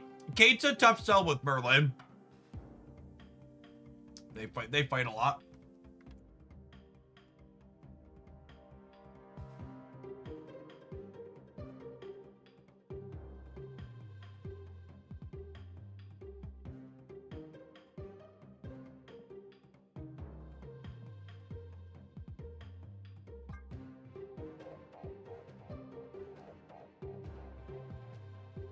Is this crazy? Call me, baby.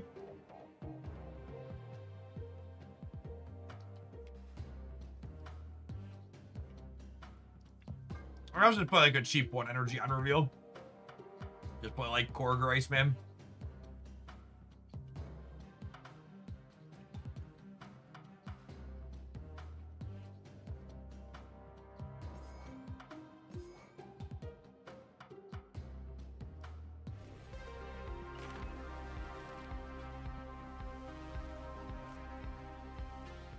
Yeah, Chavez isn't terrible either.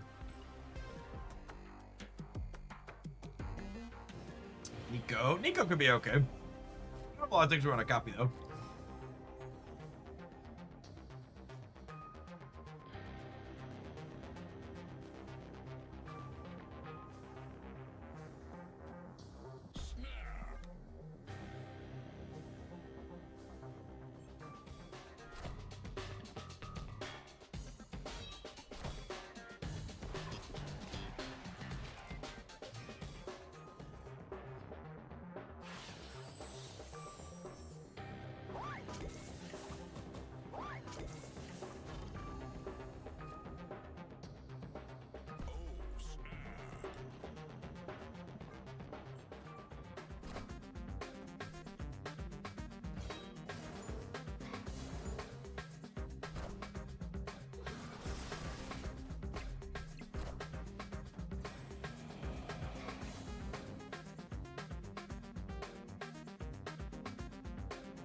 They did in fact have a 9 power swarm.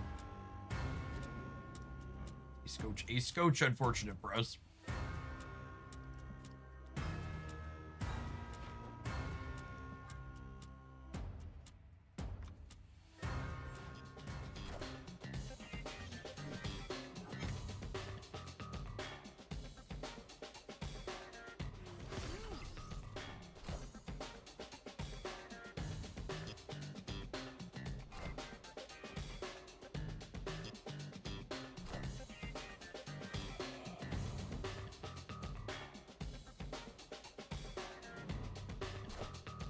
I found a rock.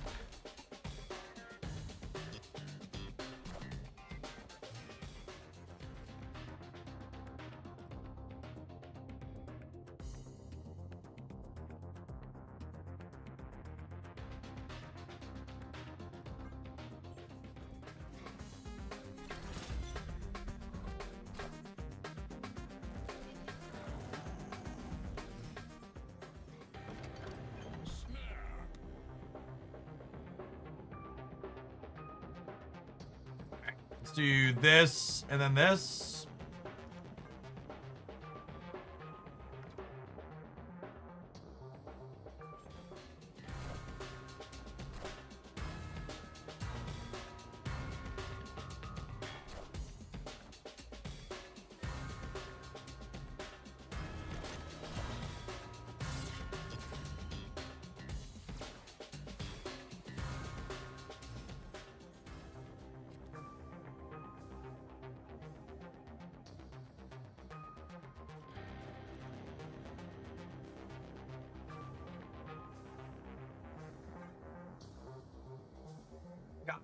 Question mark?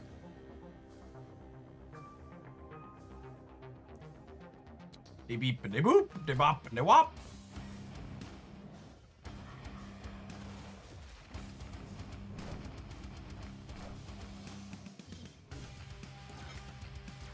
And since our road given right, we have bested the bot. Apocalypse. Victory.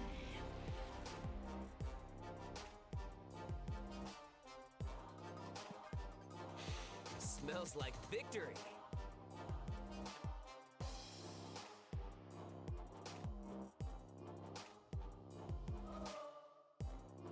I made a terrible sequencing mistake, IRL chat. I ran out of hummus before I ran out of hummus delivery devices. The ratios were all wrong.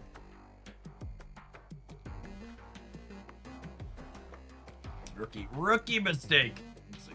Agreed.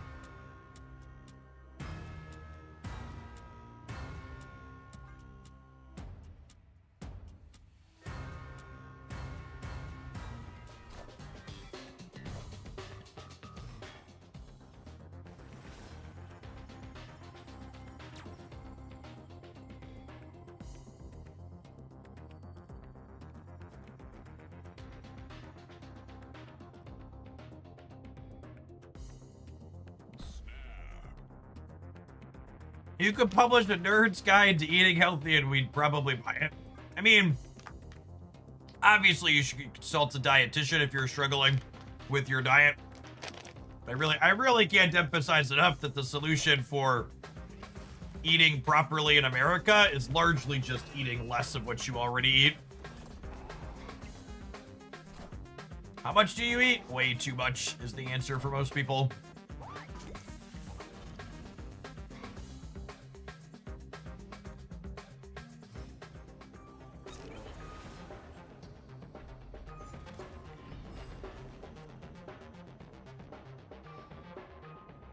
So, does summoning ritual move the dog even if it does nothing? That's kind of fun, yeah.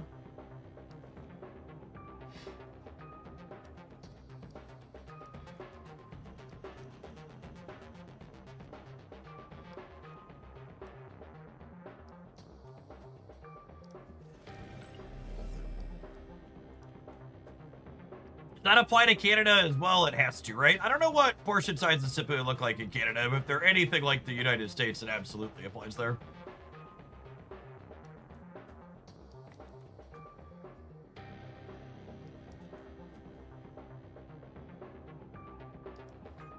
Are the exact same, then yeah.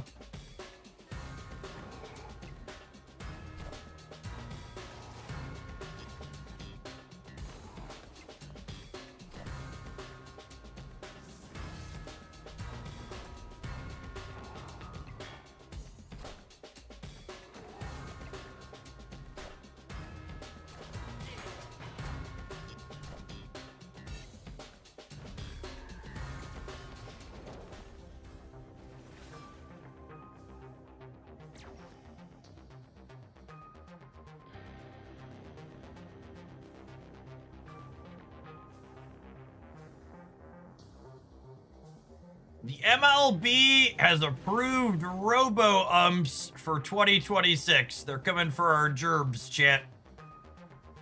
They're coming for our gerbs.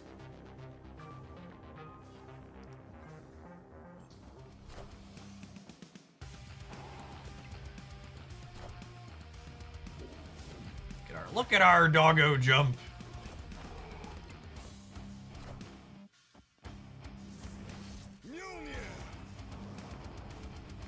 I didn't count. Am I losing the left to Surfer? I am actually, yeah. Losing the center to Surfer too. Yikes. Yikes. Cooked. Cooked.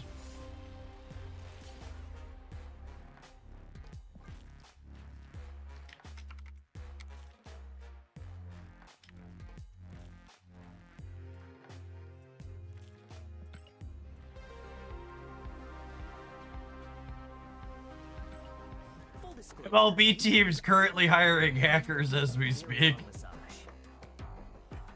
The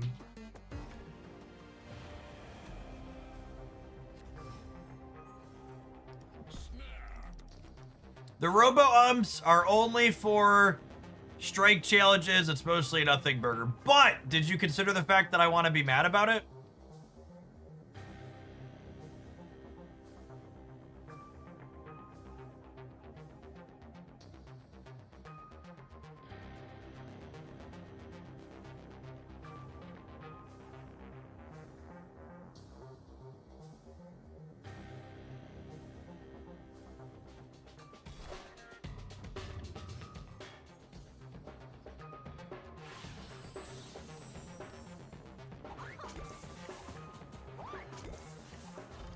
Man, Gwenpool really loves our carnage.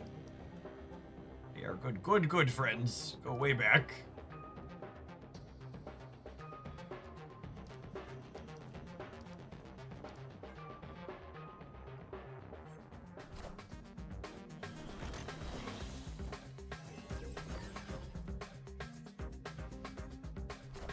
I definitely want to put a rock into the right, because we're gonna sentry this up over here.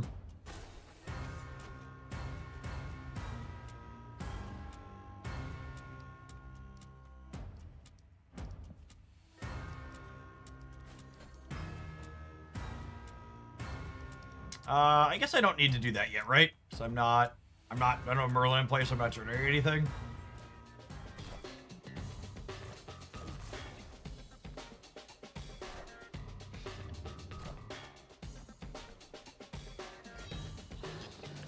Press the button, chat. How are we gonna convert my nachos into bubs? My bubs into nachos if I don't push the button.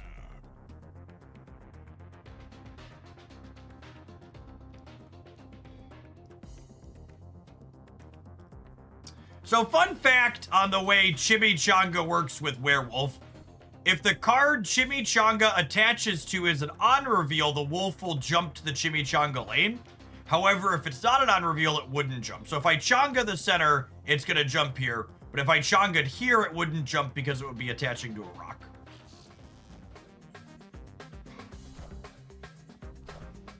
They got me. They got me, chat. Rats.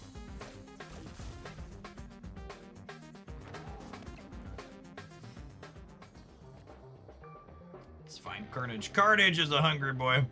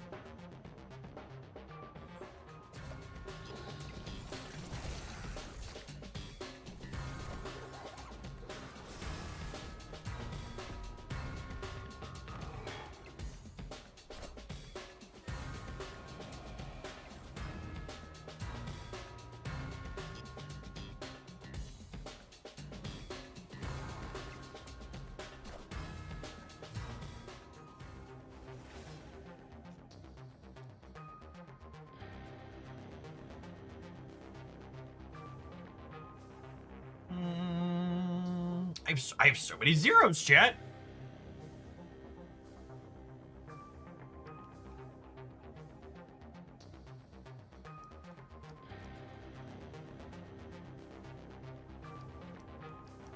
What do we think of this? I think I can do it. I think I can do it.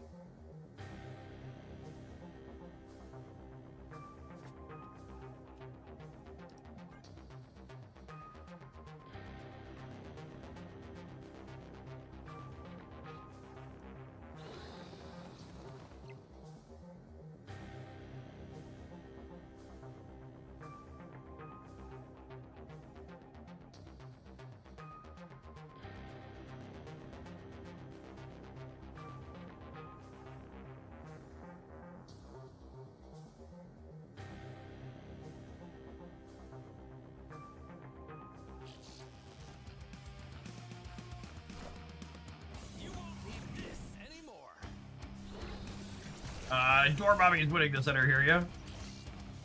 No, not yet. Are we too shy? I think we're too shy, right? Have one more discard. Rip. Rip! Unlucky. Unlucky.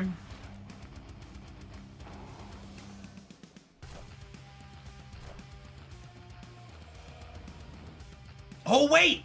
Oh, wait! I forgot Summoning Ritual has text! That's so funny!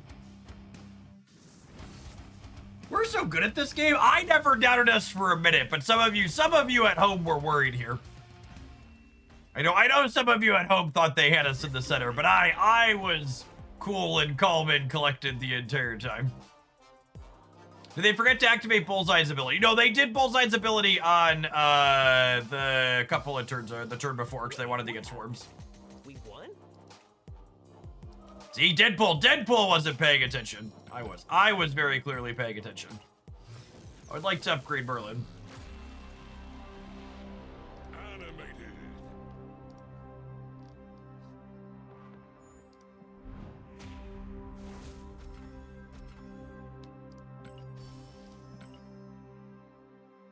I love this game.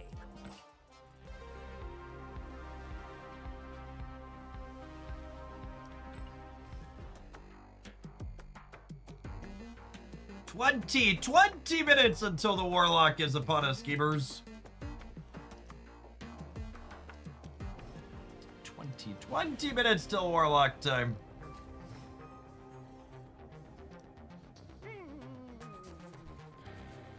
Food fight! Fuck that one. Fuck that guy.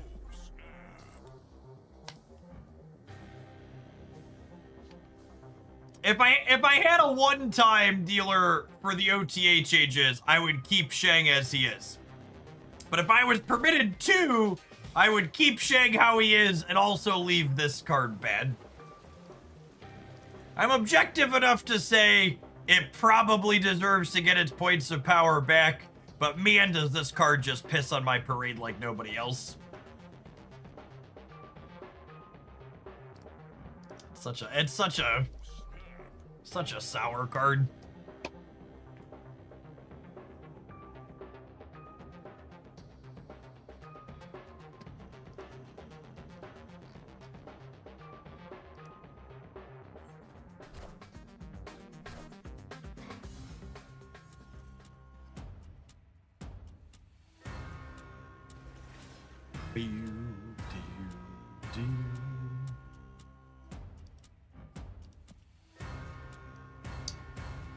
Okay, so the way this works, I can summoning ritual and it still moves the dog even if it does nothing, yeah? Is that how this functions?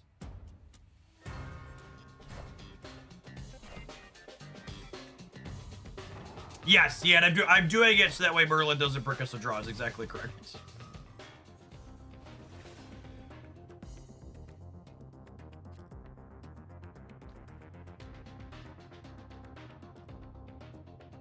I'm gonna brick us a draw next turn, though. I think I'm gonna brick us a draw next turn.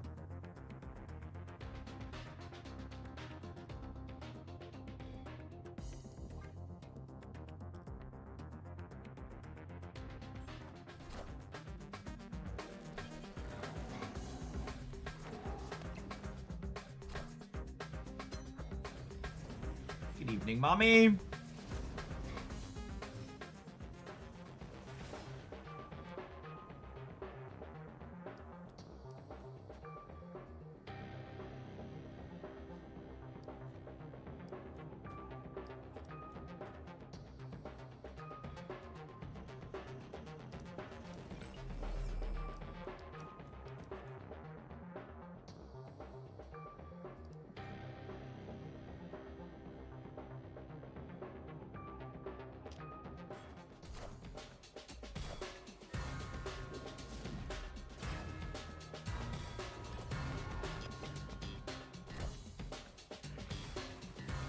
Citadel will be tough for us, maybe?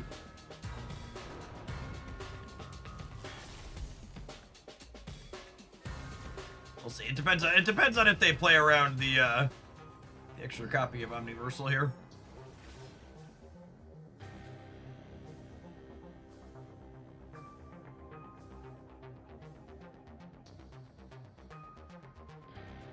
Actually, am I just...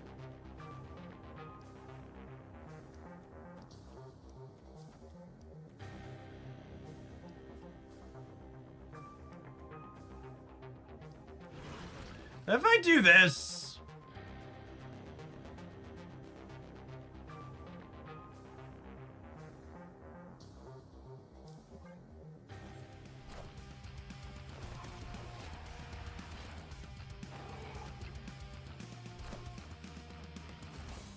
We can Alliance somewhere, maybe. The problem is the dog jumps to wherever we Alliance.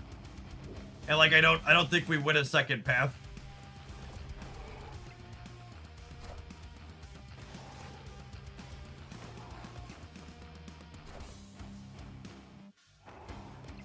That's not the final turn. Yeah, I guess.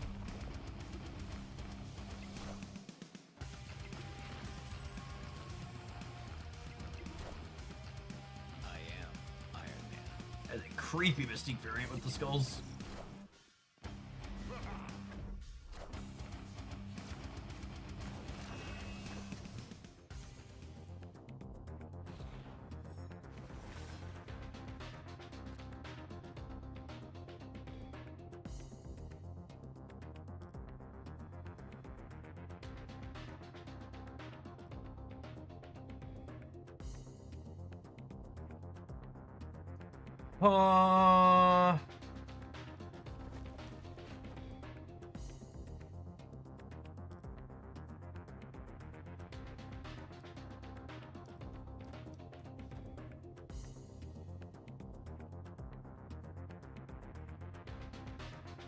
Actually, do I need, I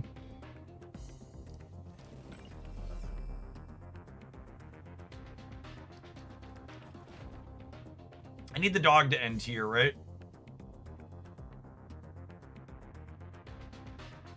I think this might be enough. Obviously, we're not farting on them.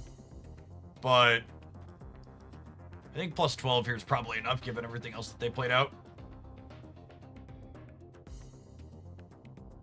And then my dog's gaining 6, so I'm getting 27 plus 3 more over here.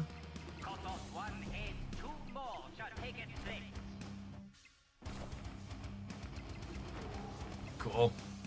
This was really just kind of shows the power of being able to dictate when the game ends, because like my opponent had to play out because of the threat of Merlin, and then we chose not to, and then we got to leverage the last turn better than they did because we knew how many turns the game was going to be, and they didn't.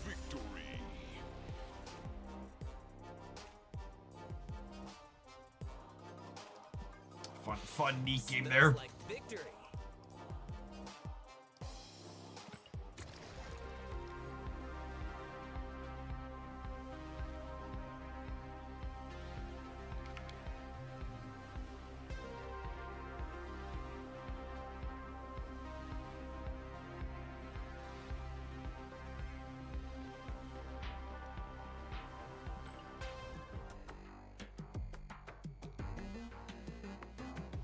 Spells being a soft counter to gore because they leave the board. Yeah, that's true, Potato. Usually gore is a death sentence for dog decks, but that ended up being pretty reasonable there for us.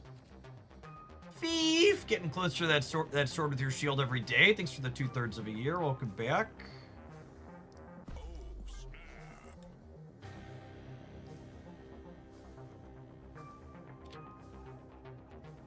This game has so many neat piles of cards in it, chat. Snap really is such a good deck building game.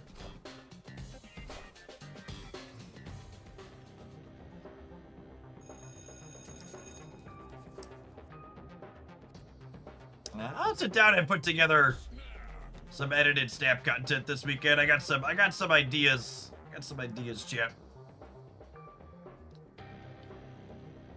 Gonna make some content for the first time in a while. Some new bits of content.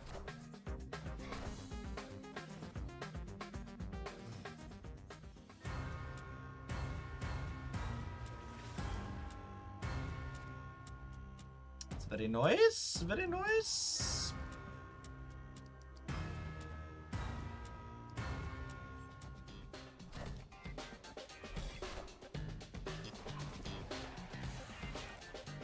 Is Merlin from Marvel? Yeah, I mean, most of these mythological characters have appear in Marvel comics at various points.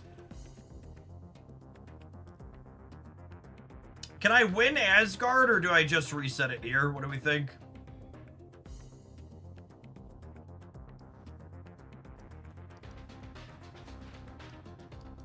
What do I think about just resetting it? I kind of like just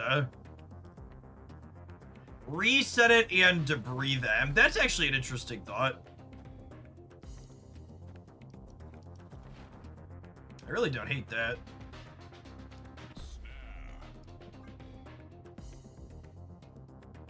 They probably play one card over there, and then we kick a rock in.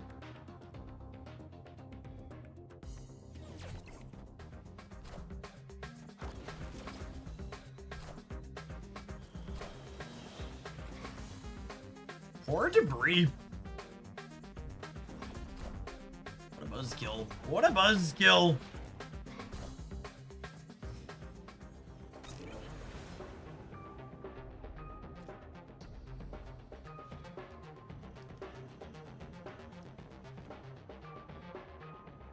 Oh, I don't get a what's it called over here either. Sag. I want to compete on the left still, though. I don't want to give them that location for free.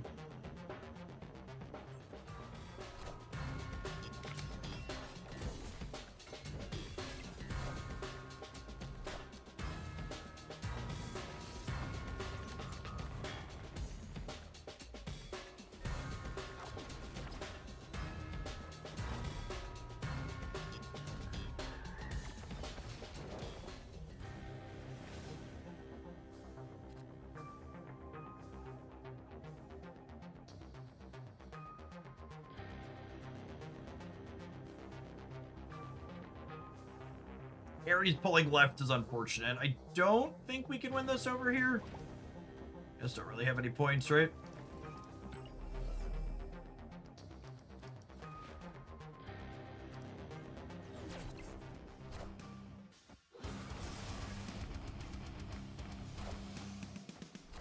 Only 12 total. Magento! Never doubted us for a second, chat. Some of you were non-believers there. Not me, never me. I knew. I love this game. I knew everything was fine. 1.1 million bubs. We have so many bubs. We have so many nachos.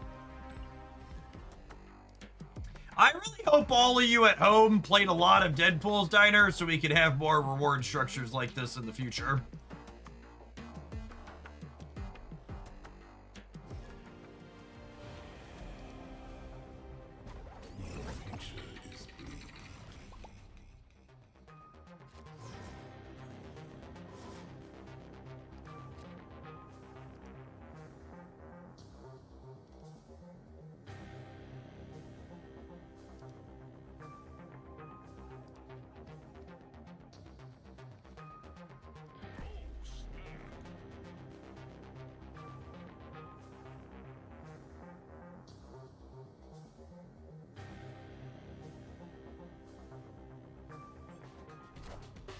Hey man, I'm cool.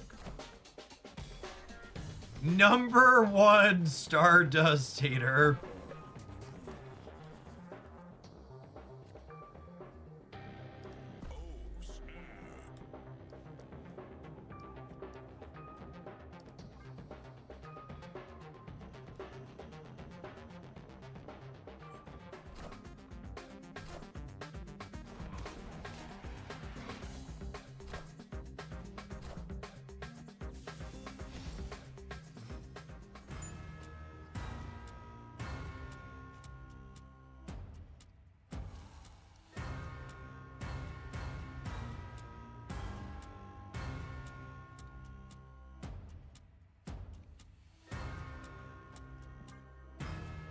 Kick up some rocks here.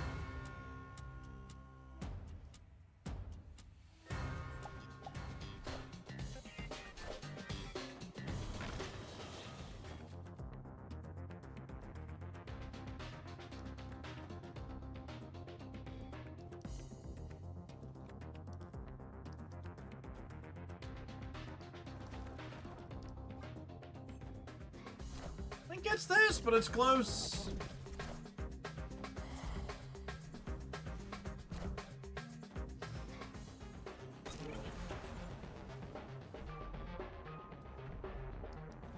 And then we just cannonball them, fill the center, cause yo dog.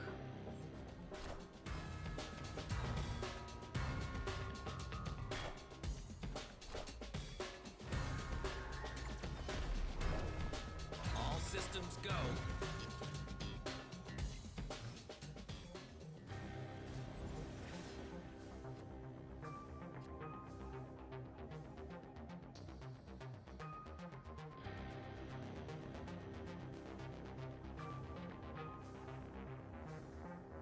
They have priority.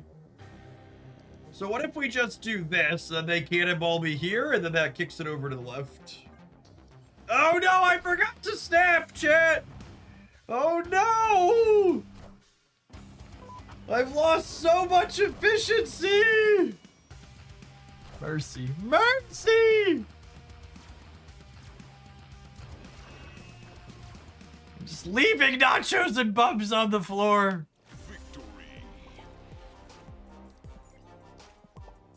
So many nachos and bums left spewed.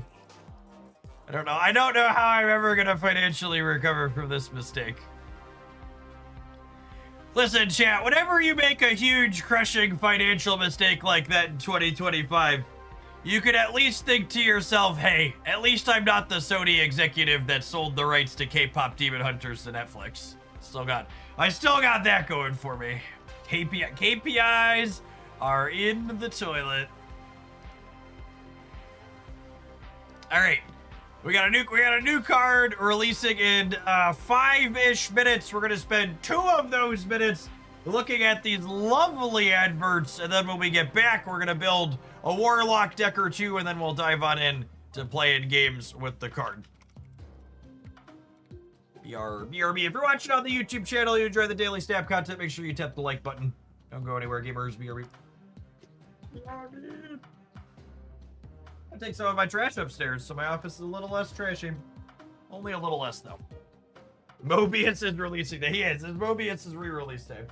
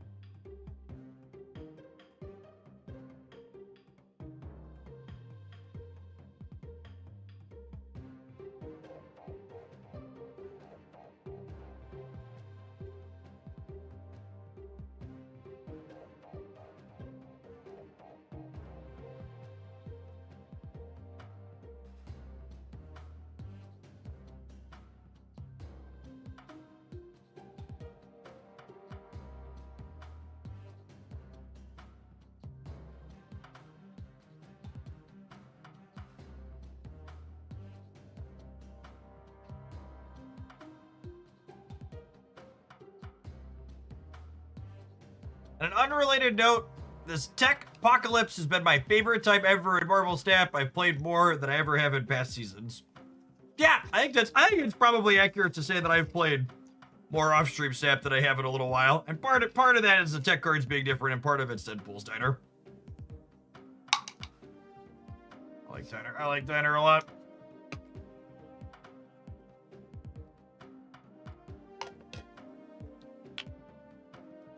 Very, very well done. All right, so what are my Warlock starter packages? So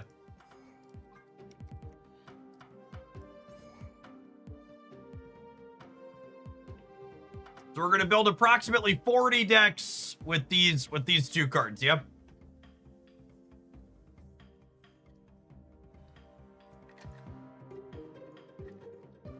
You do Hit Monkey stuff.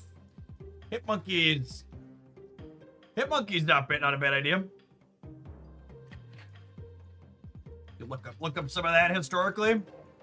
Moon Girl is calling. Mayhaps Luna Snow. Every day I don't have the ultimate Luna Snow variant, I die a little bit more on the inside, chat. I die a little bit more.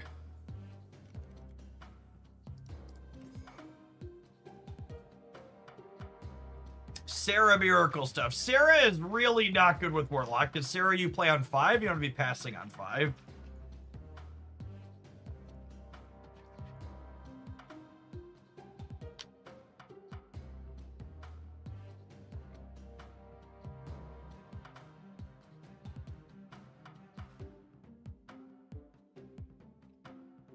What protein powder have you been using? I don't use protein powder.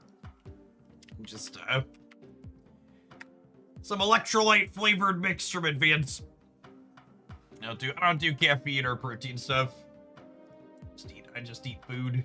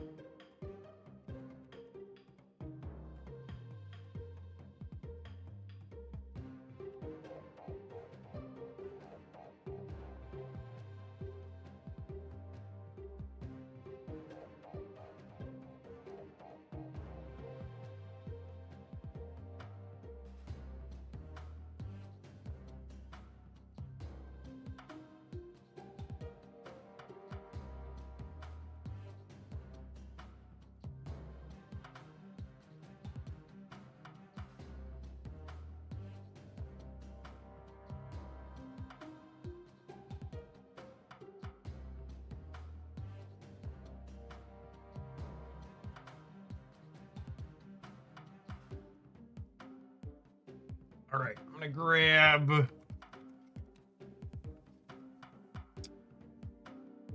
Pretty sure we've played Hitmonkey She-Hulk in recent memory.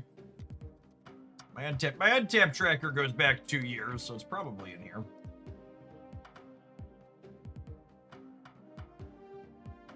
Oh man, I forgot about this pile of cards. This is a funny one.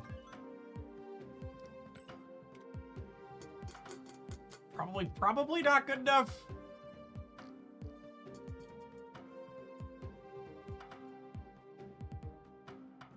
There's also a Searcher version we had played.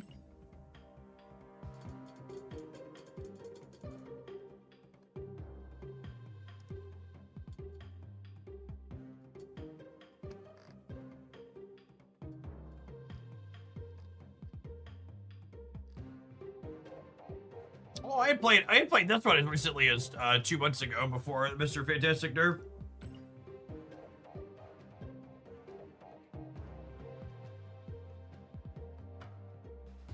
Yeah, Warlock does slot in pretty organically in these shells over Black Swan, huh? Interesting way to think about it.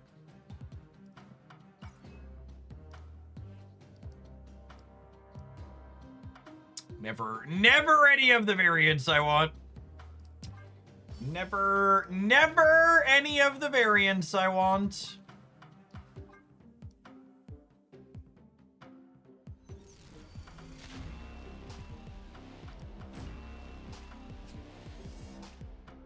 Look at a free variant, chip.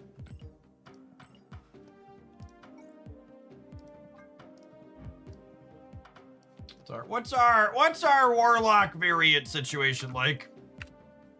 Should have looked at that before it released.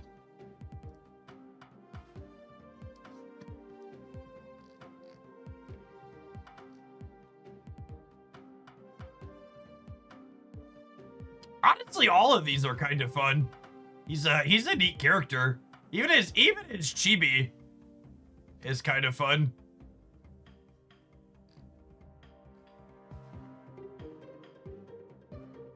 It's probably just this one since that's the most exclusive one. Oh, I got the big bundle, chat. They gave me the big bundle. We busted some Hulks.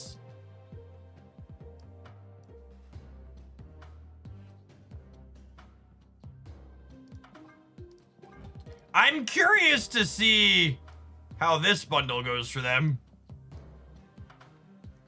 It's a big one, but it's two Series 5 cards in it.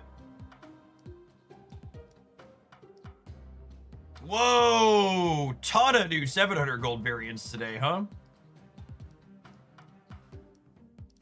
Whole bunch of them. Animated frame. I guess we'll pop my collector's reserves I've been sitting on.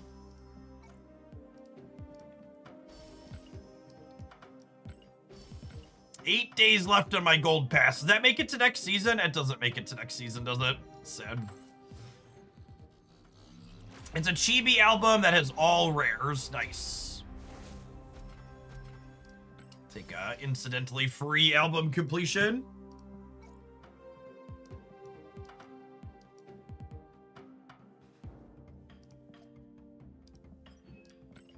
Let's crack these and see how many friends we get. The next seasons are for 14 days. Yeah, that's only 5-week seasons.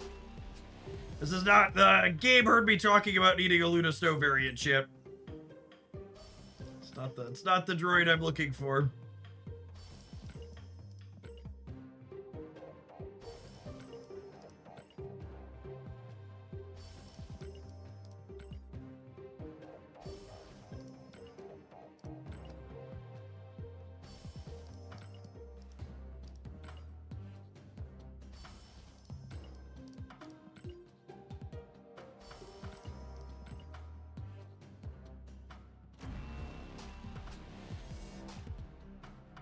actually not a bad one. I'm not a big chibi fan in general. That's a pretty good one.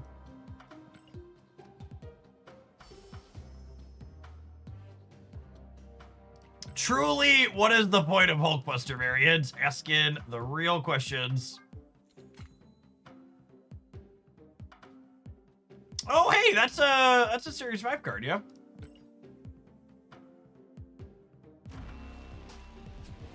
Okay, that's adorable. That's cute. Shame the card is trash and you're never gonna see it on the game board, but that's adorable.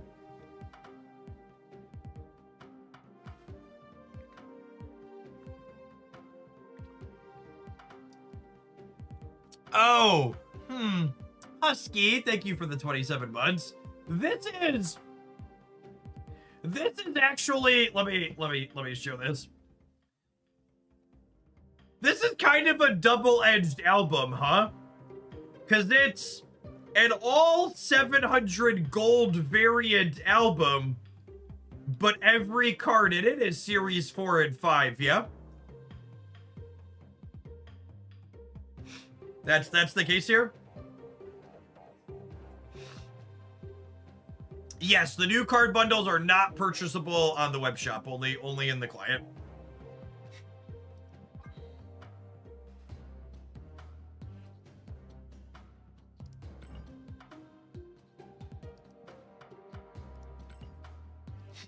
Wait, excuse me? Unlocks when 5 out of 7 cards are collected for the album. I'm 6 out of 7.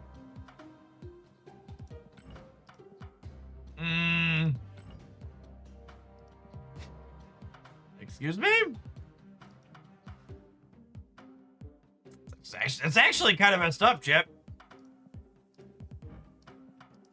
I wonder if something's bugged because I have the bonus variant. I mean, this isn't a new one, so it's weird. It's weird that it's buggy. So that's how many albums I have completed. Actually, quite a bit. 1, 2, 3, 4, 5, 6, 7, 8, 9, 10, 11, 12, 13, 14, 15, 19, 20, 21? 21's a lot, honestly. I was not expecting nearly that many. I think there's only 2 albums I've ever intentionally completed. Oh, never mind. I think there's only 1, because I was counting this one, but this one wasn't the top reward. You finished them naturally. I think, if I recall correctly, the only album I ever intentionally finished was, where is she?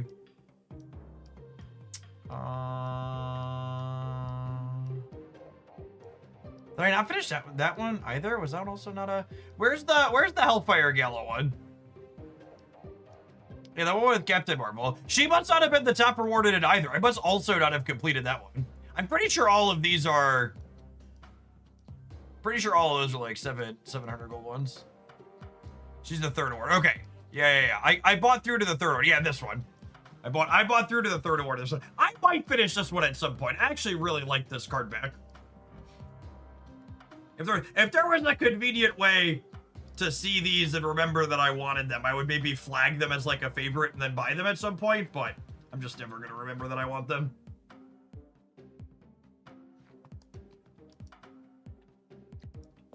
All right, sorry. Let's play some games, huh?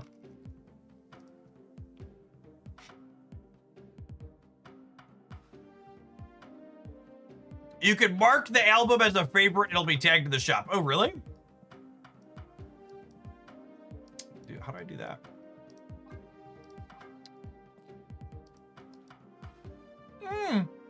Neat. Fucking, mesh, quality of life improvements in my Marvel Snap? It's more likely than you think. All right, do I want to play with his ugly bug or do I want to go spend money on his variant real quick?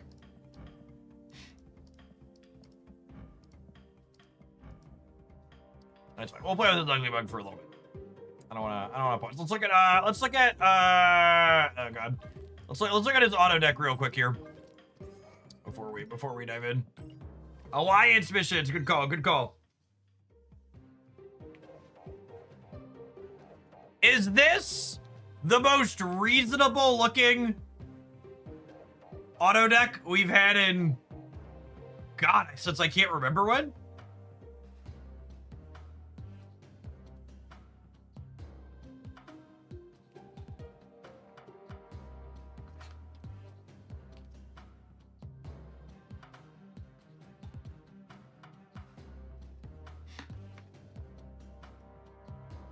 I think the only thing this build is missing is what's his name? I don't know. I called him Red Thaddeus. I think this deck wants a Thaddeus.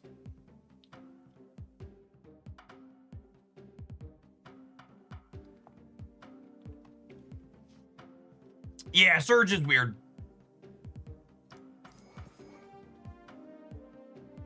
I can see an argument for Luna over Hope, but I think the rest of it's fine. I'm picking up what it's putting down. Oh yeah, Chase donated money earlier today. All right, I'm gonna go buy the nice Warlock. I'm gonna say Jace bought us the nice Warlock. All right, rolling it. We gotta buy it on my cell phone though, chat. If I'm not gonna get web shop credit, you better believe I'm gonna get Google Play credit.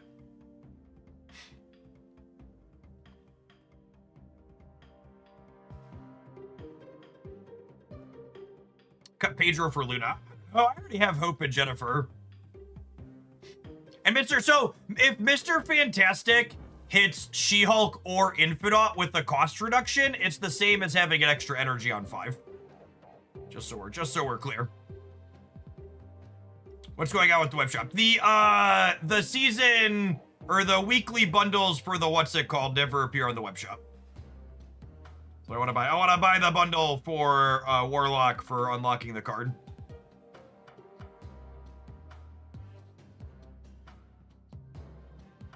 Why not guaranteed it? Because Luna has downside, chat. Luna gives your opponent an extra energy. That's not free.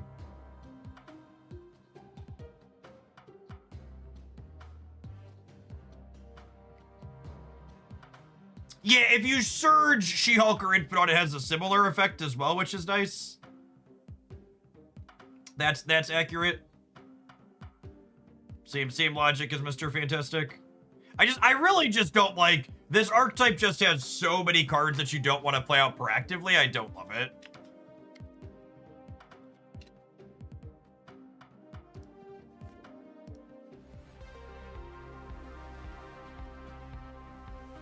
And relaunch my client. That's saying something went wrong, so I claimed my variant on my cell phone already.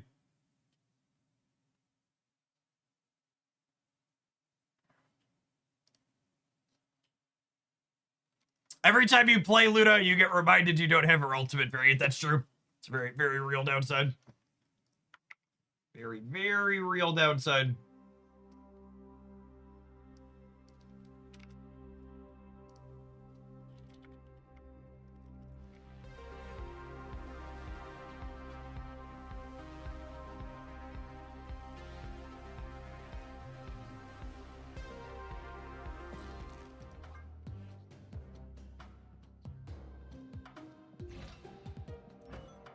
Do it! Let's put a border on this Bama Jamma. See what mastery backgrounds we unlock. I feel like I'm gonna play enough of him that I want to split him for gold too. Although did we hit copper from that? If we hit copper from that, maybe I'll just leave him at that.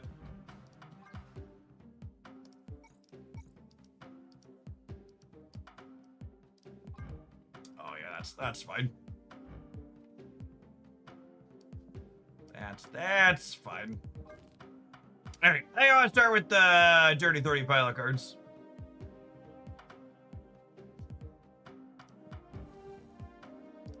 So let's do it. Oh wait, I need one more bit of busy work here.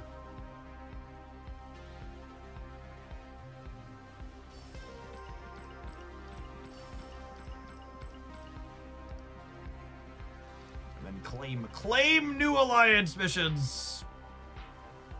3 cost cards, 4 cost cards, play cards. I love playing cards, chat. It's my favorite. Imagine playing cards. It's so exciting. Acquire boosters. Boosters acquired. Boosters acquired with my credit card.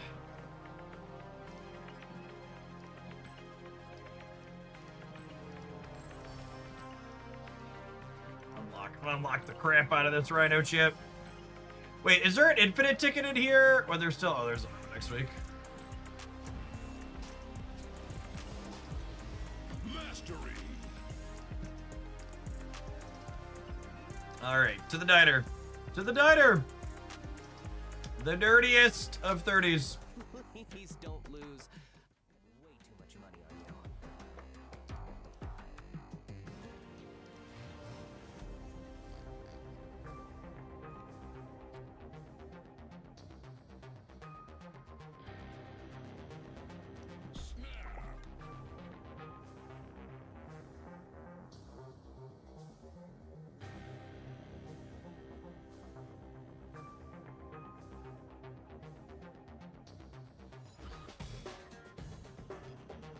Loaded up my new deck and got a favorable location to start. What is this wizardry? Oh, I should check the diner rewards. We're flush with nachos, chat. I gotta check and see what the rotating shop is.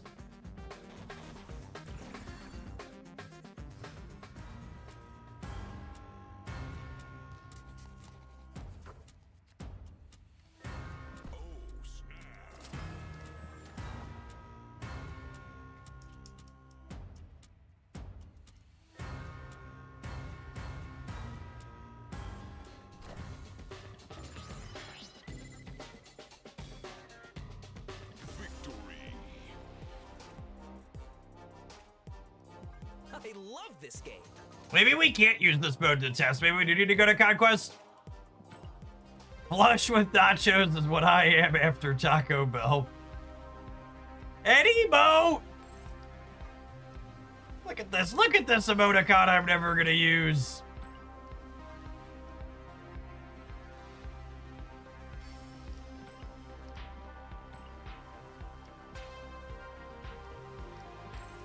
I'm gonna buy these pink cosmic porters. Am I? I don't actually know. I have so many nachos. Can't decide yet. I can't decide. Eventually, they're gonna give us more than one custom card, yeah? Alright, I think we're actually gonna play Conquest. Are we? Nah, we'll see. If we have too many retreats, we'll play Conquest. I wouldn't mind. I wouldn't mind farming nachos.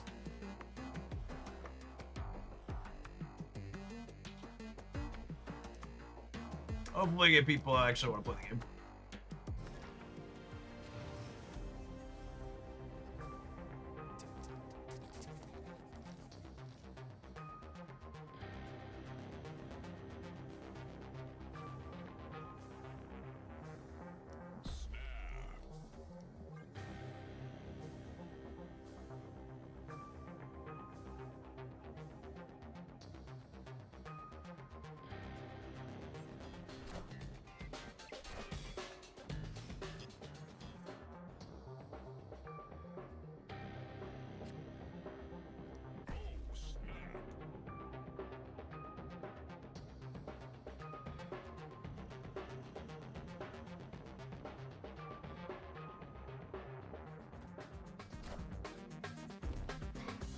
Great.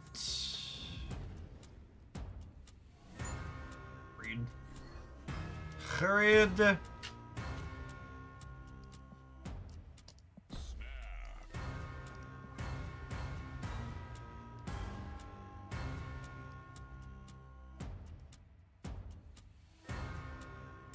Gregor, thank you for the 22 months. Appreciate that. Welcome back. No 3-drop for the opponent is a little unfortunate for them.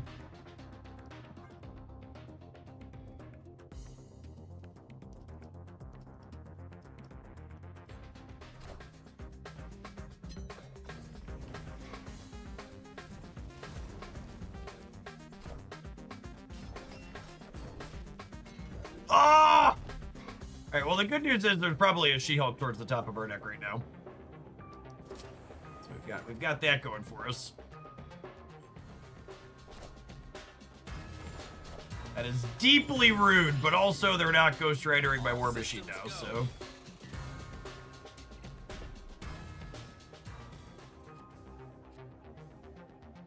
I'm not a doctor, but this anti-tech card meta is fantastic medicine for the Stamp Soul. Hear, hear. Hear, hear!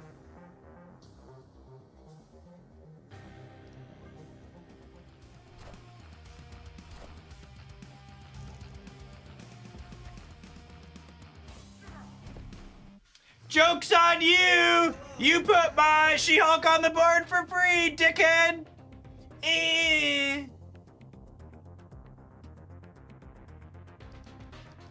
I didn't need my cost reduction.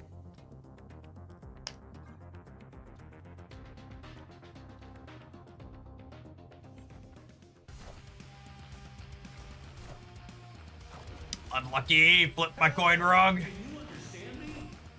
Flipped my coin wrong.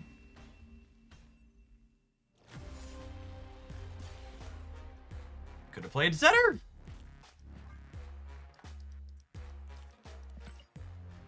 We saw both the very real downsides of Warlock there, both drawing him too late and having him be rendered irrelevant by Mobius flipping out.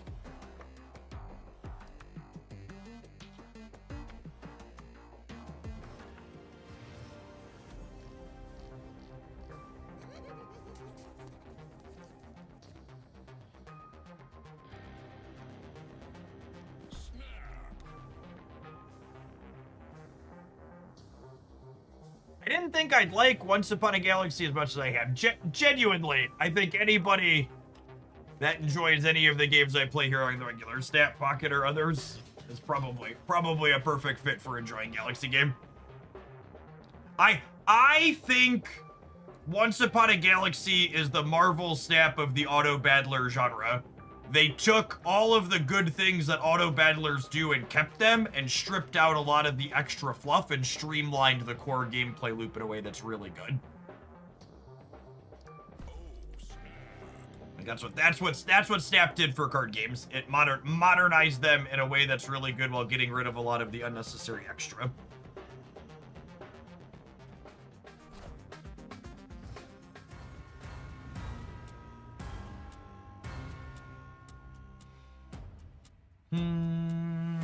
We're definitely playing Hope. Probably just Hope into the machine.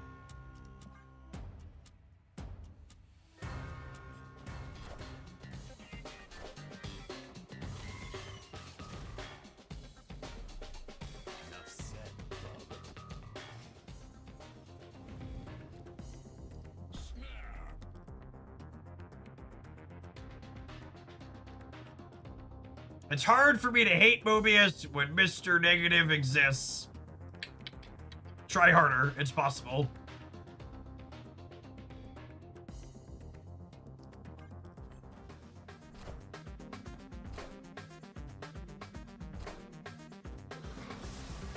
Ooh, that's really good. They even hit the copy on the Carnage here.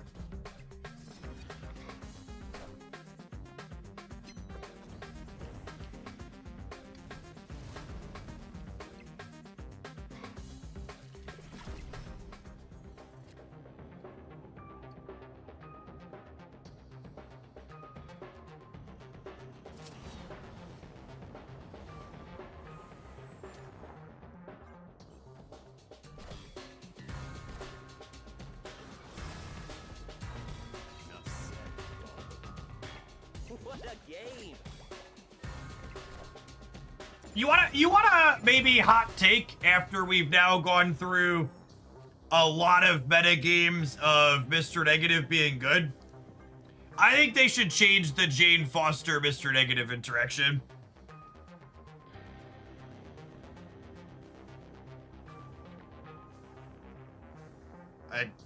I just like full cosign. It just shouldn't work. I don't care how you change it on the back end and how you word it. Just like she should draw based on the card that's on the deck, the cost that's on the card's corner when it goes in your deck. Have her pull hammers and Wasp and Yellow Jacket.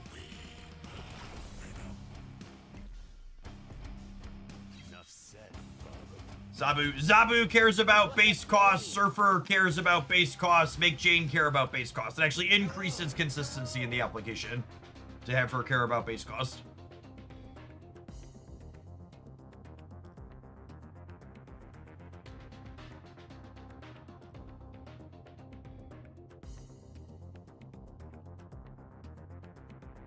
Yeah, I assume they're Zoling the center. And then they're huge on the right. They're gonna be... What's that? They're gonna be 34.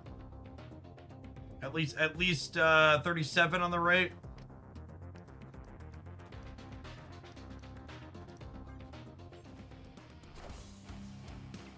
No! Cooked. Cooked!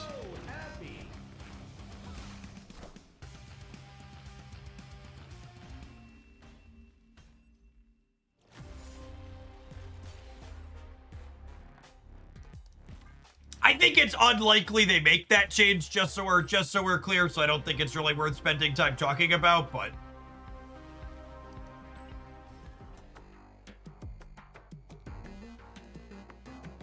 yeah, I agree, Anima Phoenix. I think Negative has enough good options at this point that it's still probably a competitive real deck without the Jade interaction. And you wanna maybe a interesting perspective to think about it from the Negative player side? Your cube equity with the Negative deck actually gets better in the games where you don't Jane, because any reasonable player is always leaving when you Jane them. So like, when you Negative and you draw well, your opponents are gonna stay away more frequently when Jane's not involved.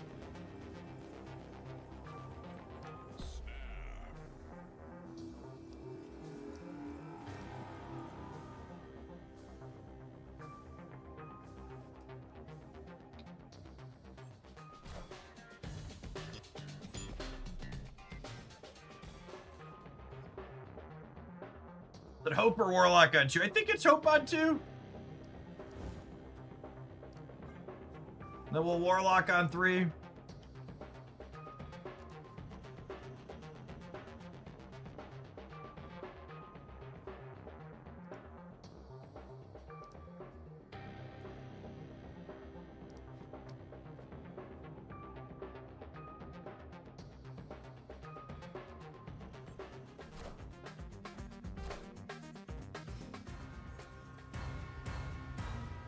Speak of the devil and he will appear.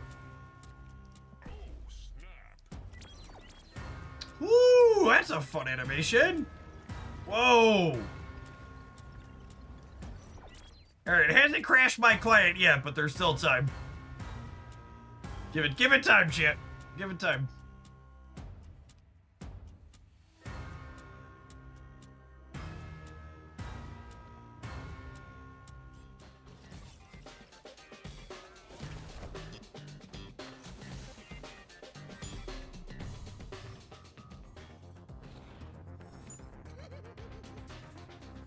Yeah, I don't know if they like hired a new graphics artist or they gave the existing graphics artist significantly more resources or what, but just like the animations for these last like month and a half worth of cards have just been absolute bangers. Just like week in and week out, some of the best complementary animations this game has ever had on any of its cards. They've been really sweet.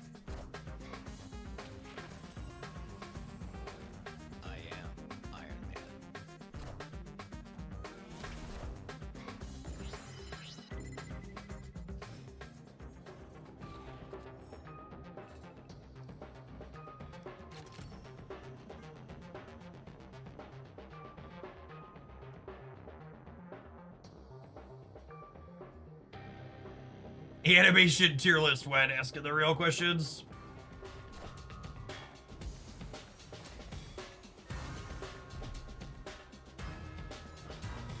Okay, and we see a little bit of Warlock's anti-synergy with She-Hulk here. A bunch of his triggers went on to She-Hulk.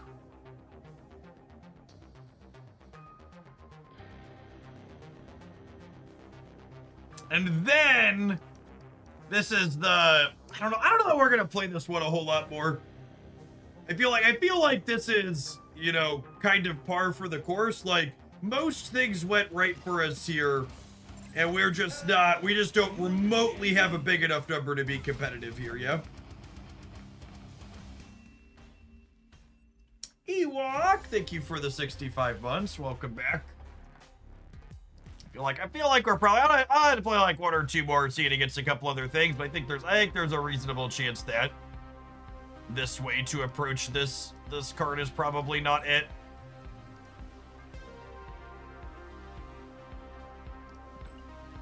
Well, I probably don't want that one actually.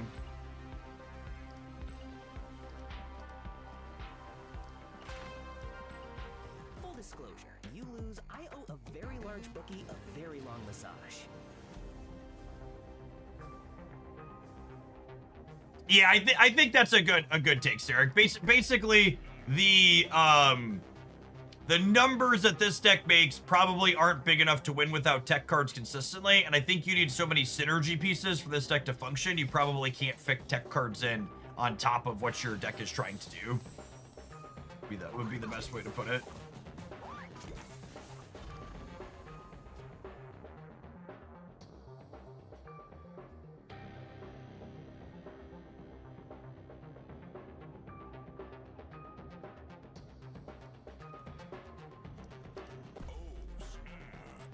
Evening boom.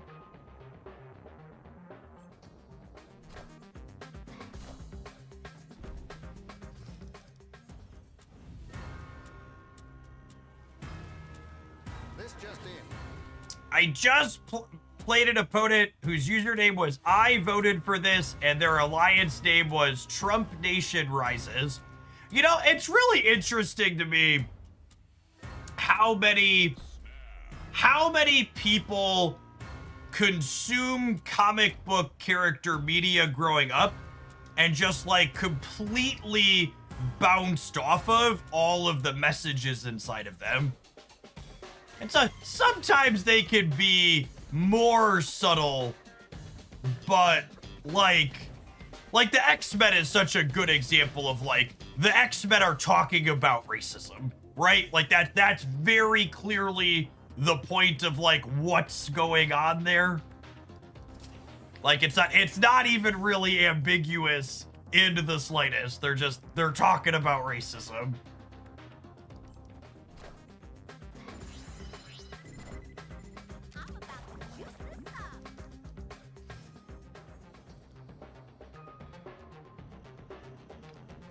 I've never seen an Obama or Biden alliance. Yeah. Oh, is it with all the Epstein stuff, they're like, well, you know, Bill Clinton's in the Epstein files too, and it's like, oh no, Bill Clinton's in the Epstein files. I guess I'm gonna have to get rid of my Bill Clinton hat and my Bill Clinton flag and my Bill Clinton coffee mug.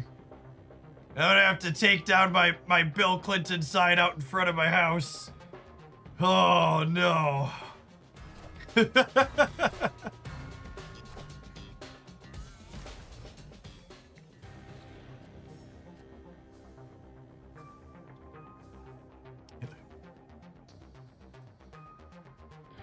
Clinton's in the Epstein files, Chad. He should be locked up with all the rest of the pedophiles listed there.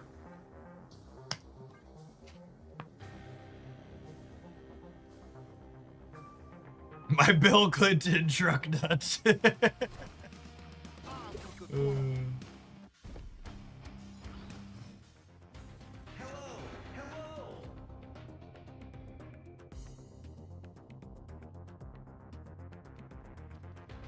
All right, we got some pity bumps here. I think I'm gonna go play Conquest.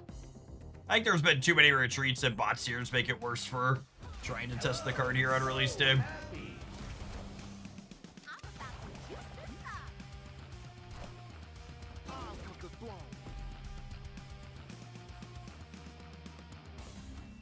Oh yeah, that's another good one.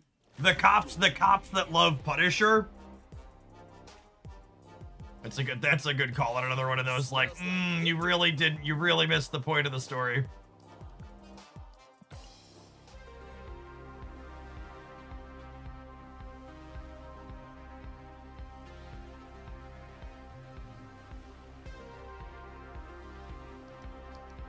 All right, let's do one more with this, and then I think we might change things up after the end break.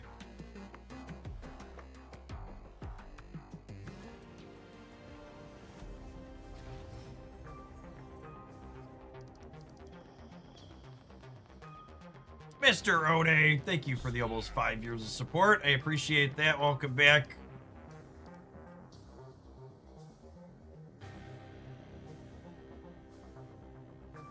How did you get a variant of Warlock already with the most powerful card in mobile gaming? Your credit card. You too can have cosmetics for whatever you want in Marvel Snap and many other games.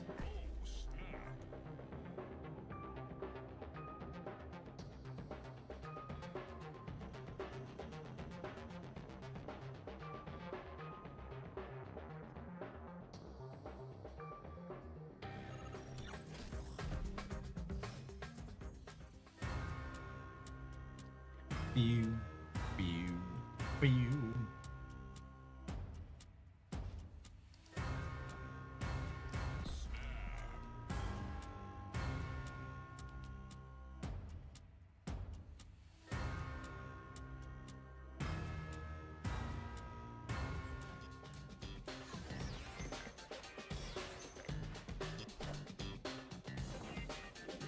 Don't you do it. Don't you take her away from me.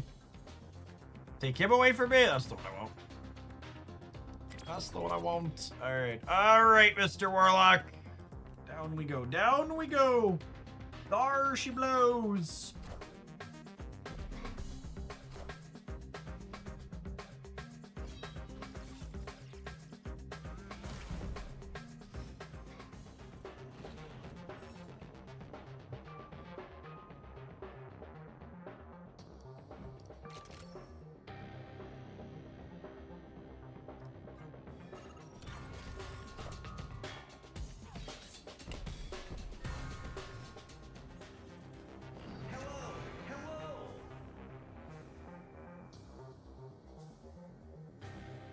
Well, if this ain't a Marvel Snap new card release day, I don't know. I don't know what is. Fall of Zebes, thank you for the 2 months. I appreciate that. Welcome back. Good afternoon.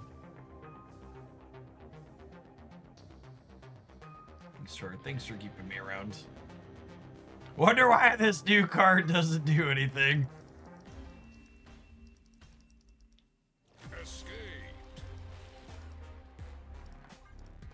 All right, this one kind of feels like it ain't it. I feel like I need a better. I feel like our numbers are not quite there.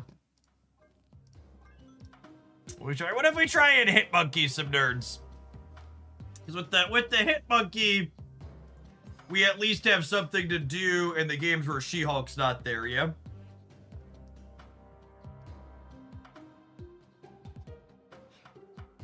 High Evo. I'd be really surprised if High Evo is good with Warlock. High Evo, generally speaking, doesn't want a full pass. Like with She-Hulk, usually it's passing like 1 or 2 energy per turn to trigger little things.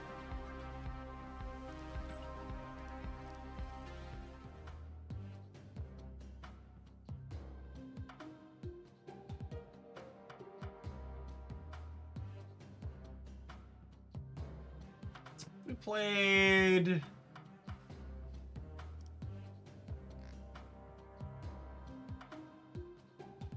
We put Surtur in here. Done that before too. Although I guess Warlock kind of takes up our 3 slot.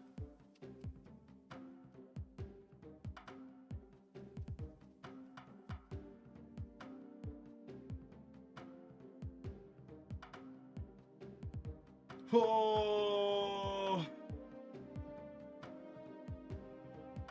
Victoria Hand. Victoria Hand's really not very good here. She only works with Moon Girl.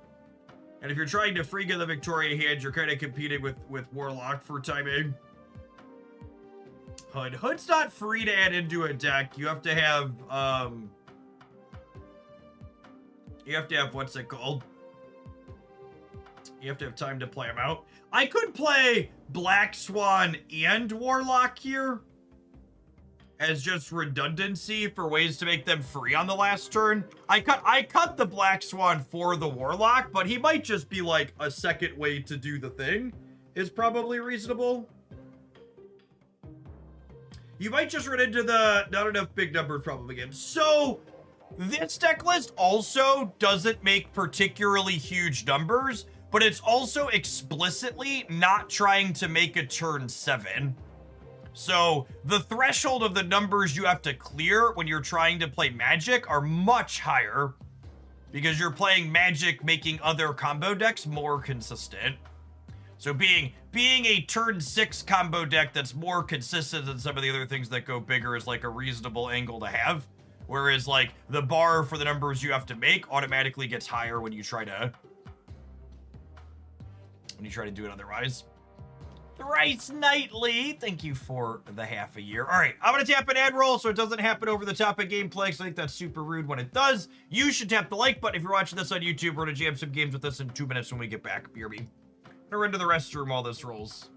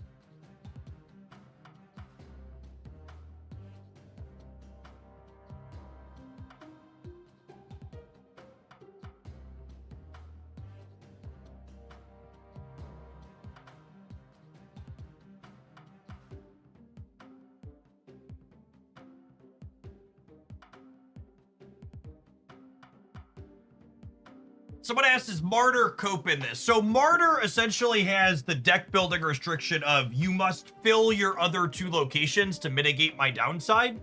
And this deck is not going to be doing that with any amount of consistency. You'll probably fill 1, but always filling 2 is tough.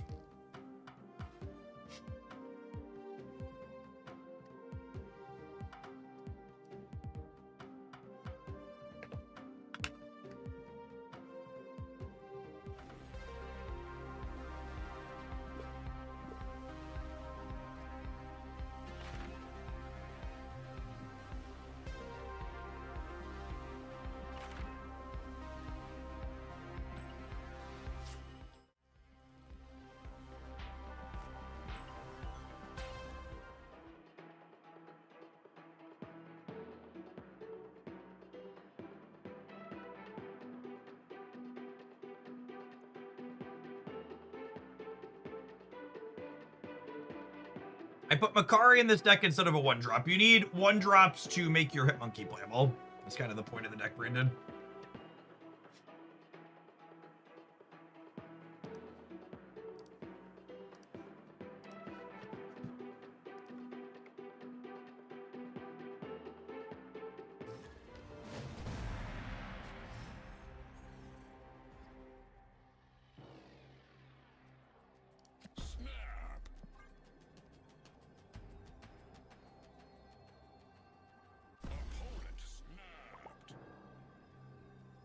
Unfortunately, Warlock applies discounts before She-Hulk, so your Warlock discounts can get used up on the She-Hulk.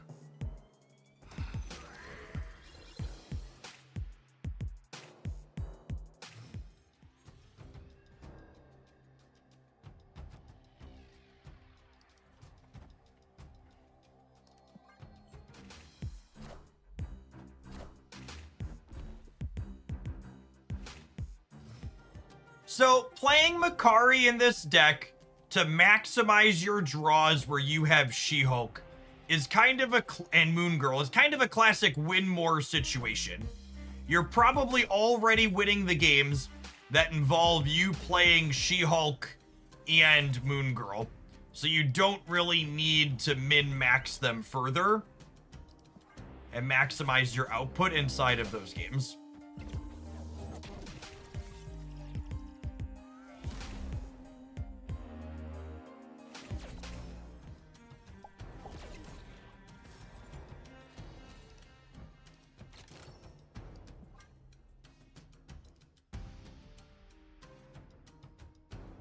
All right, so Warlock here.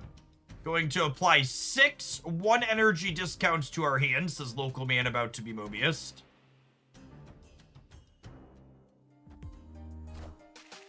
We are the future. That's fine.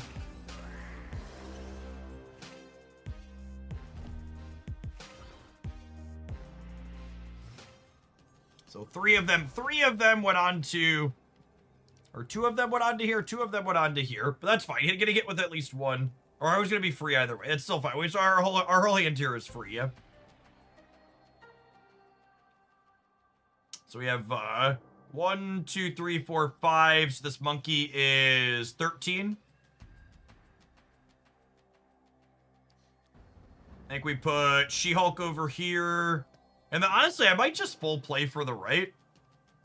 I guess I could keep them honest in the middle and then play the rest of these for here. I hate that.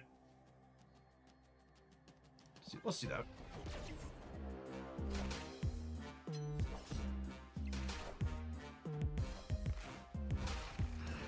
Minions. Oh, I should order these different for Warhead. Sure, that's a good call out. Absolutely the case. Well, that was a stellar proof of concept. Got the casserole here.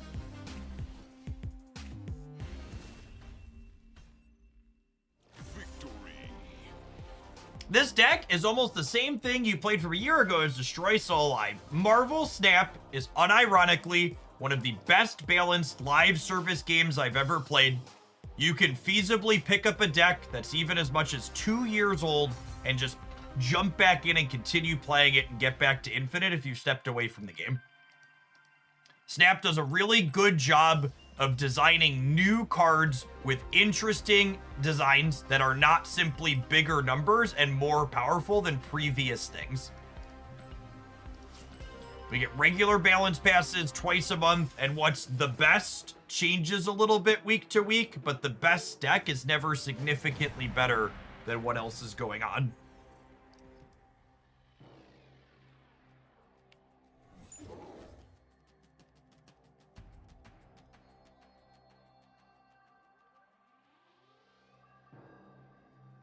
Oh, snap.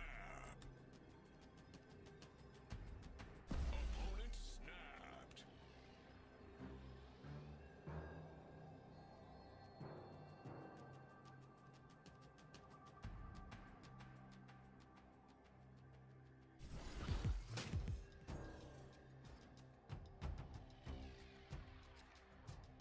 Black Swan is lovely. Then we'll get to go Hope into Moon Girl into Pass.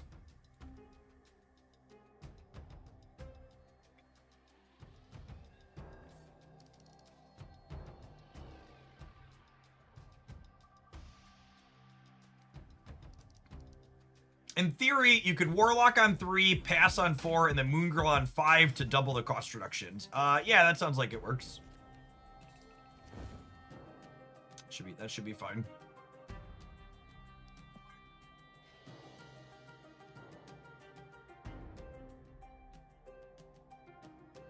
And then this is gonna be a game where we don't play Warlock, I don't think.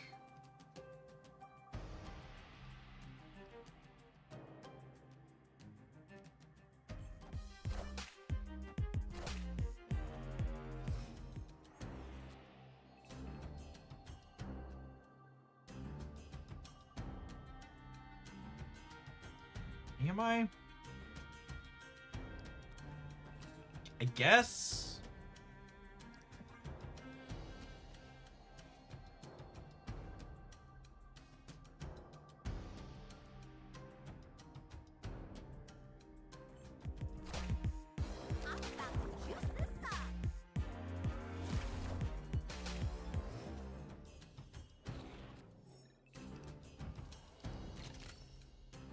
Not a particularly impressive amount of points that we're gonna have, but it seems fine. I assume they're gonna play out enough to take priority here. Prometheus, thank you for the 17 months. Appreciate that. Welcome back. Titania is free 99.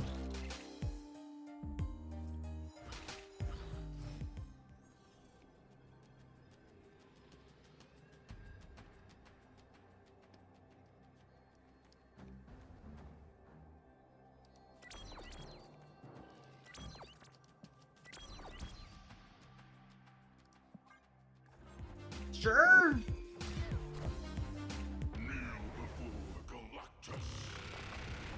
They're a weird Galactus deck. All right.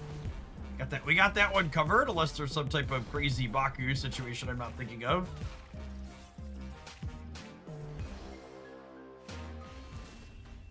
Victory.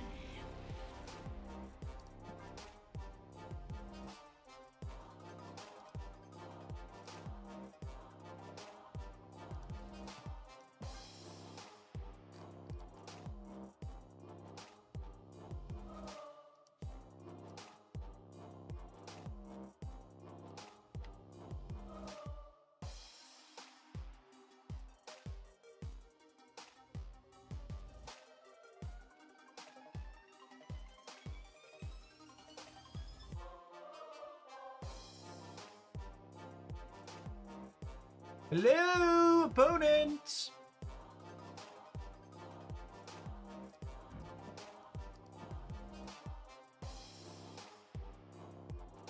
They just closed the app when they were done. This feels like a I swiped the app away vibe. My kingdom for conquest to be 8 cubes total, right?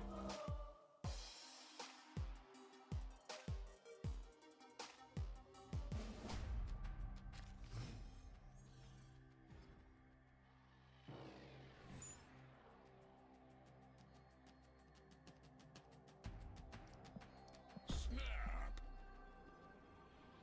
Opponent. Nope, they're here. All right. I don't mind if they want to play more games. We'll just play the game. No grief us. Is Gwenpool necessary for this deck? Gwenpool is simply a way to put numbers into play.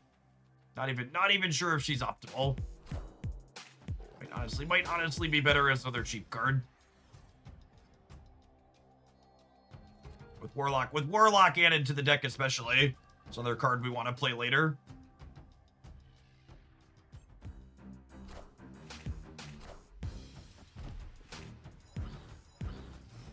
Doxy, you say? Yeah, something like that.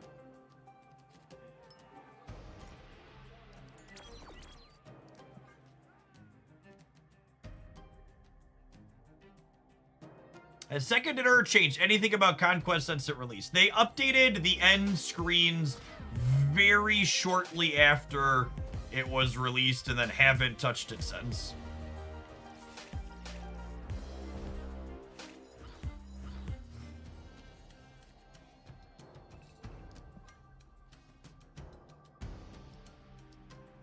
I wanna soak up some sun. Gonna tell everyone that Sunspot is here.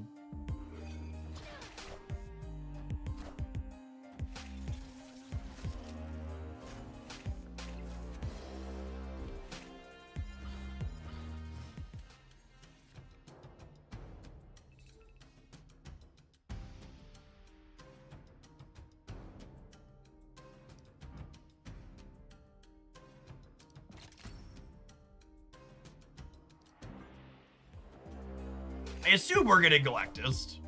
Wakanda forever. Wakanda forever. Do you think the new Human Torch should be overkill in this deck? Why would the new Human Torch do anything in this deck? I don't understand. What's relevant or useful about that card?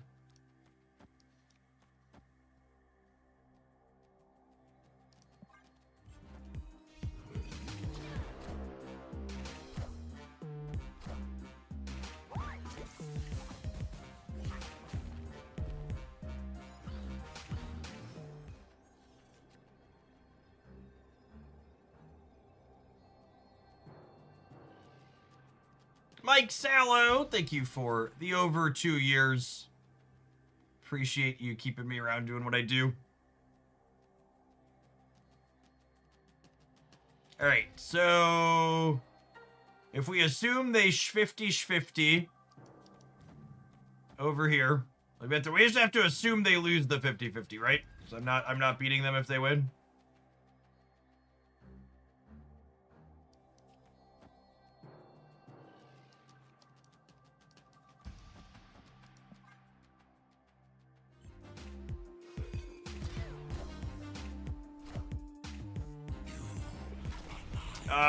I didn't do math, but I'm pretty sure we're beating that, yeah?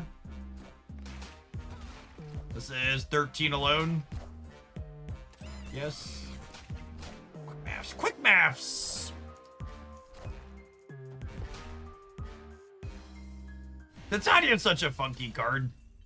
Just like she's doing stuff like this gives you outs in so many spots.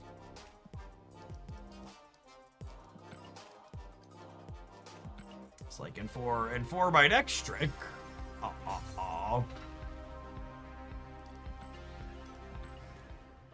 Yeah, good amount of stats in the last turn of the game there.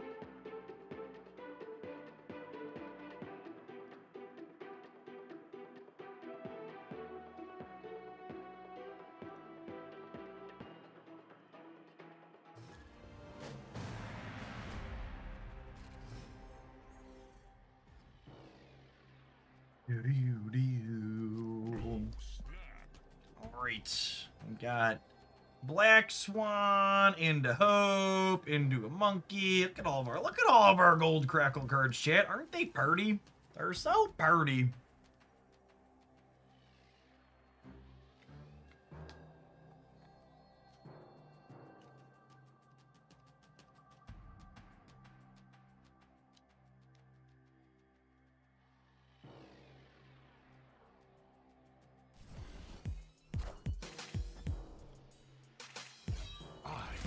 All right, discard. Can we keep up?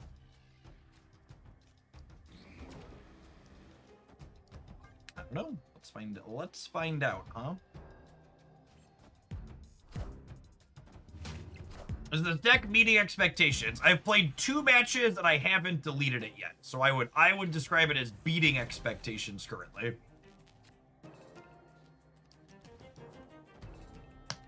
The key, chat, to not being disappointed in life is low expectations.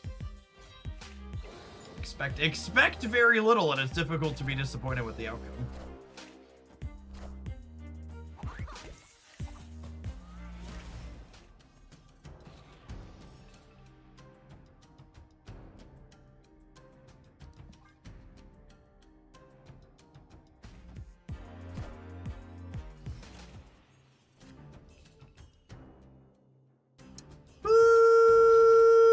Is that the best draw on my deck? I think that was the best draw on my deck.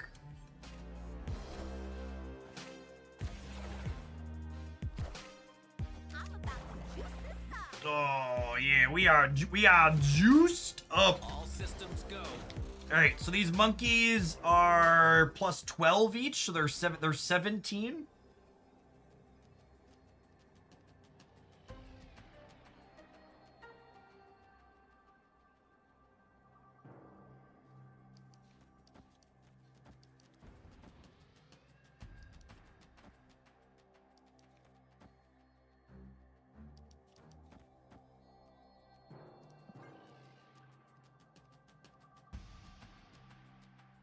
Seems pretty good for us, yeah. Dracula Swarm seems odd. Swarms are very stock in the Dracula build. You play them out before the Dracula happens.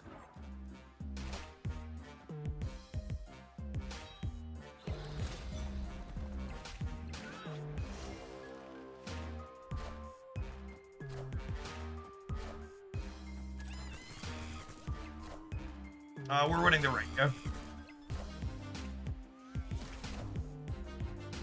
Oh yeah, that's true. Bullseye is less common, and Bullseye is actually the weird card in their deck. That's a good call. I didn't parse that. Bullseye is not usually played in the Dracula builds. Little half melted casserole. Win-win tie. Things you love to see. It.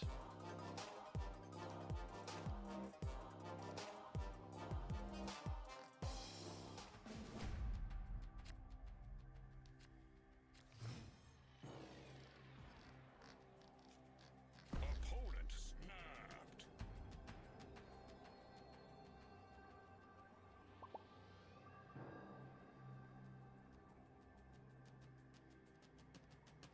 Oh, snap.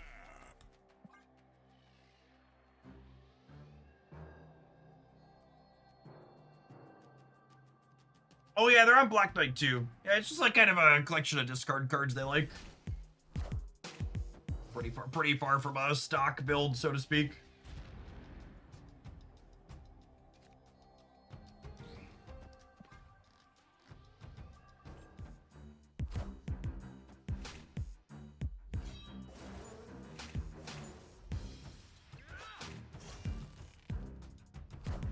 Well, that's a 3 power blade. Got me on the ropes right here.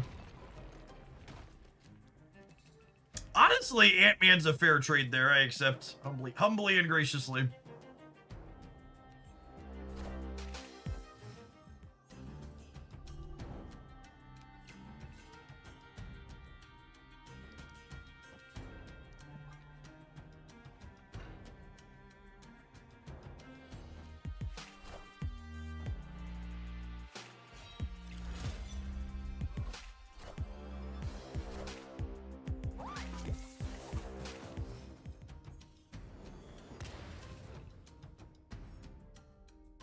Oh me, oh my. Oh me, oh my.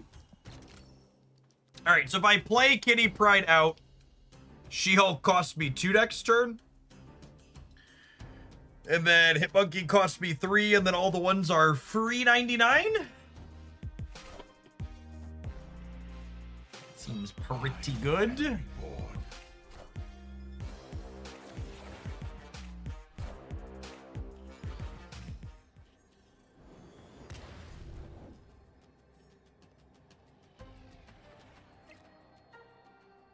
Okay, so Monkey is 15.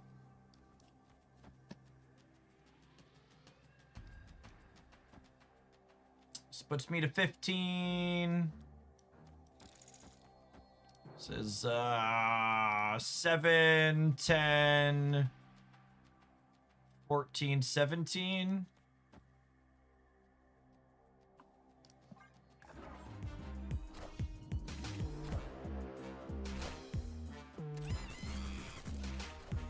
Breaker, give me some news. I think I've got a few points over you. They're up 11, we're up 18. Clean. Clean.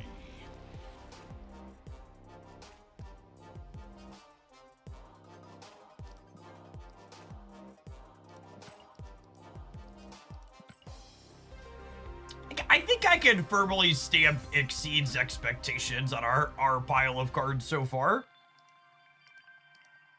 It's a nifty little mix.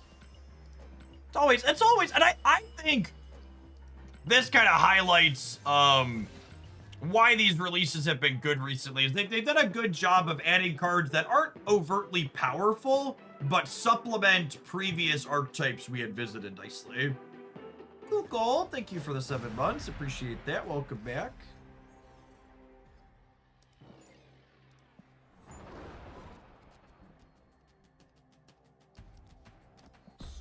This hand is stellar. Holy. Yeah, Warlock here is kind of acting as like Black Swan redundancy. You could play a less consistent version of the deck without him.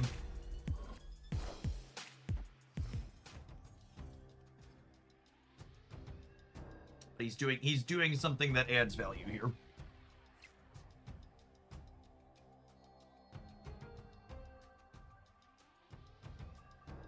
This draw is kind of punishing for not playing Sunspot on one and playing the kitty.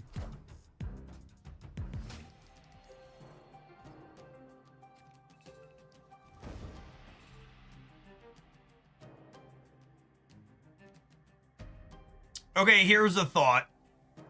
Do I tap Black Swan so I can fill the White Hot Room next turn? I think I do, yeah?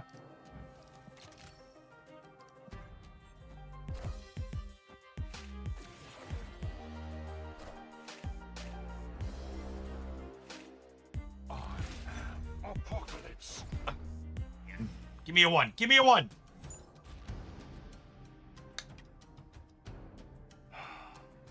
So sad. I'm so sad. Oh, such a terrible 50-50 to lose.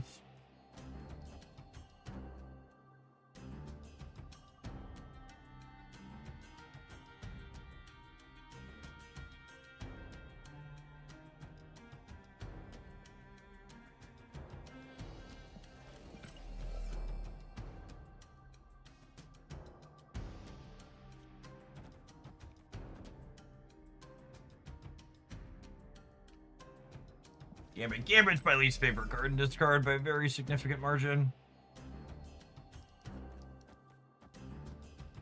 Really just sucks.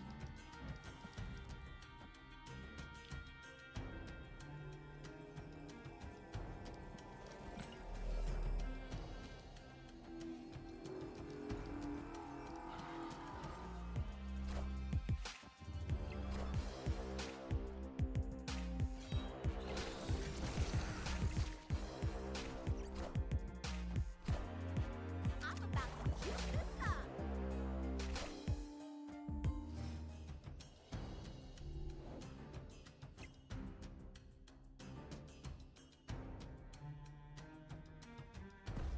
They killed my hope, so I don't have extra energy.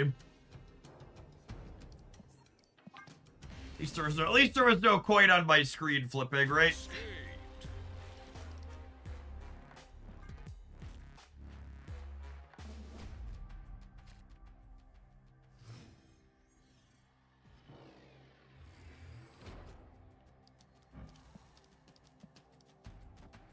Oh, snap.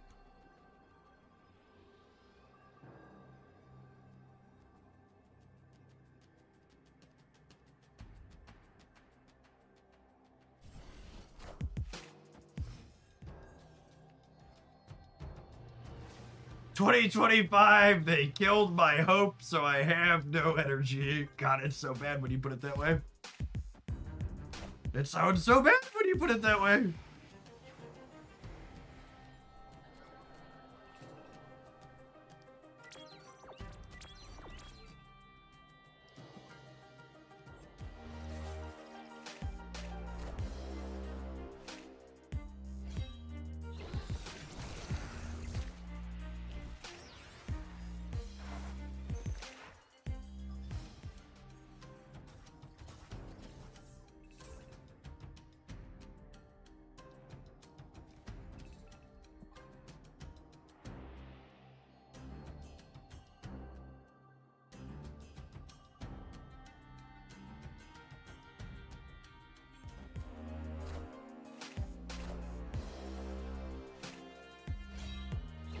I got Scorn back from the Alien.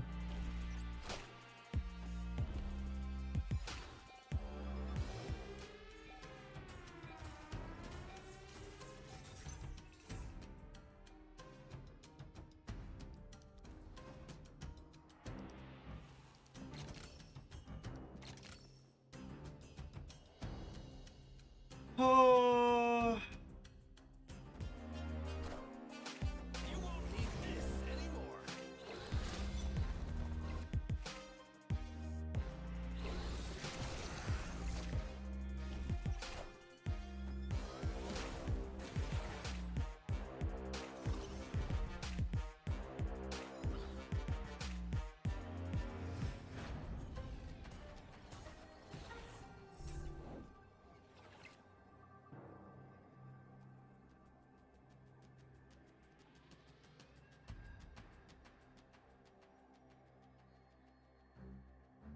So they have 18 points for 25. My hit monkey is 11.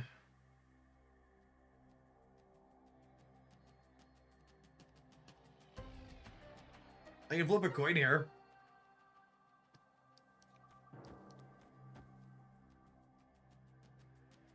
Opponent snapped. Don't want to play more games against them. I think I'll take the coin flip.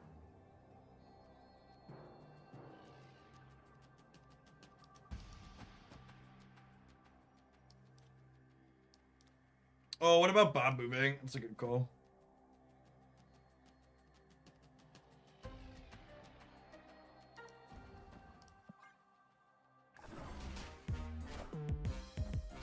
Oh, Dracula's nuts top deck. Holy shit.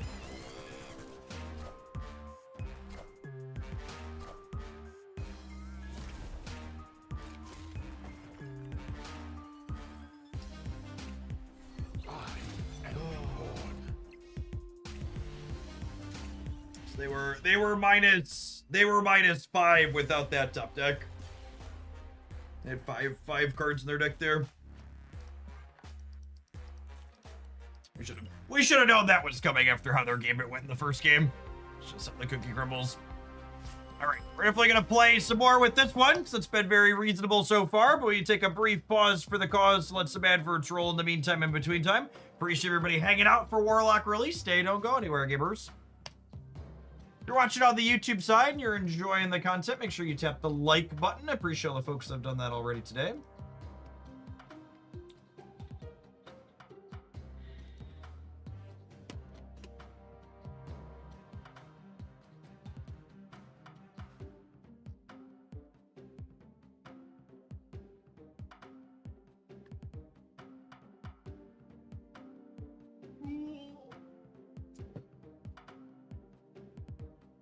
Can Warlock hit multiple cards? Yes, but Warlock also doesn't reduce a card that's already at 0 unless there's no other target. So in that last game, all my other cards were free, so it prioritized reducing She-Hulk. Epic. They all went on She-Hulk because everything else was free. It's kind of Warlock basically is templated like Kahori. For each energy you pass, it picks one card at random and gives it -1 cost.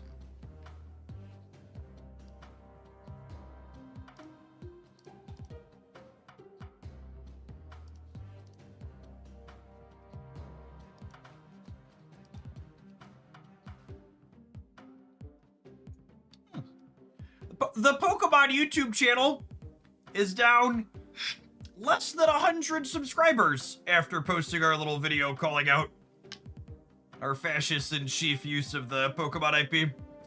I'd be curious to see if Nintendo gives them any pushback on that.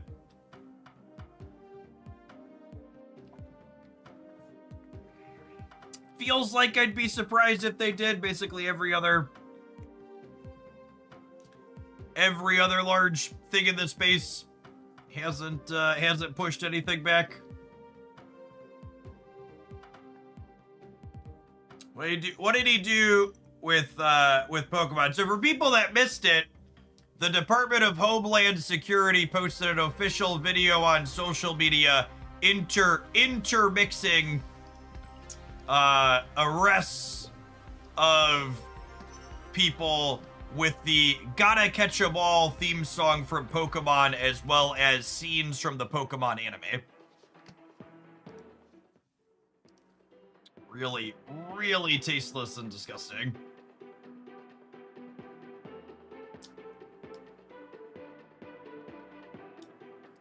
It's real bad to say the least.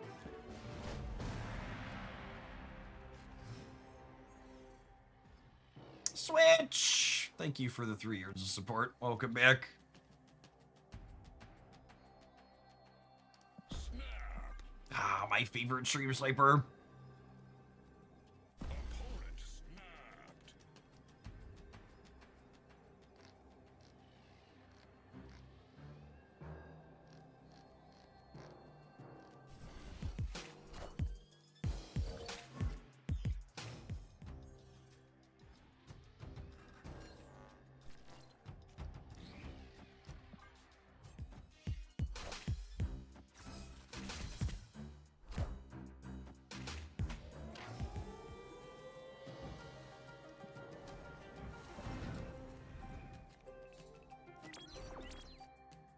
right. Look at our activate friends here, charging up in the center.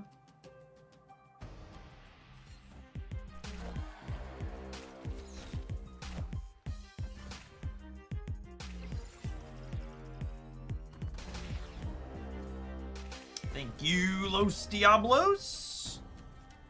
Appreciate you.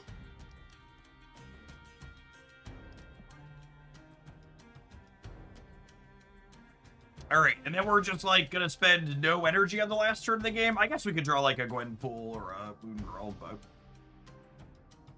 we're about to get charged up here.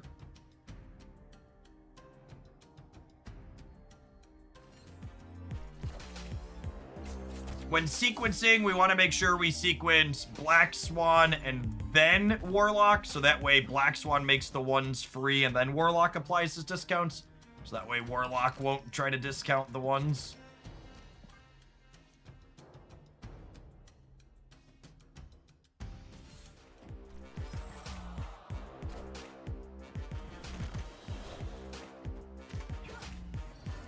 All right, so they have one of our ones.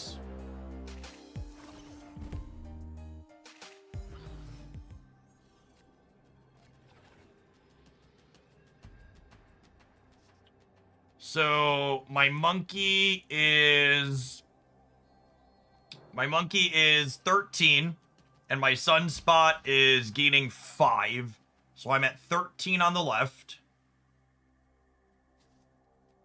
I think I want to put my biggest thing possible over here. And I think I just play hard for the right and we just keep them honest in the center.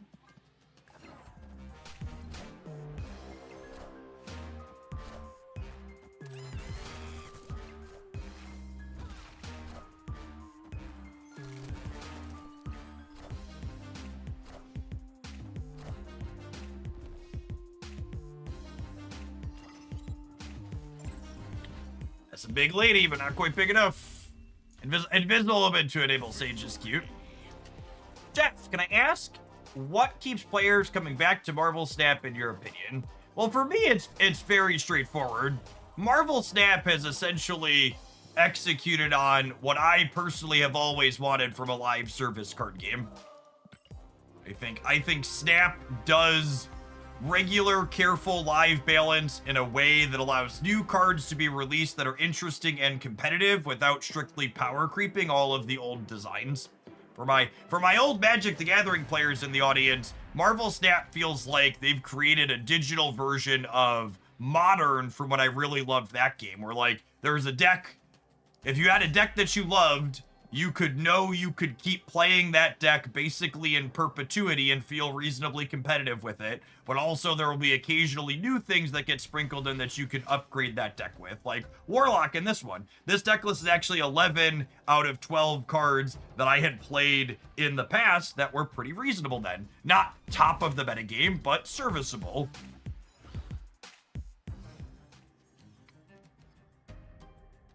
And now it has a new toy in Warlock.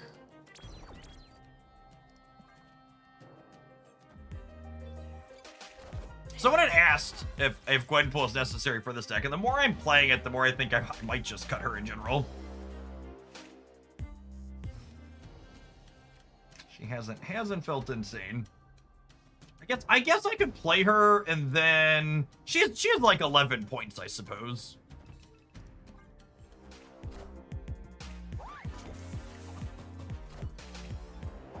That's probably fine.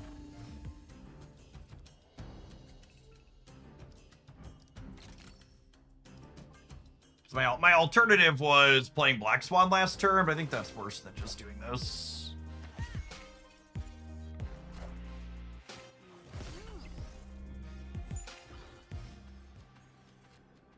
Shanoobster, thank you for the 3/4 of a year. Welcome back. His animation is very good.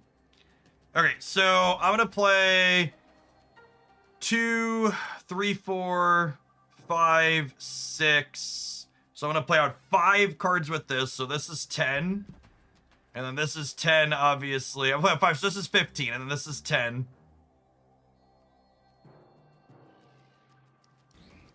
I think it's just this. I think it's just this.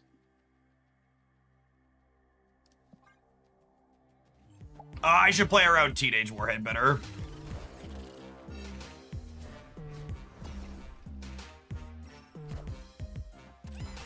And then we're at 19 on the left here with the Kitty Pride. Clean game. Coolly and calmly calculated. Thanks for the forge. Victory.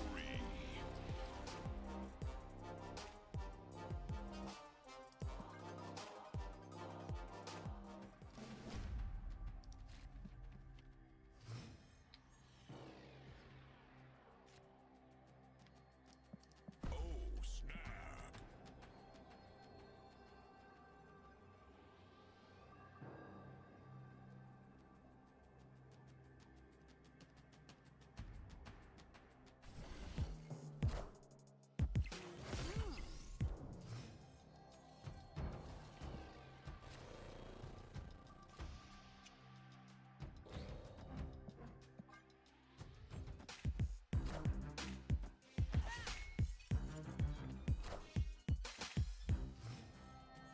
The Rock unironically carried. To be fair, if the Rock hadn't been there, I would have gotten a discount on something else.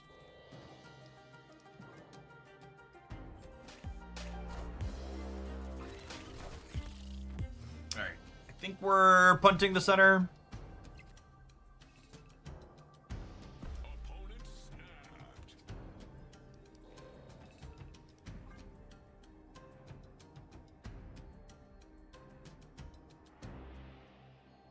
I doubt Warhead is in their deck since the nerf to 4 cost. Sure, but it was free to play around it.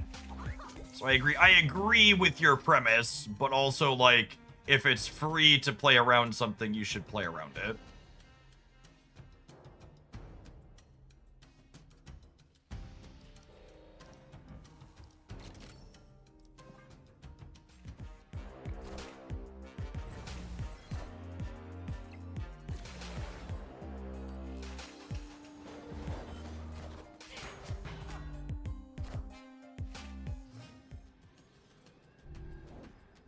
Gosh, that's probably just like a worst case scenario on both sides for us, so.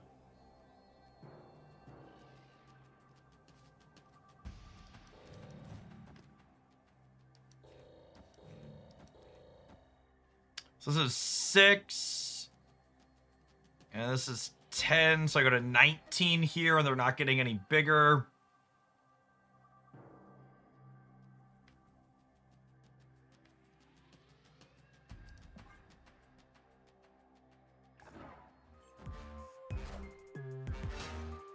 Damn.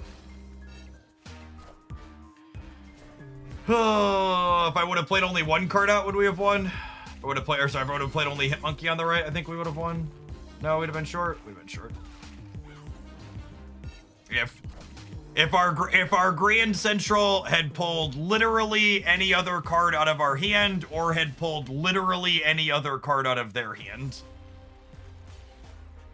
we would have been fine. Rip.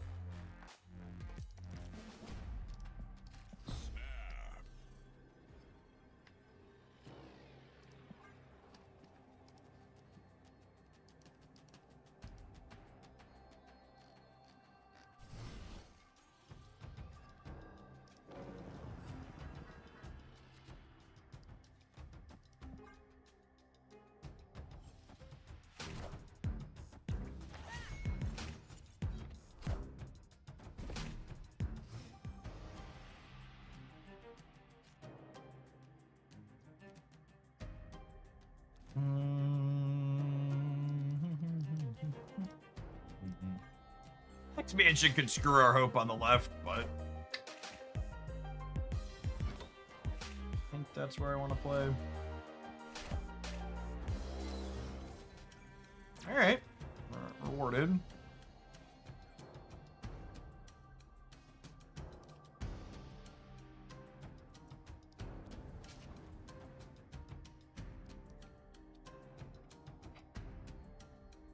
Our lack of Swan and Warlock here is sad.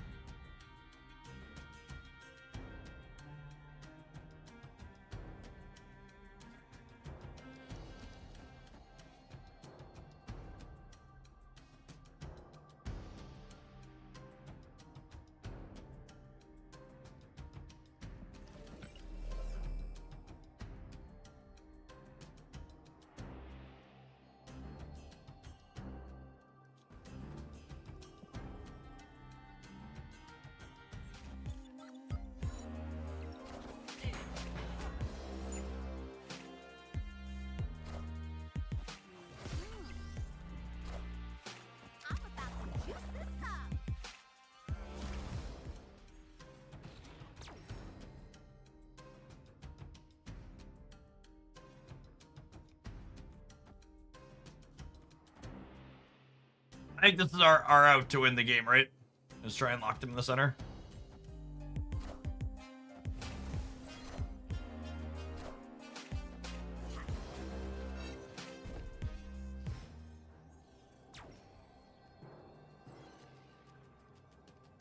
Okay.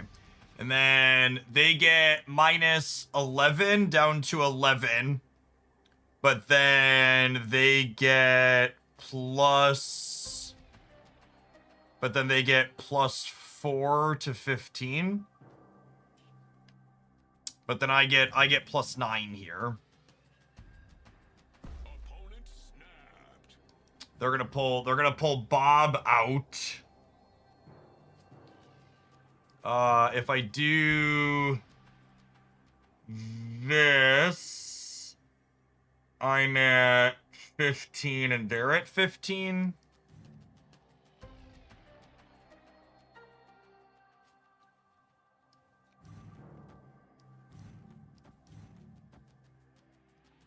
This puts me at 20 to them at 15, and then the Hit Monkey kicks left as a 9-12 power thing. Sorry, as a 10 power thing. Math. Yeah.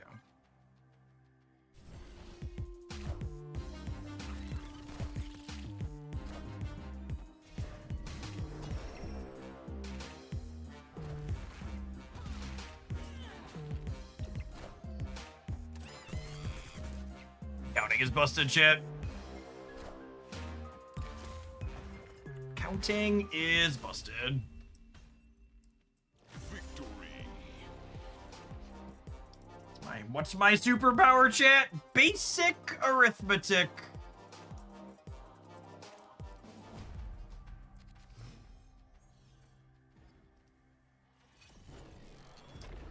I'm not familiar with how U.S. politics works. Is the U.S. president really some kind of absolute monarch and those before Trump just didn't abuse their power? Or is there something akin to a parliament that could contain him and is unwilling to? Yes, there is. Both the Supreme Court and Congress have the ability to check the power of the president, and both of them have decided that they wish to be complicit in everything that is going on. Yeah, I think that's a good way to put it. Trump is a symbol. He is not the entirety of the disease. The only reason Trump is able to do what he does is because the entirety of the Republican Party is okay with everything that he does.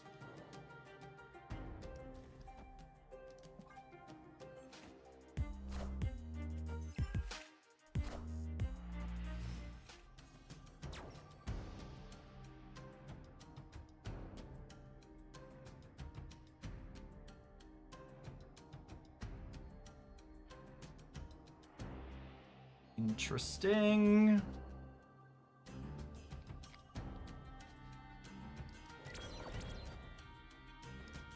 So we're doing this.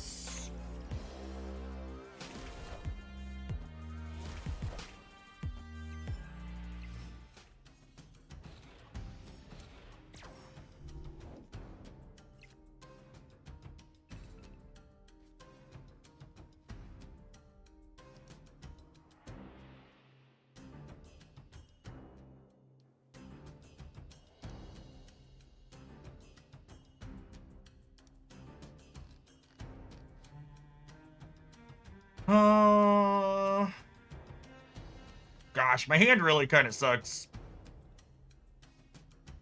I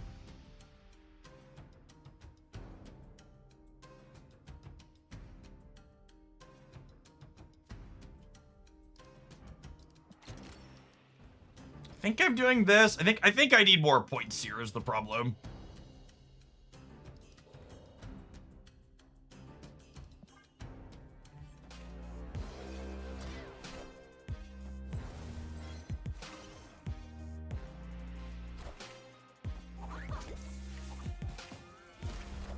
I don't currently have a She-Hulk or a monkey. And if I draw a She-Hulk, my line on this last turn is less good, but there's a monkey. So I have 8 energy. This is 3, 4, 5, 6. I have 6 total. How big is this over here? It's like relatively big, yeah. This is 9, 13, 19, 24, 28. My monkey's got some amount. Them putting their point center is good for us here. That is a 17 fucking power Sebastian Shaw. Christ almighty. Yeah, I guess they did just have unchecked Viv Vision starting on turn 3, huh? They just like had Shaw and Surfer in their opener. Good beat. And they had Shaw, Surfer, and Brood into their unchecked Viv Vision. Brutal. Yeah, I got one more shot to take their points away here.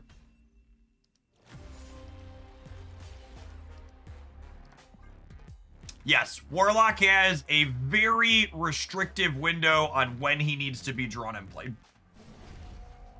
Needs to be drawn and played in the first 4 turns of the game, essentially. And I think part of his problem is you can't really play him with magic because the decks where your upside is not big enough to go over the top of other magic decks, is essentially the problem.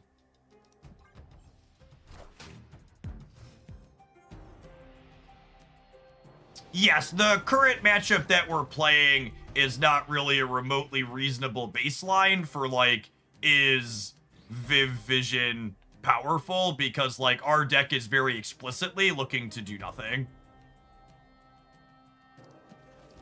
Do we ever Kitty plus Titania middle? No, it's messy. It's just not worth it.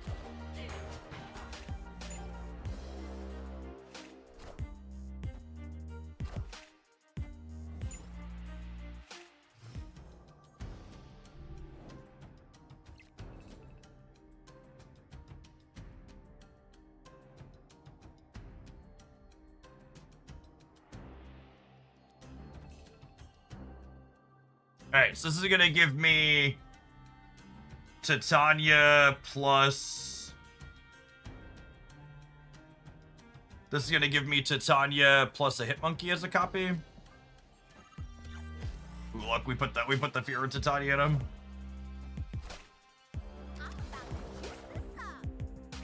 Oh, it's just Titania. Oh, shit. Well, my brain's real bad.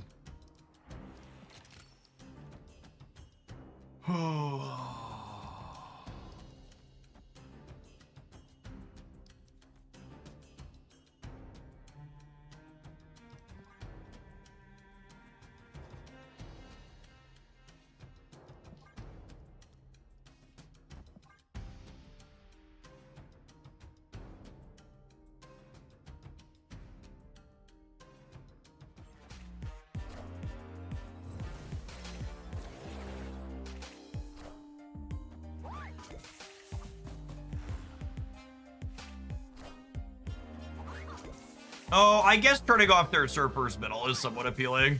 That's fair.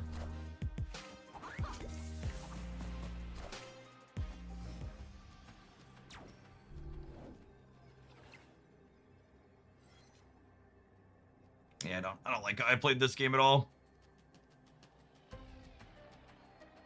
Every Surfer is +6 on the right, so they go up to 39 over there.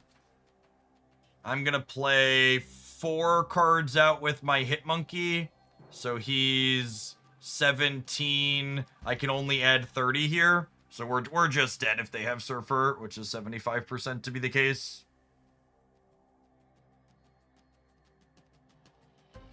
Right? That maths.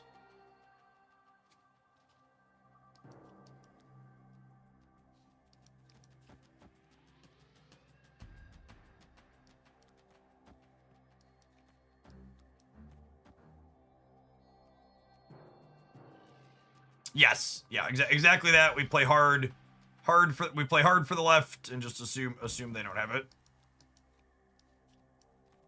This is enough to win here, yeah. This is puts us up to 20.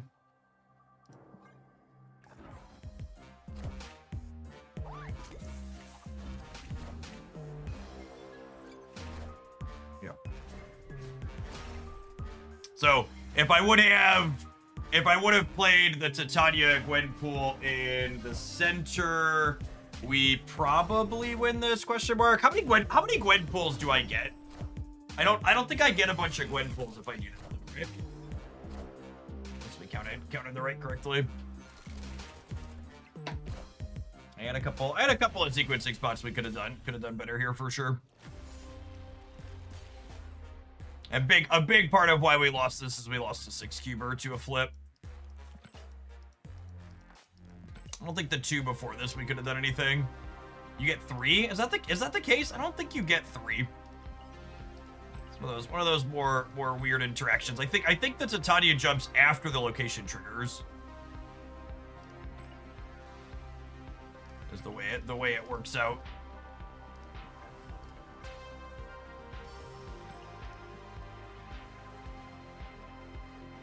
Or is it when you play Titania, do 2 jump to start? I actually don't know. I feel like I need to write that one down.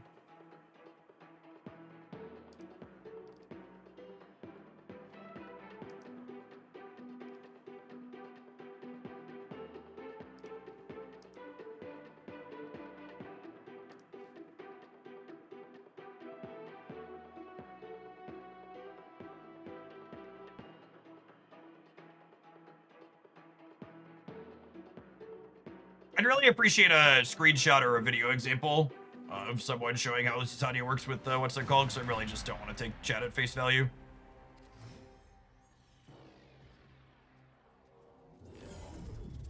My expectation is that you'd only get 1 Gwenpool. Oh, snap.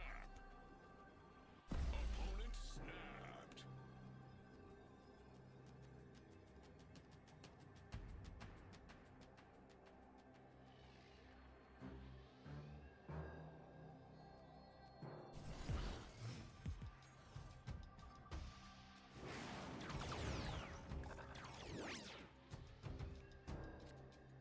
Discard is probably favored into the Nexus. I would wager they make a better raw linear number than we do. Taking their score away is not nothing, though. Makes them potentially less consistent.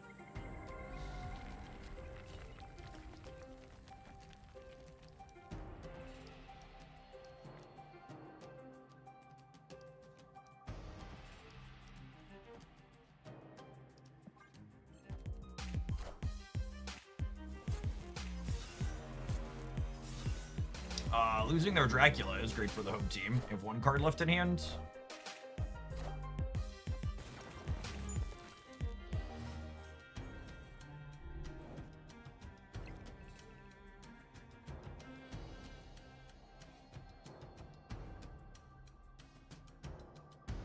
Unless Khonshu. If it's a Khonshu, they're only a coin flip to get it on the Nexus, and I think we still end up pretty ahead in that situation.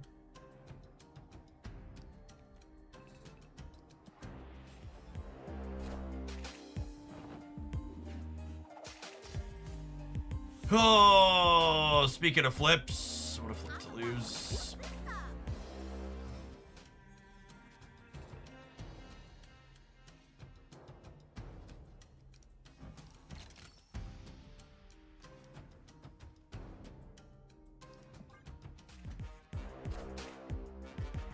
There's a double flip as well, because there's a Titania in their pool. Yes, it is. That's true.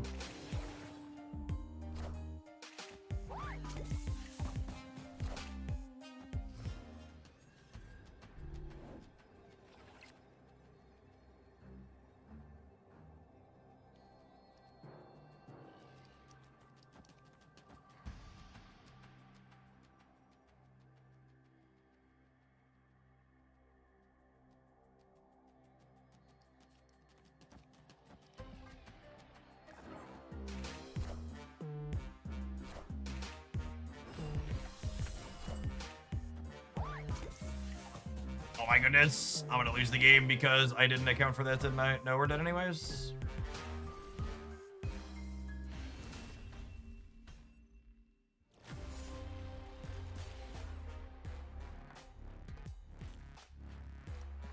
I clicked the wrong button. My kingdom for this to just be 8 cubes.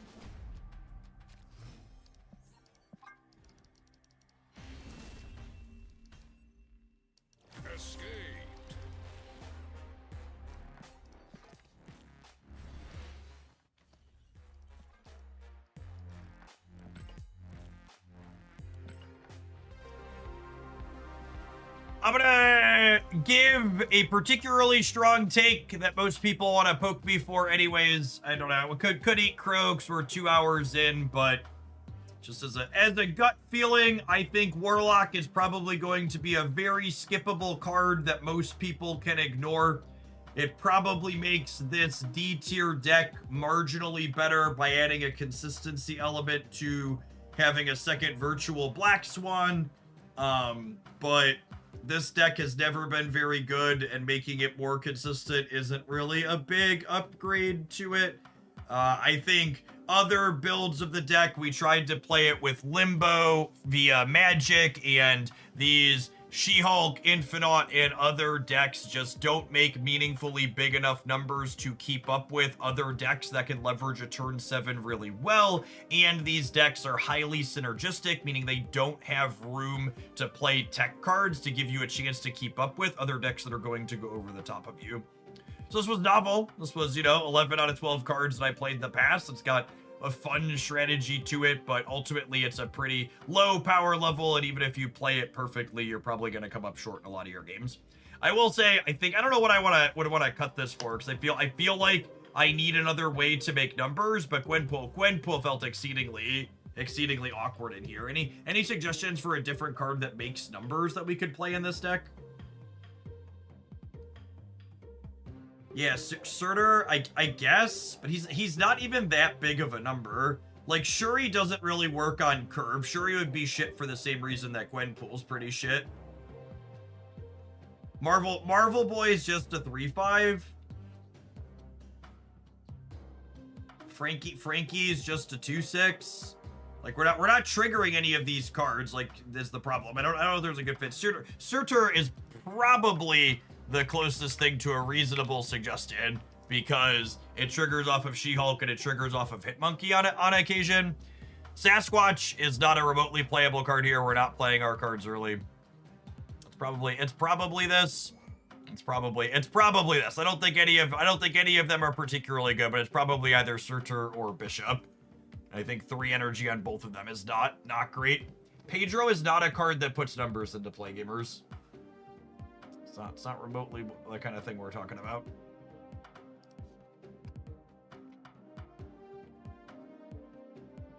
Yeah, I agree with Kyle. This deck is like turtle, explode on the last turn, and most of the suggestions people are making means they're missing the kind of fundamental point of what the deck is looking to do.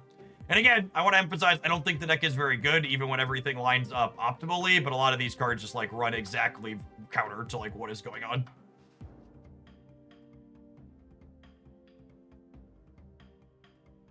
I wonder if Warlock will do a thing in Bounce. Bounce is very explicitly a deck that does not want to skip a turn you're not using any of its energy. Bounce is a deck that, if anything, would use twice as much energy as it currently has. Could Sue help Sunspot when you pass your turn? So the thing about that type of suggestion is, in that type of game, you have to have both Sue and Warlock by turn 4, and you had to have one of them on turn 3. And it's just such a very specific sequencing of cards you have to draw in order for it to be usable. You want what could maybe be a hot take, chat?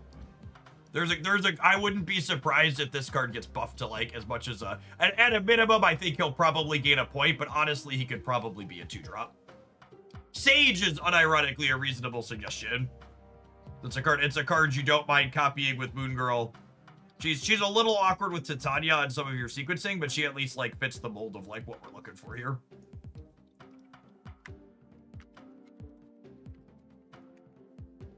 Yeah, I don't know. I'm expecting people who buy Warlock will probably play him for weekend missions and then do absolutely nothing with him from there.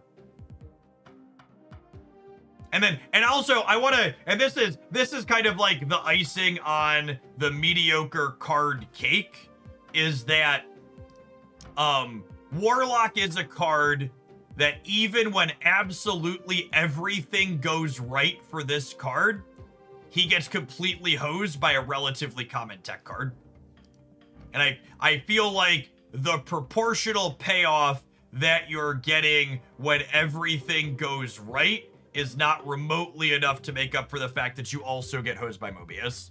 Yeah. So you're like, all right, pie in the sky, my best case draw scenario, my deck's like a 7.5 out of 10 if I'm lucky. And then my 7.5 out of 10 turns into a 3 out of 10 if they happen to have Mobius.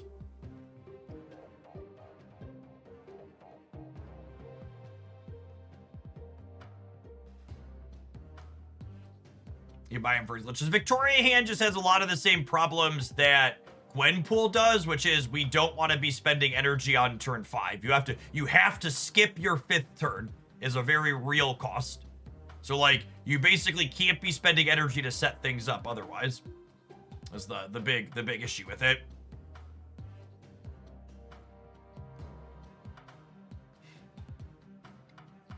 So you should buy Frigga instead. You should absolutely spend resources on a good card rather than Warlock.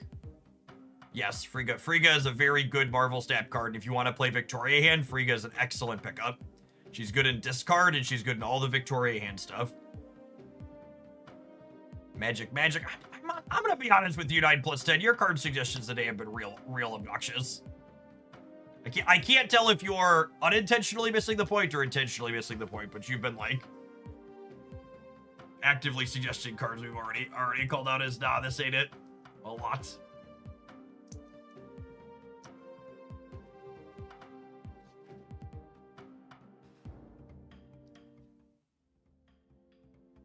What time is it, chat? Oh, it's the perfect time for a wonderful advert for Holzkern. Holzkern makes a wonderful selection of timepieces and jewelry for both men and women, and they are one of the wonderful sponsors of our stream this month. My lapis lazuli timepiece here.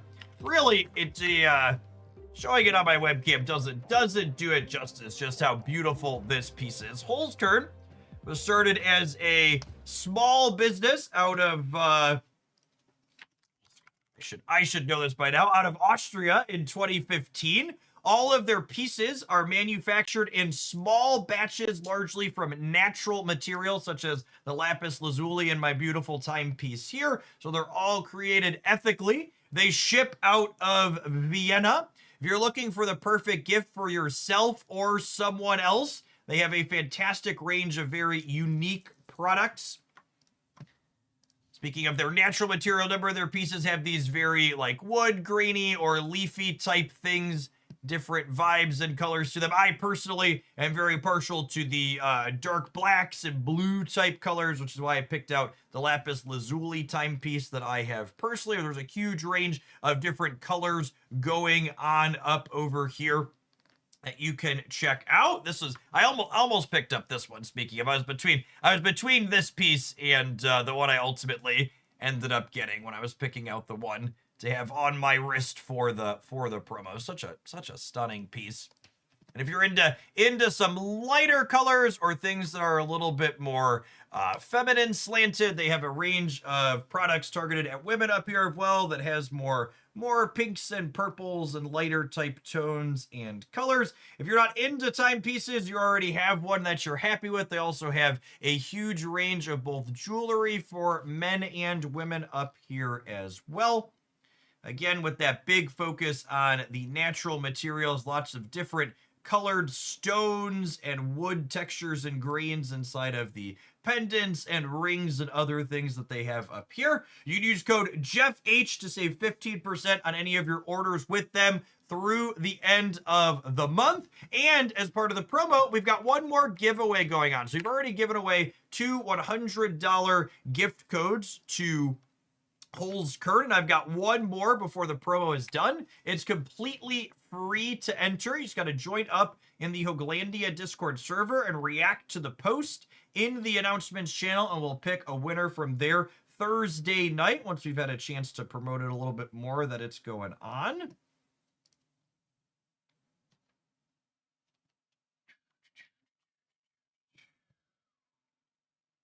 It's a very, very slick, clean blue and silver piece there. Range of earrings and necklaces and brooches. All sorts of different stuff up here from Holzkern. Holzkern means wood core in German, gamers. homage to how they focus on their natural materials. Butterfly is cute. Oh, and of course, because gestures broadly at the world around him, if you are someone like myself that's located in the United States, Holzkern has done their due diligence to make sure that anything that you order from their store is not going to get hit with any surprises as they're shipping into the US. As one of the many places where they ship globally, you're guaranteed that whatever you pay for your piece on their site, it's not going to get hit with any import costs or surprise tariffs or anything like that as it comes in across US customs as it ships from Vienna, where all their products ship from worldwide. Always nice to work with a company that gets appropriately out ahead of logistical things such as that. Also have various sunglasses up here too. Take a quick scroll through those. There's some wood green and nature focused textures and themes on those as well as some more classical designs.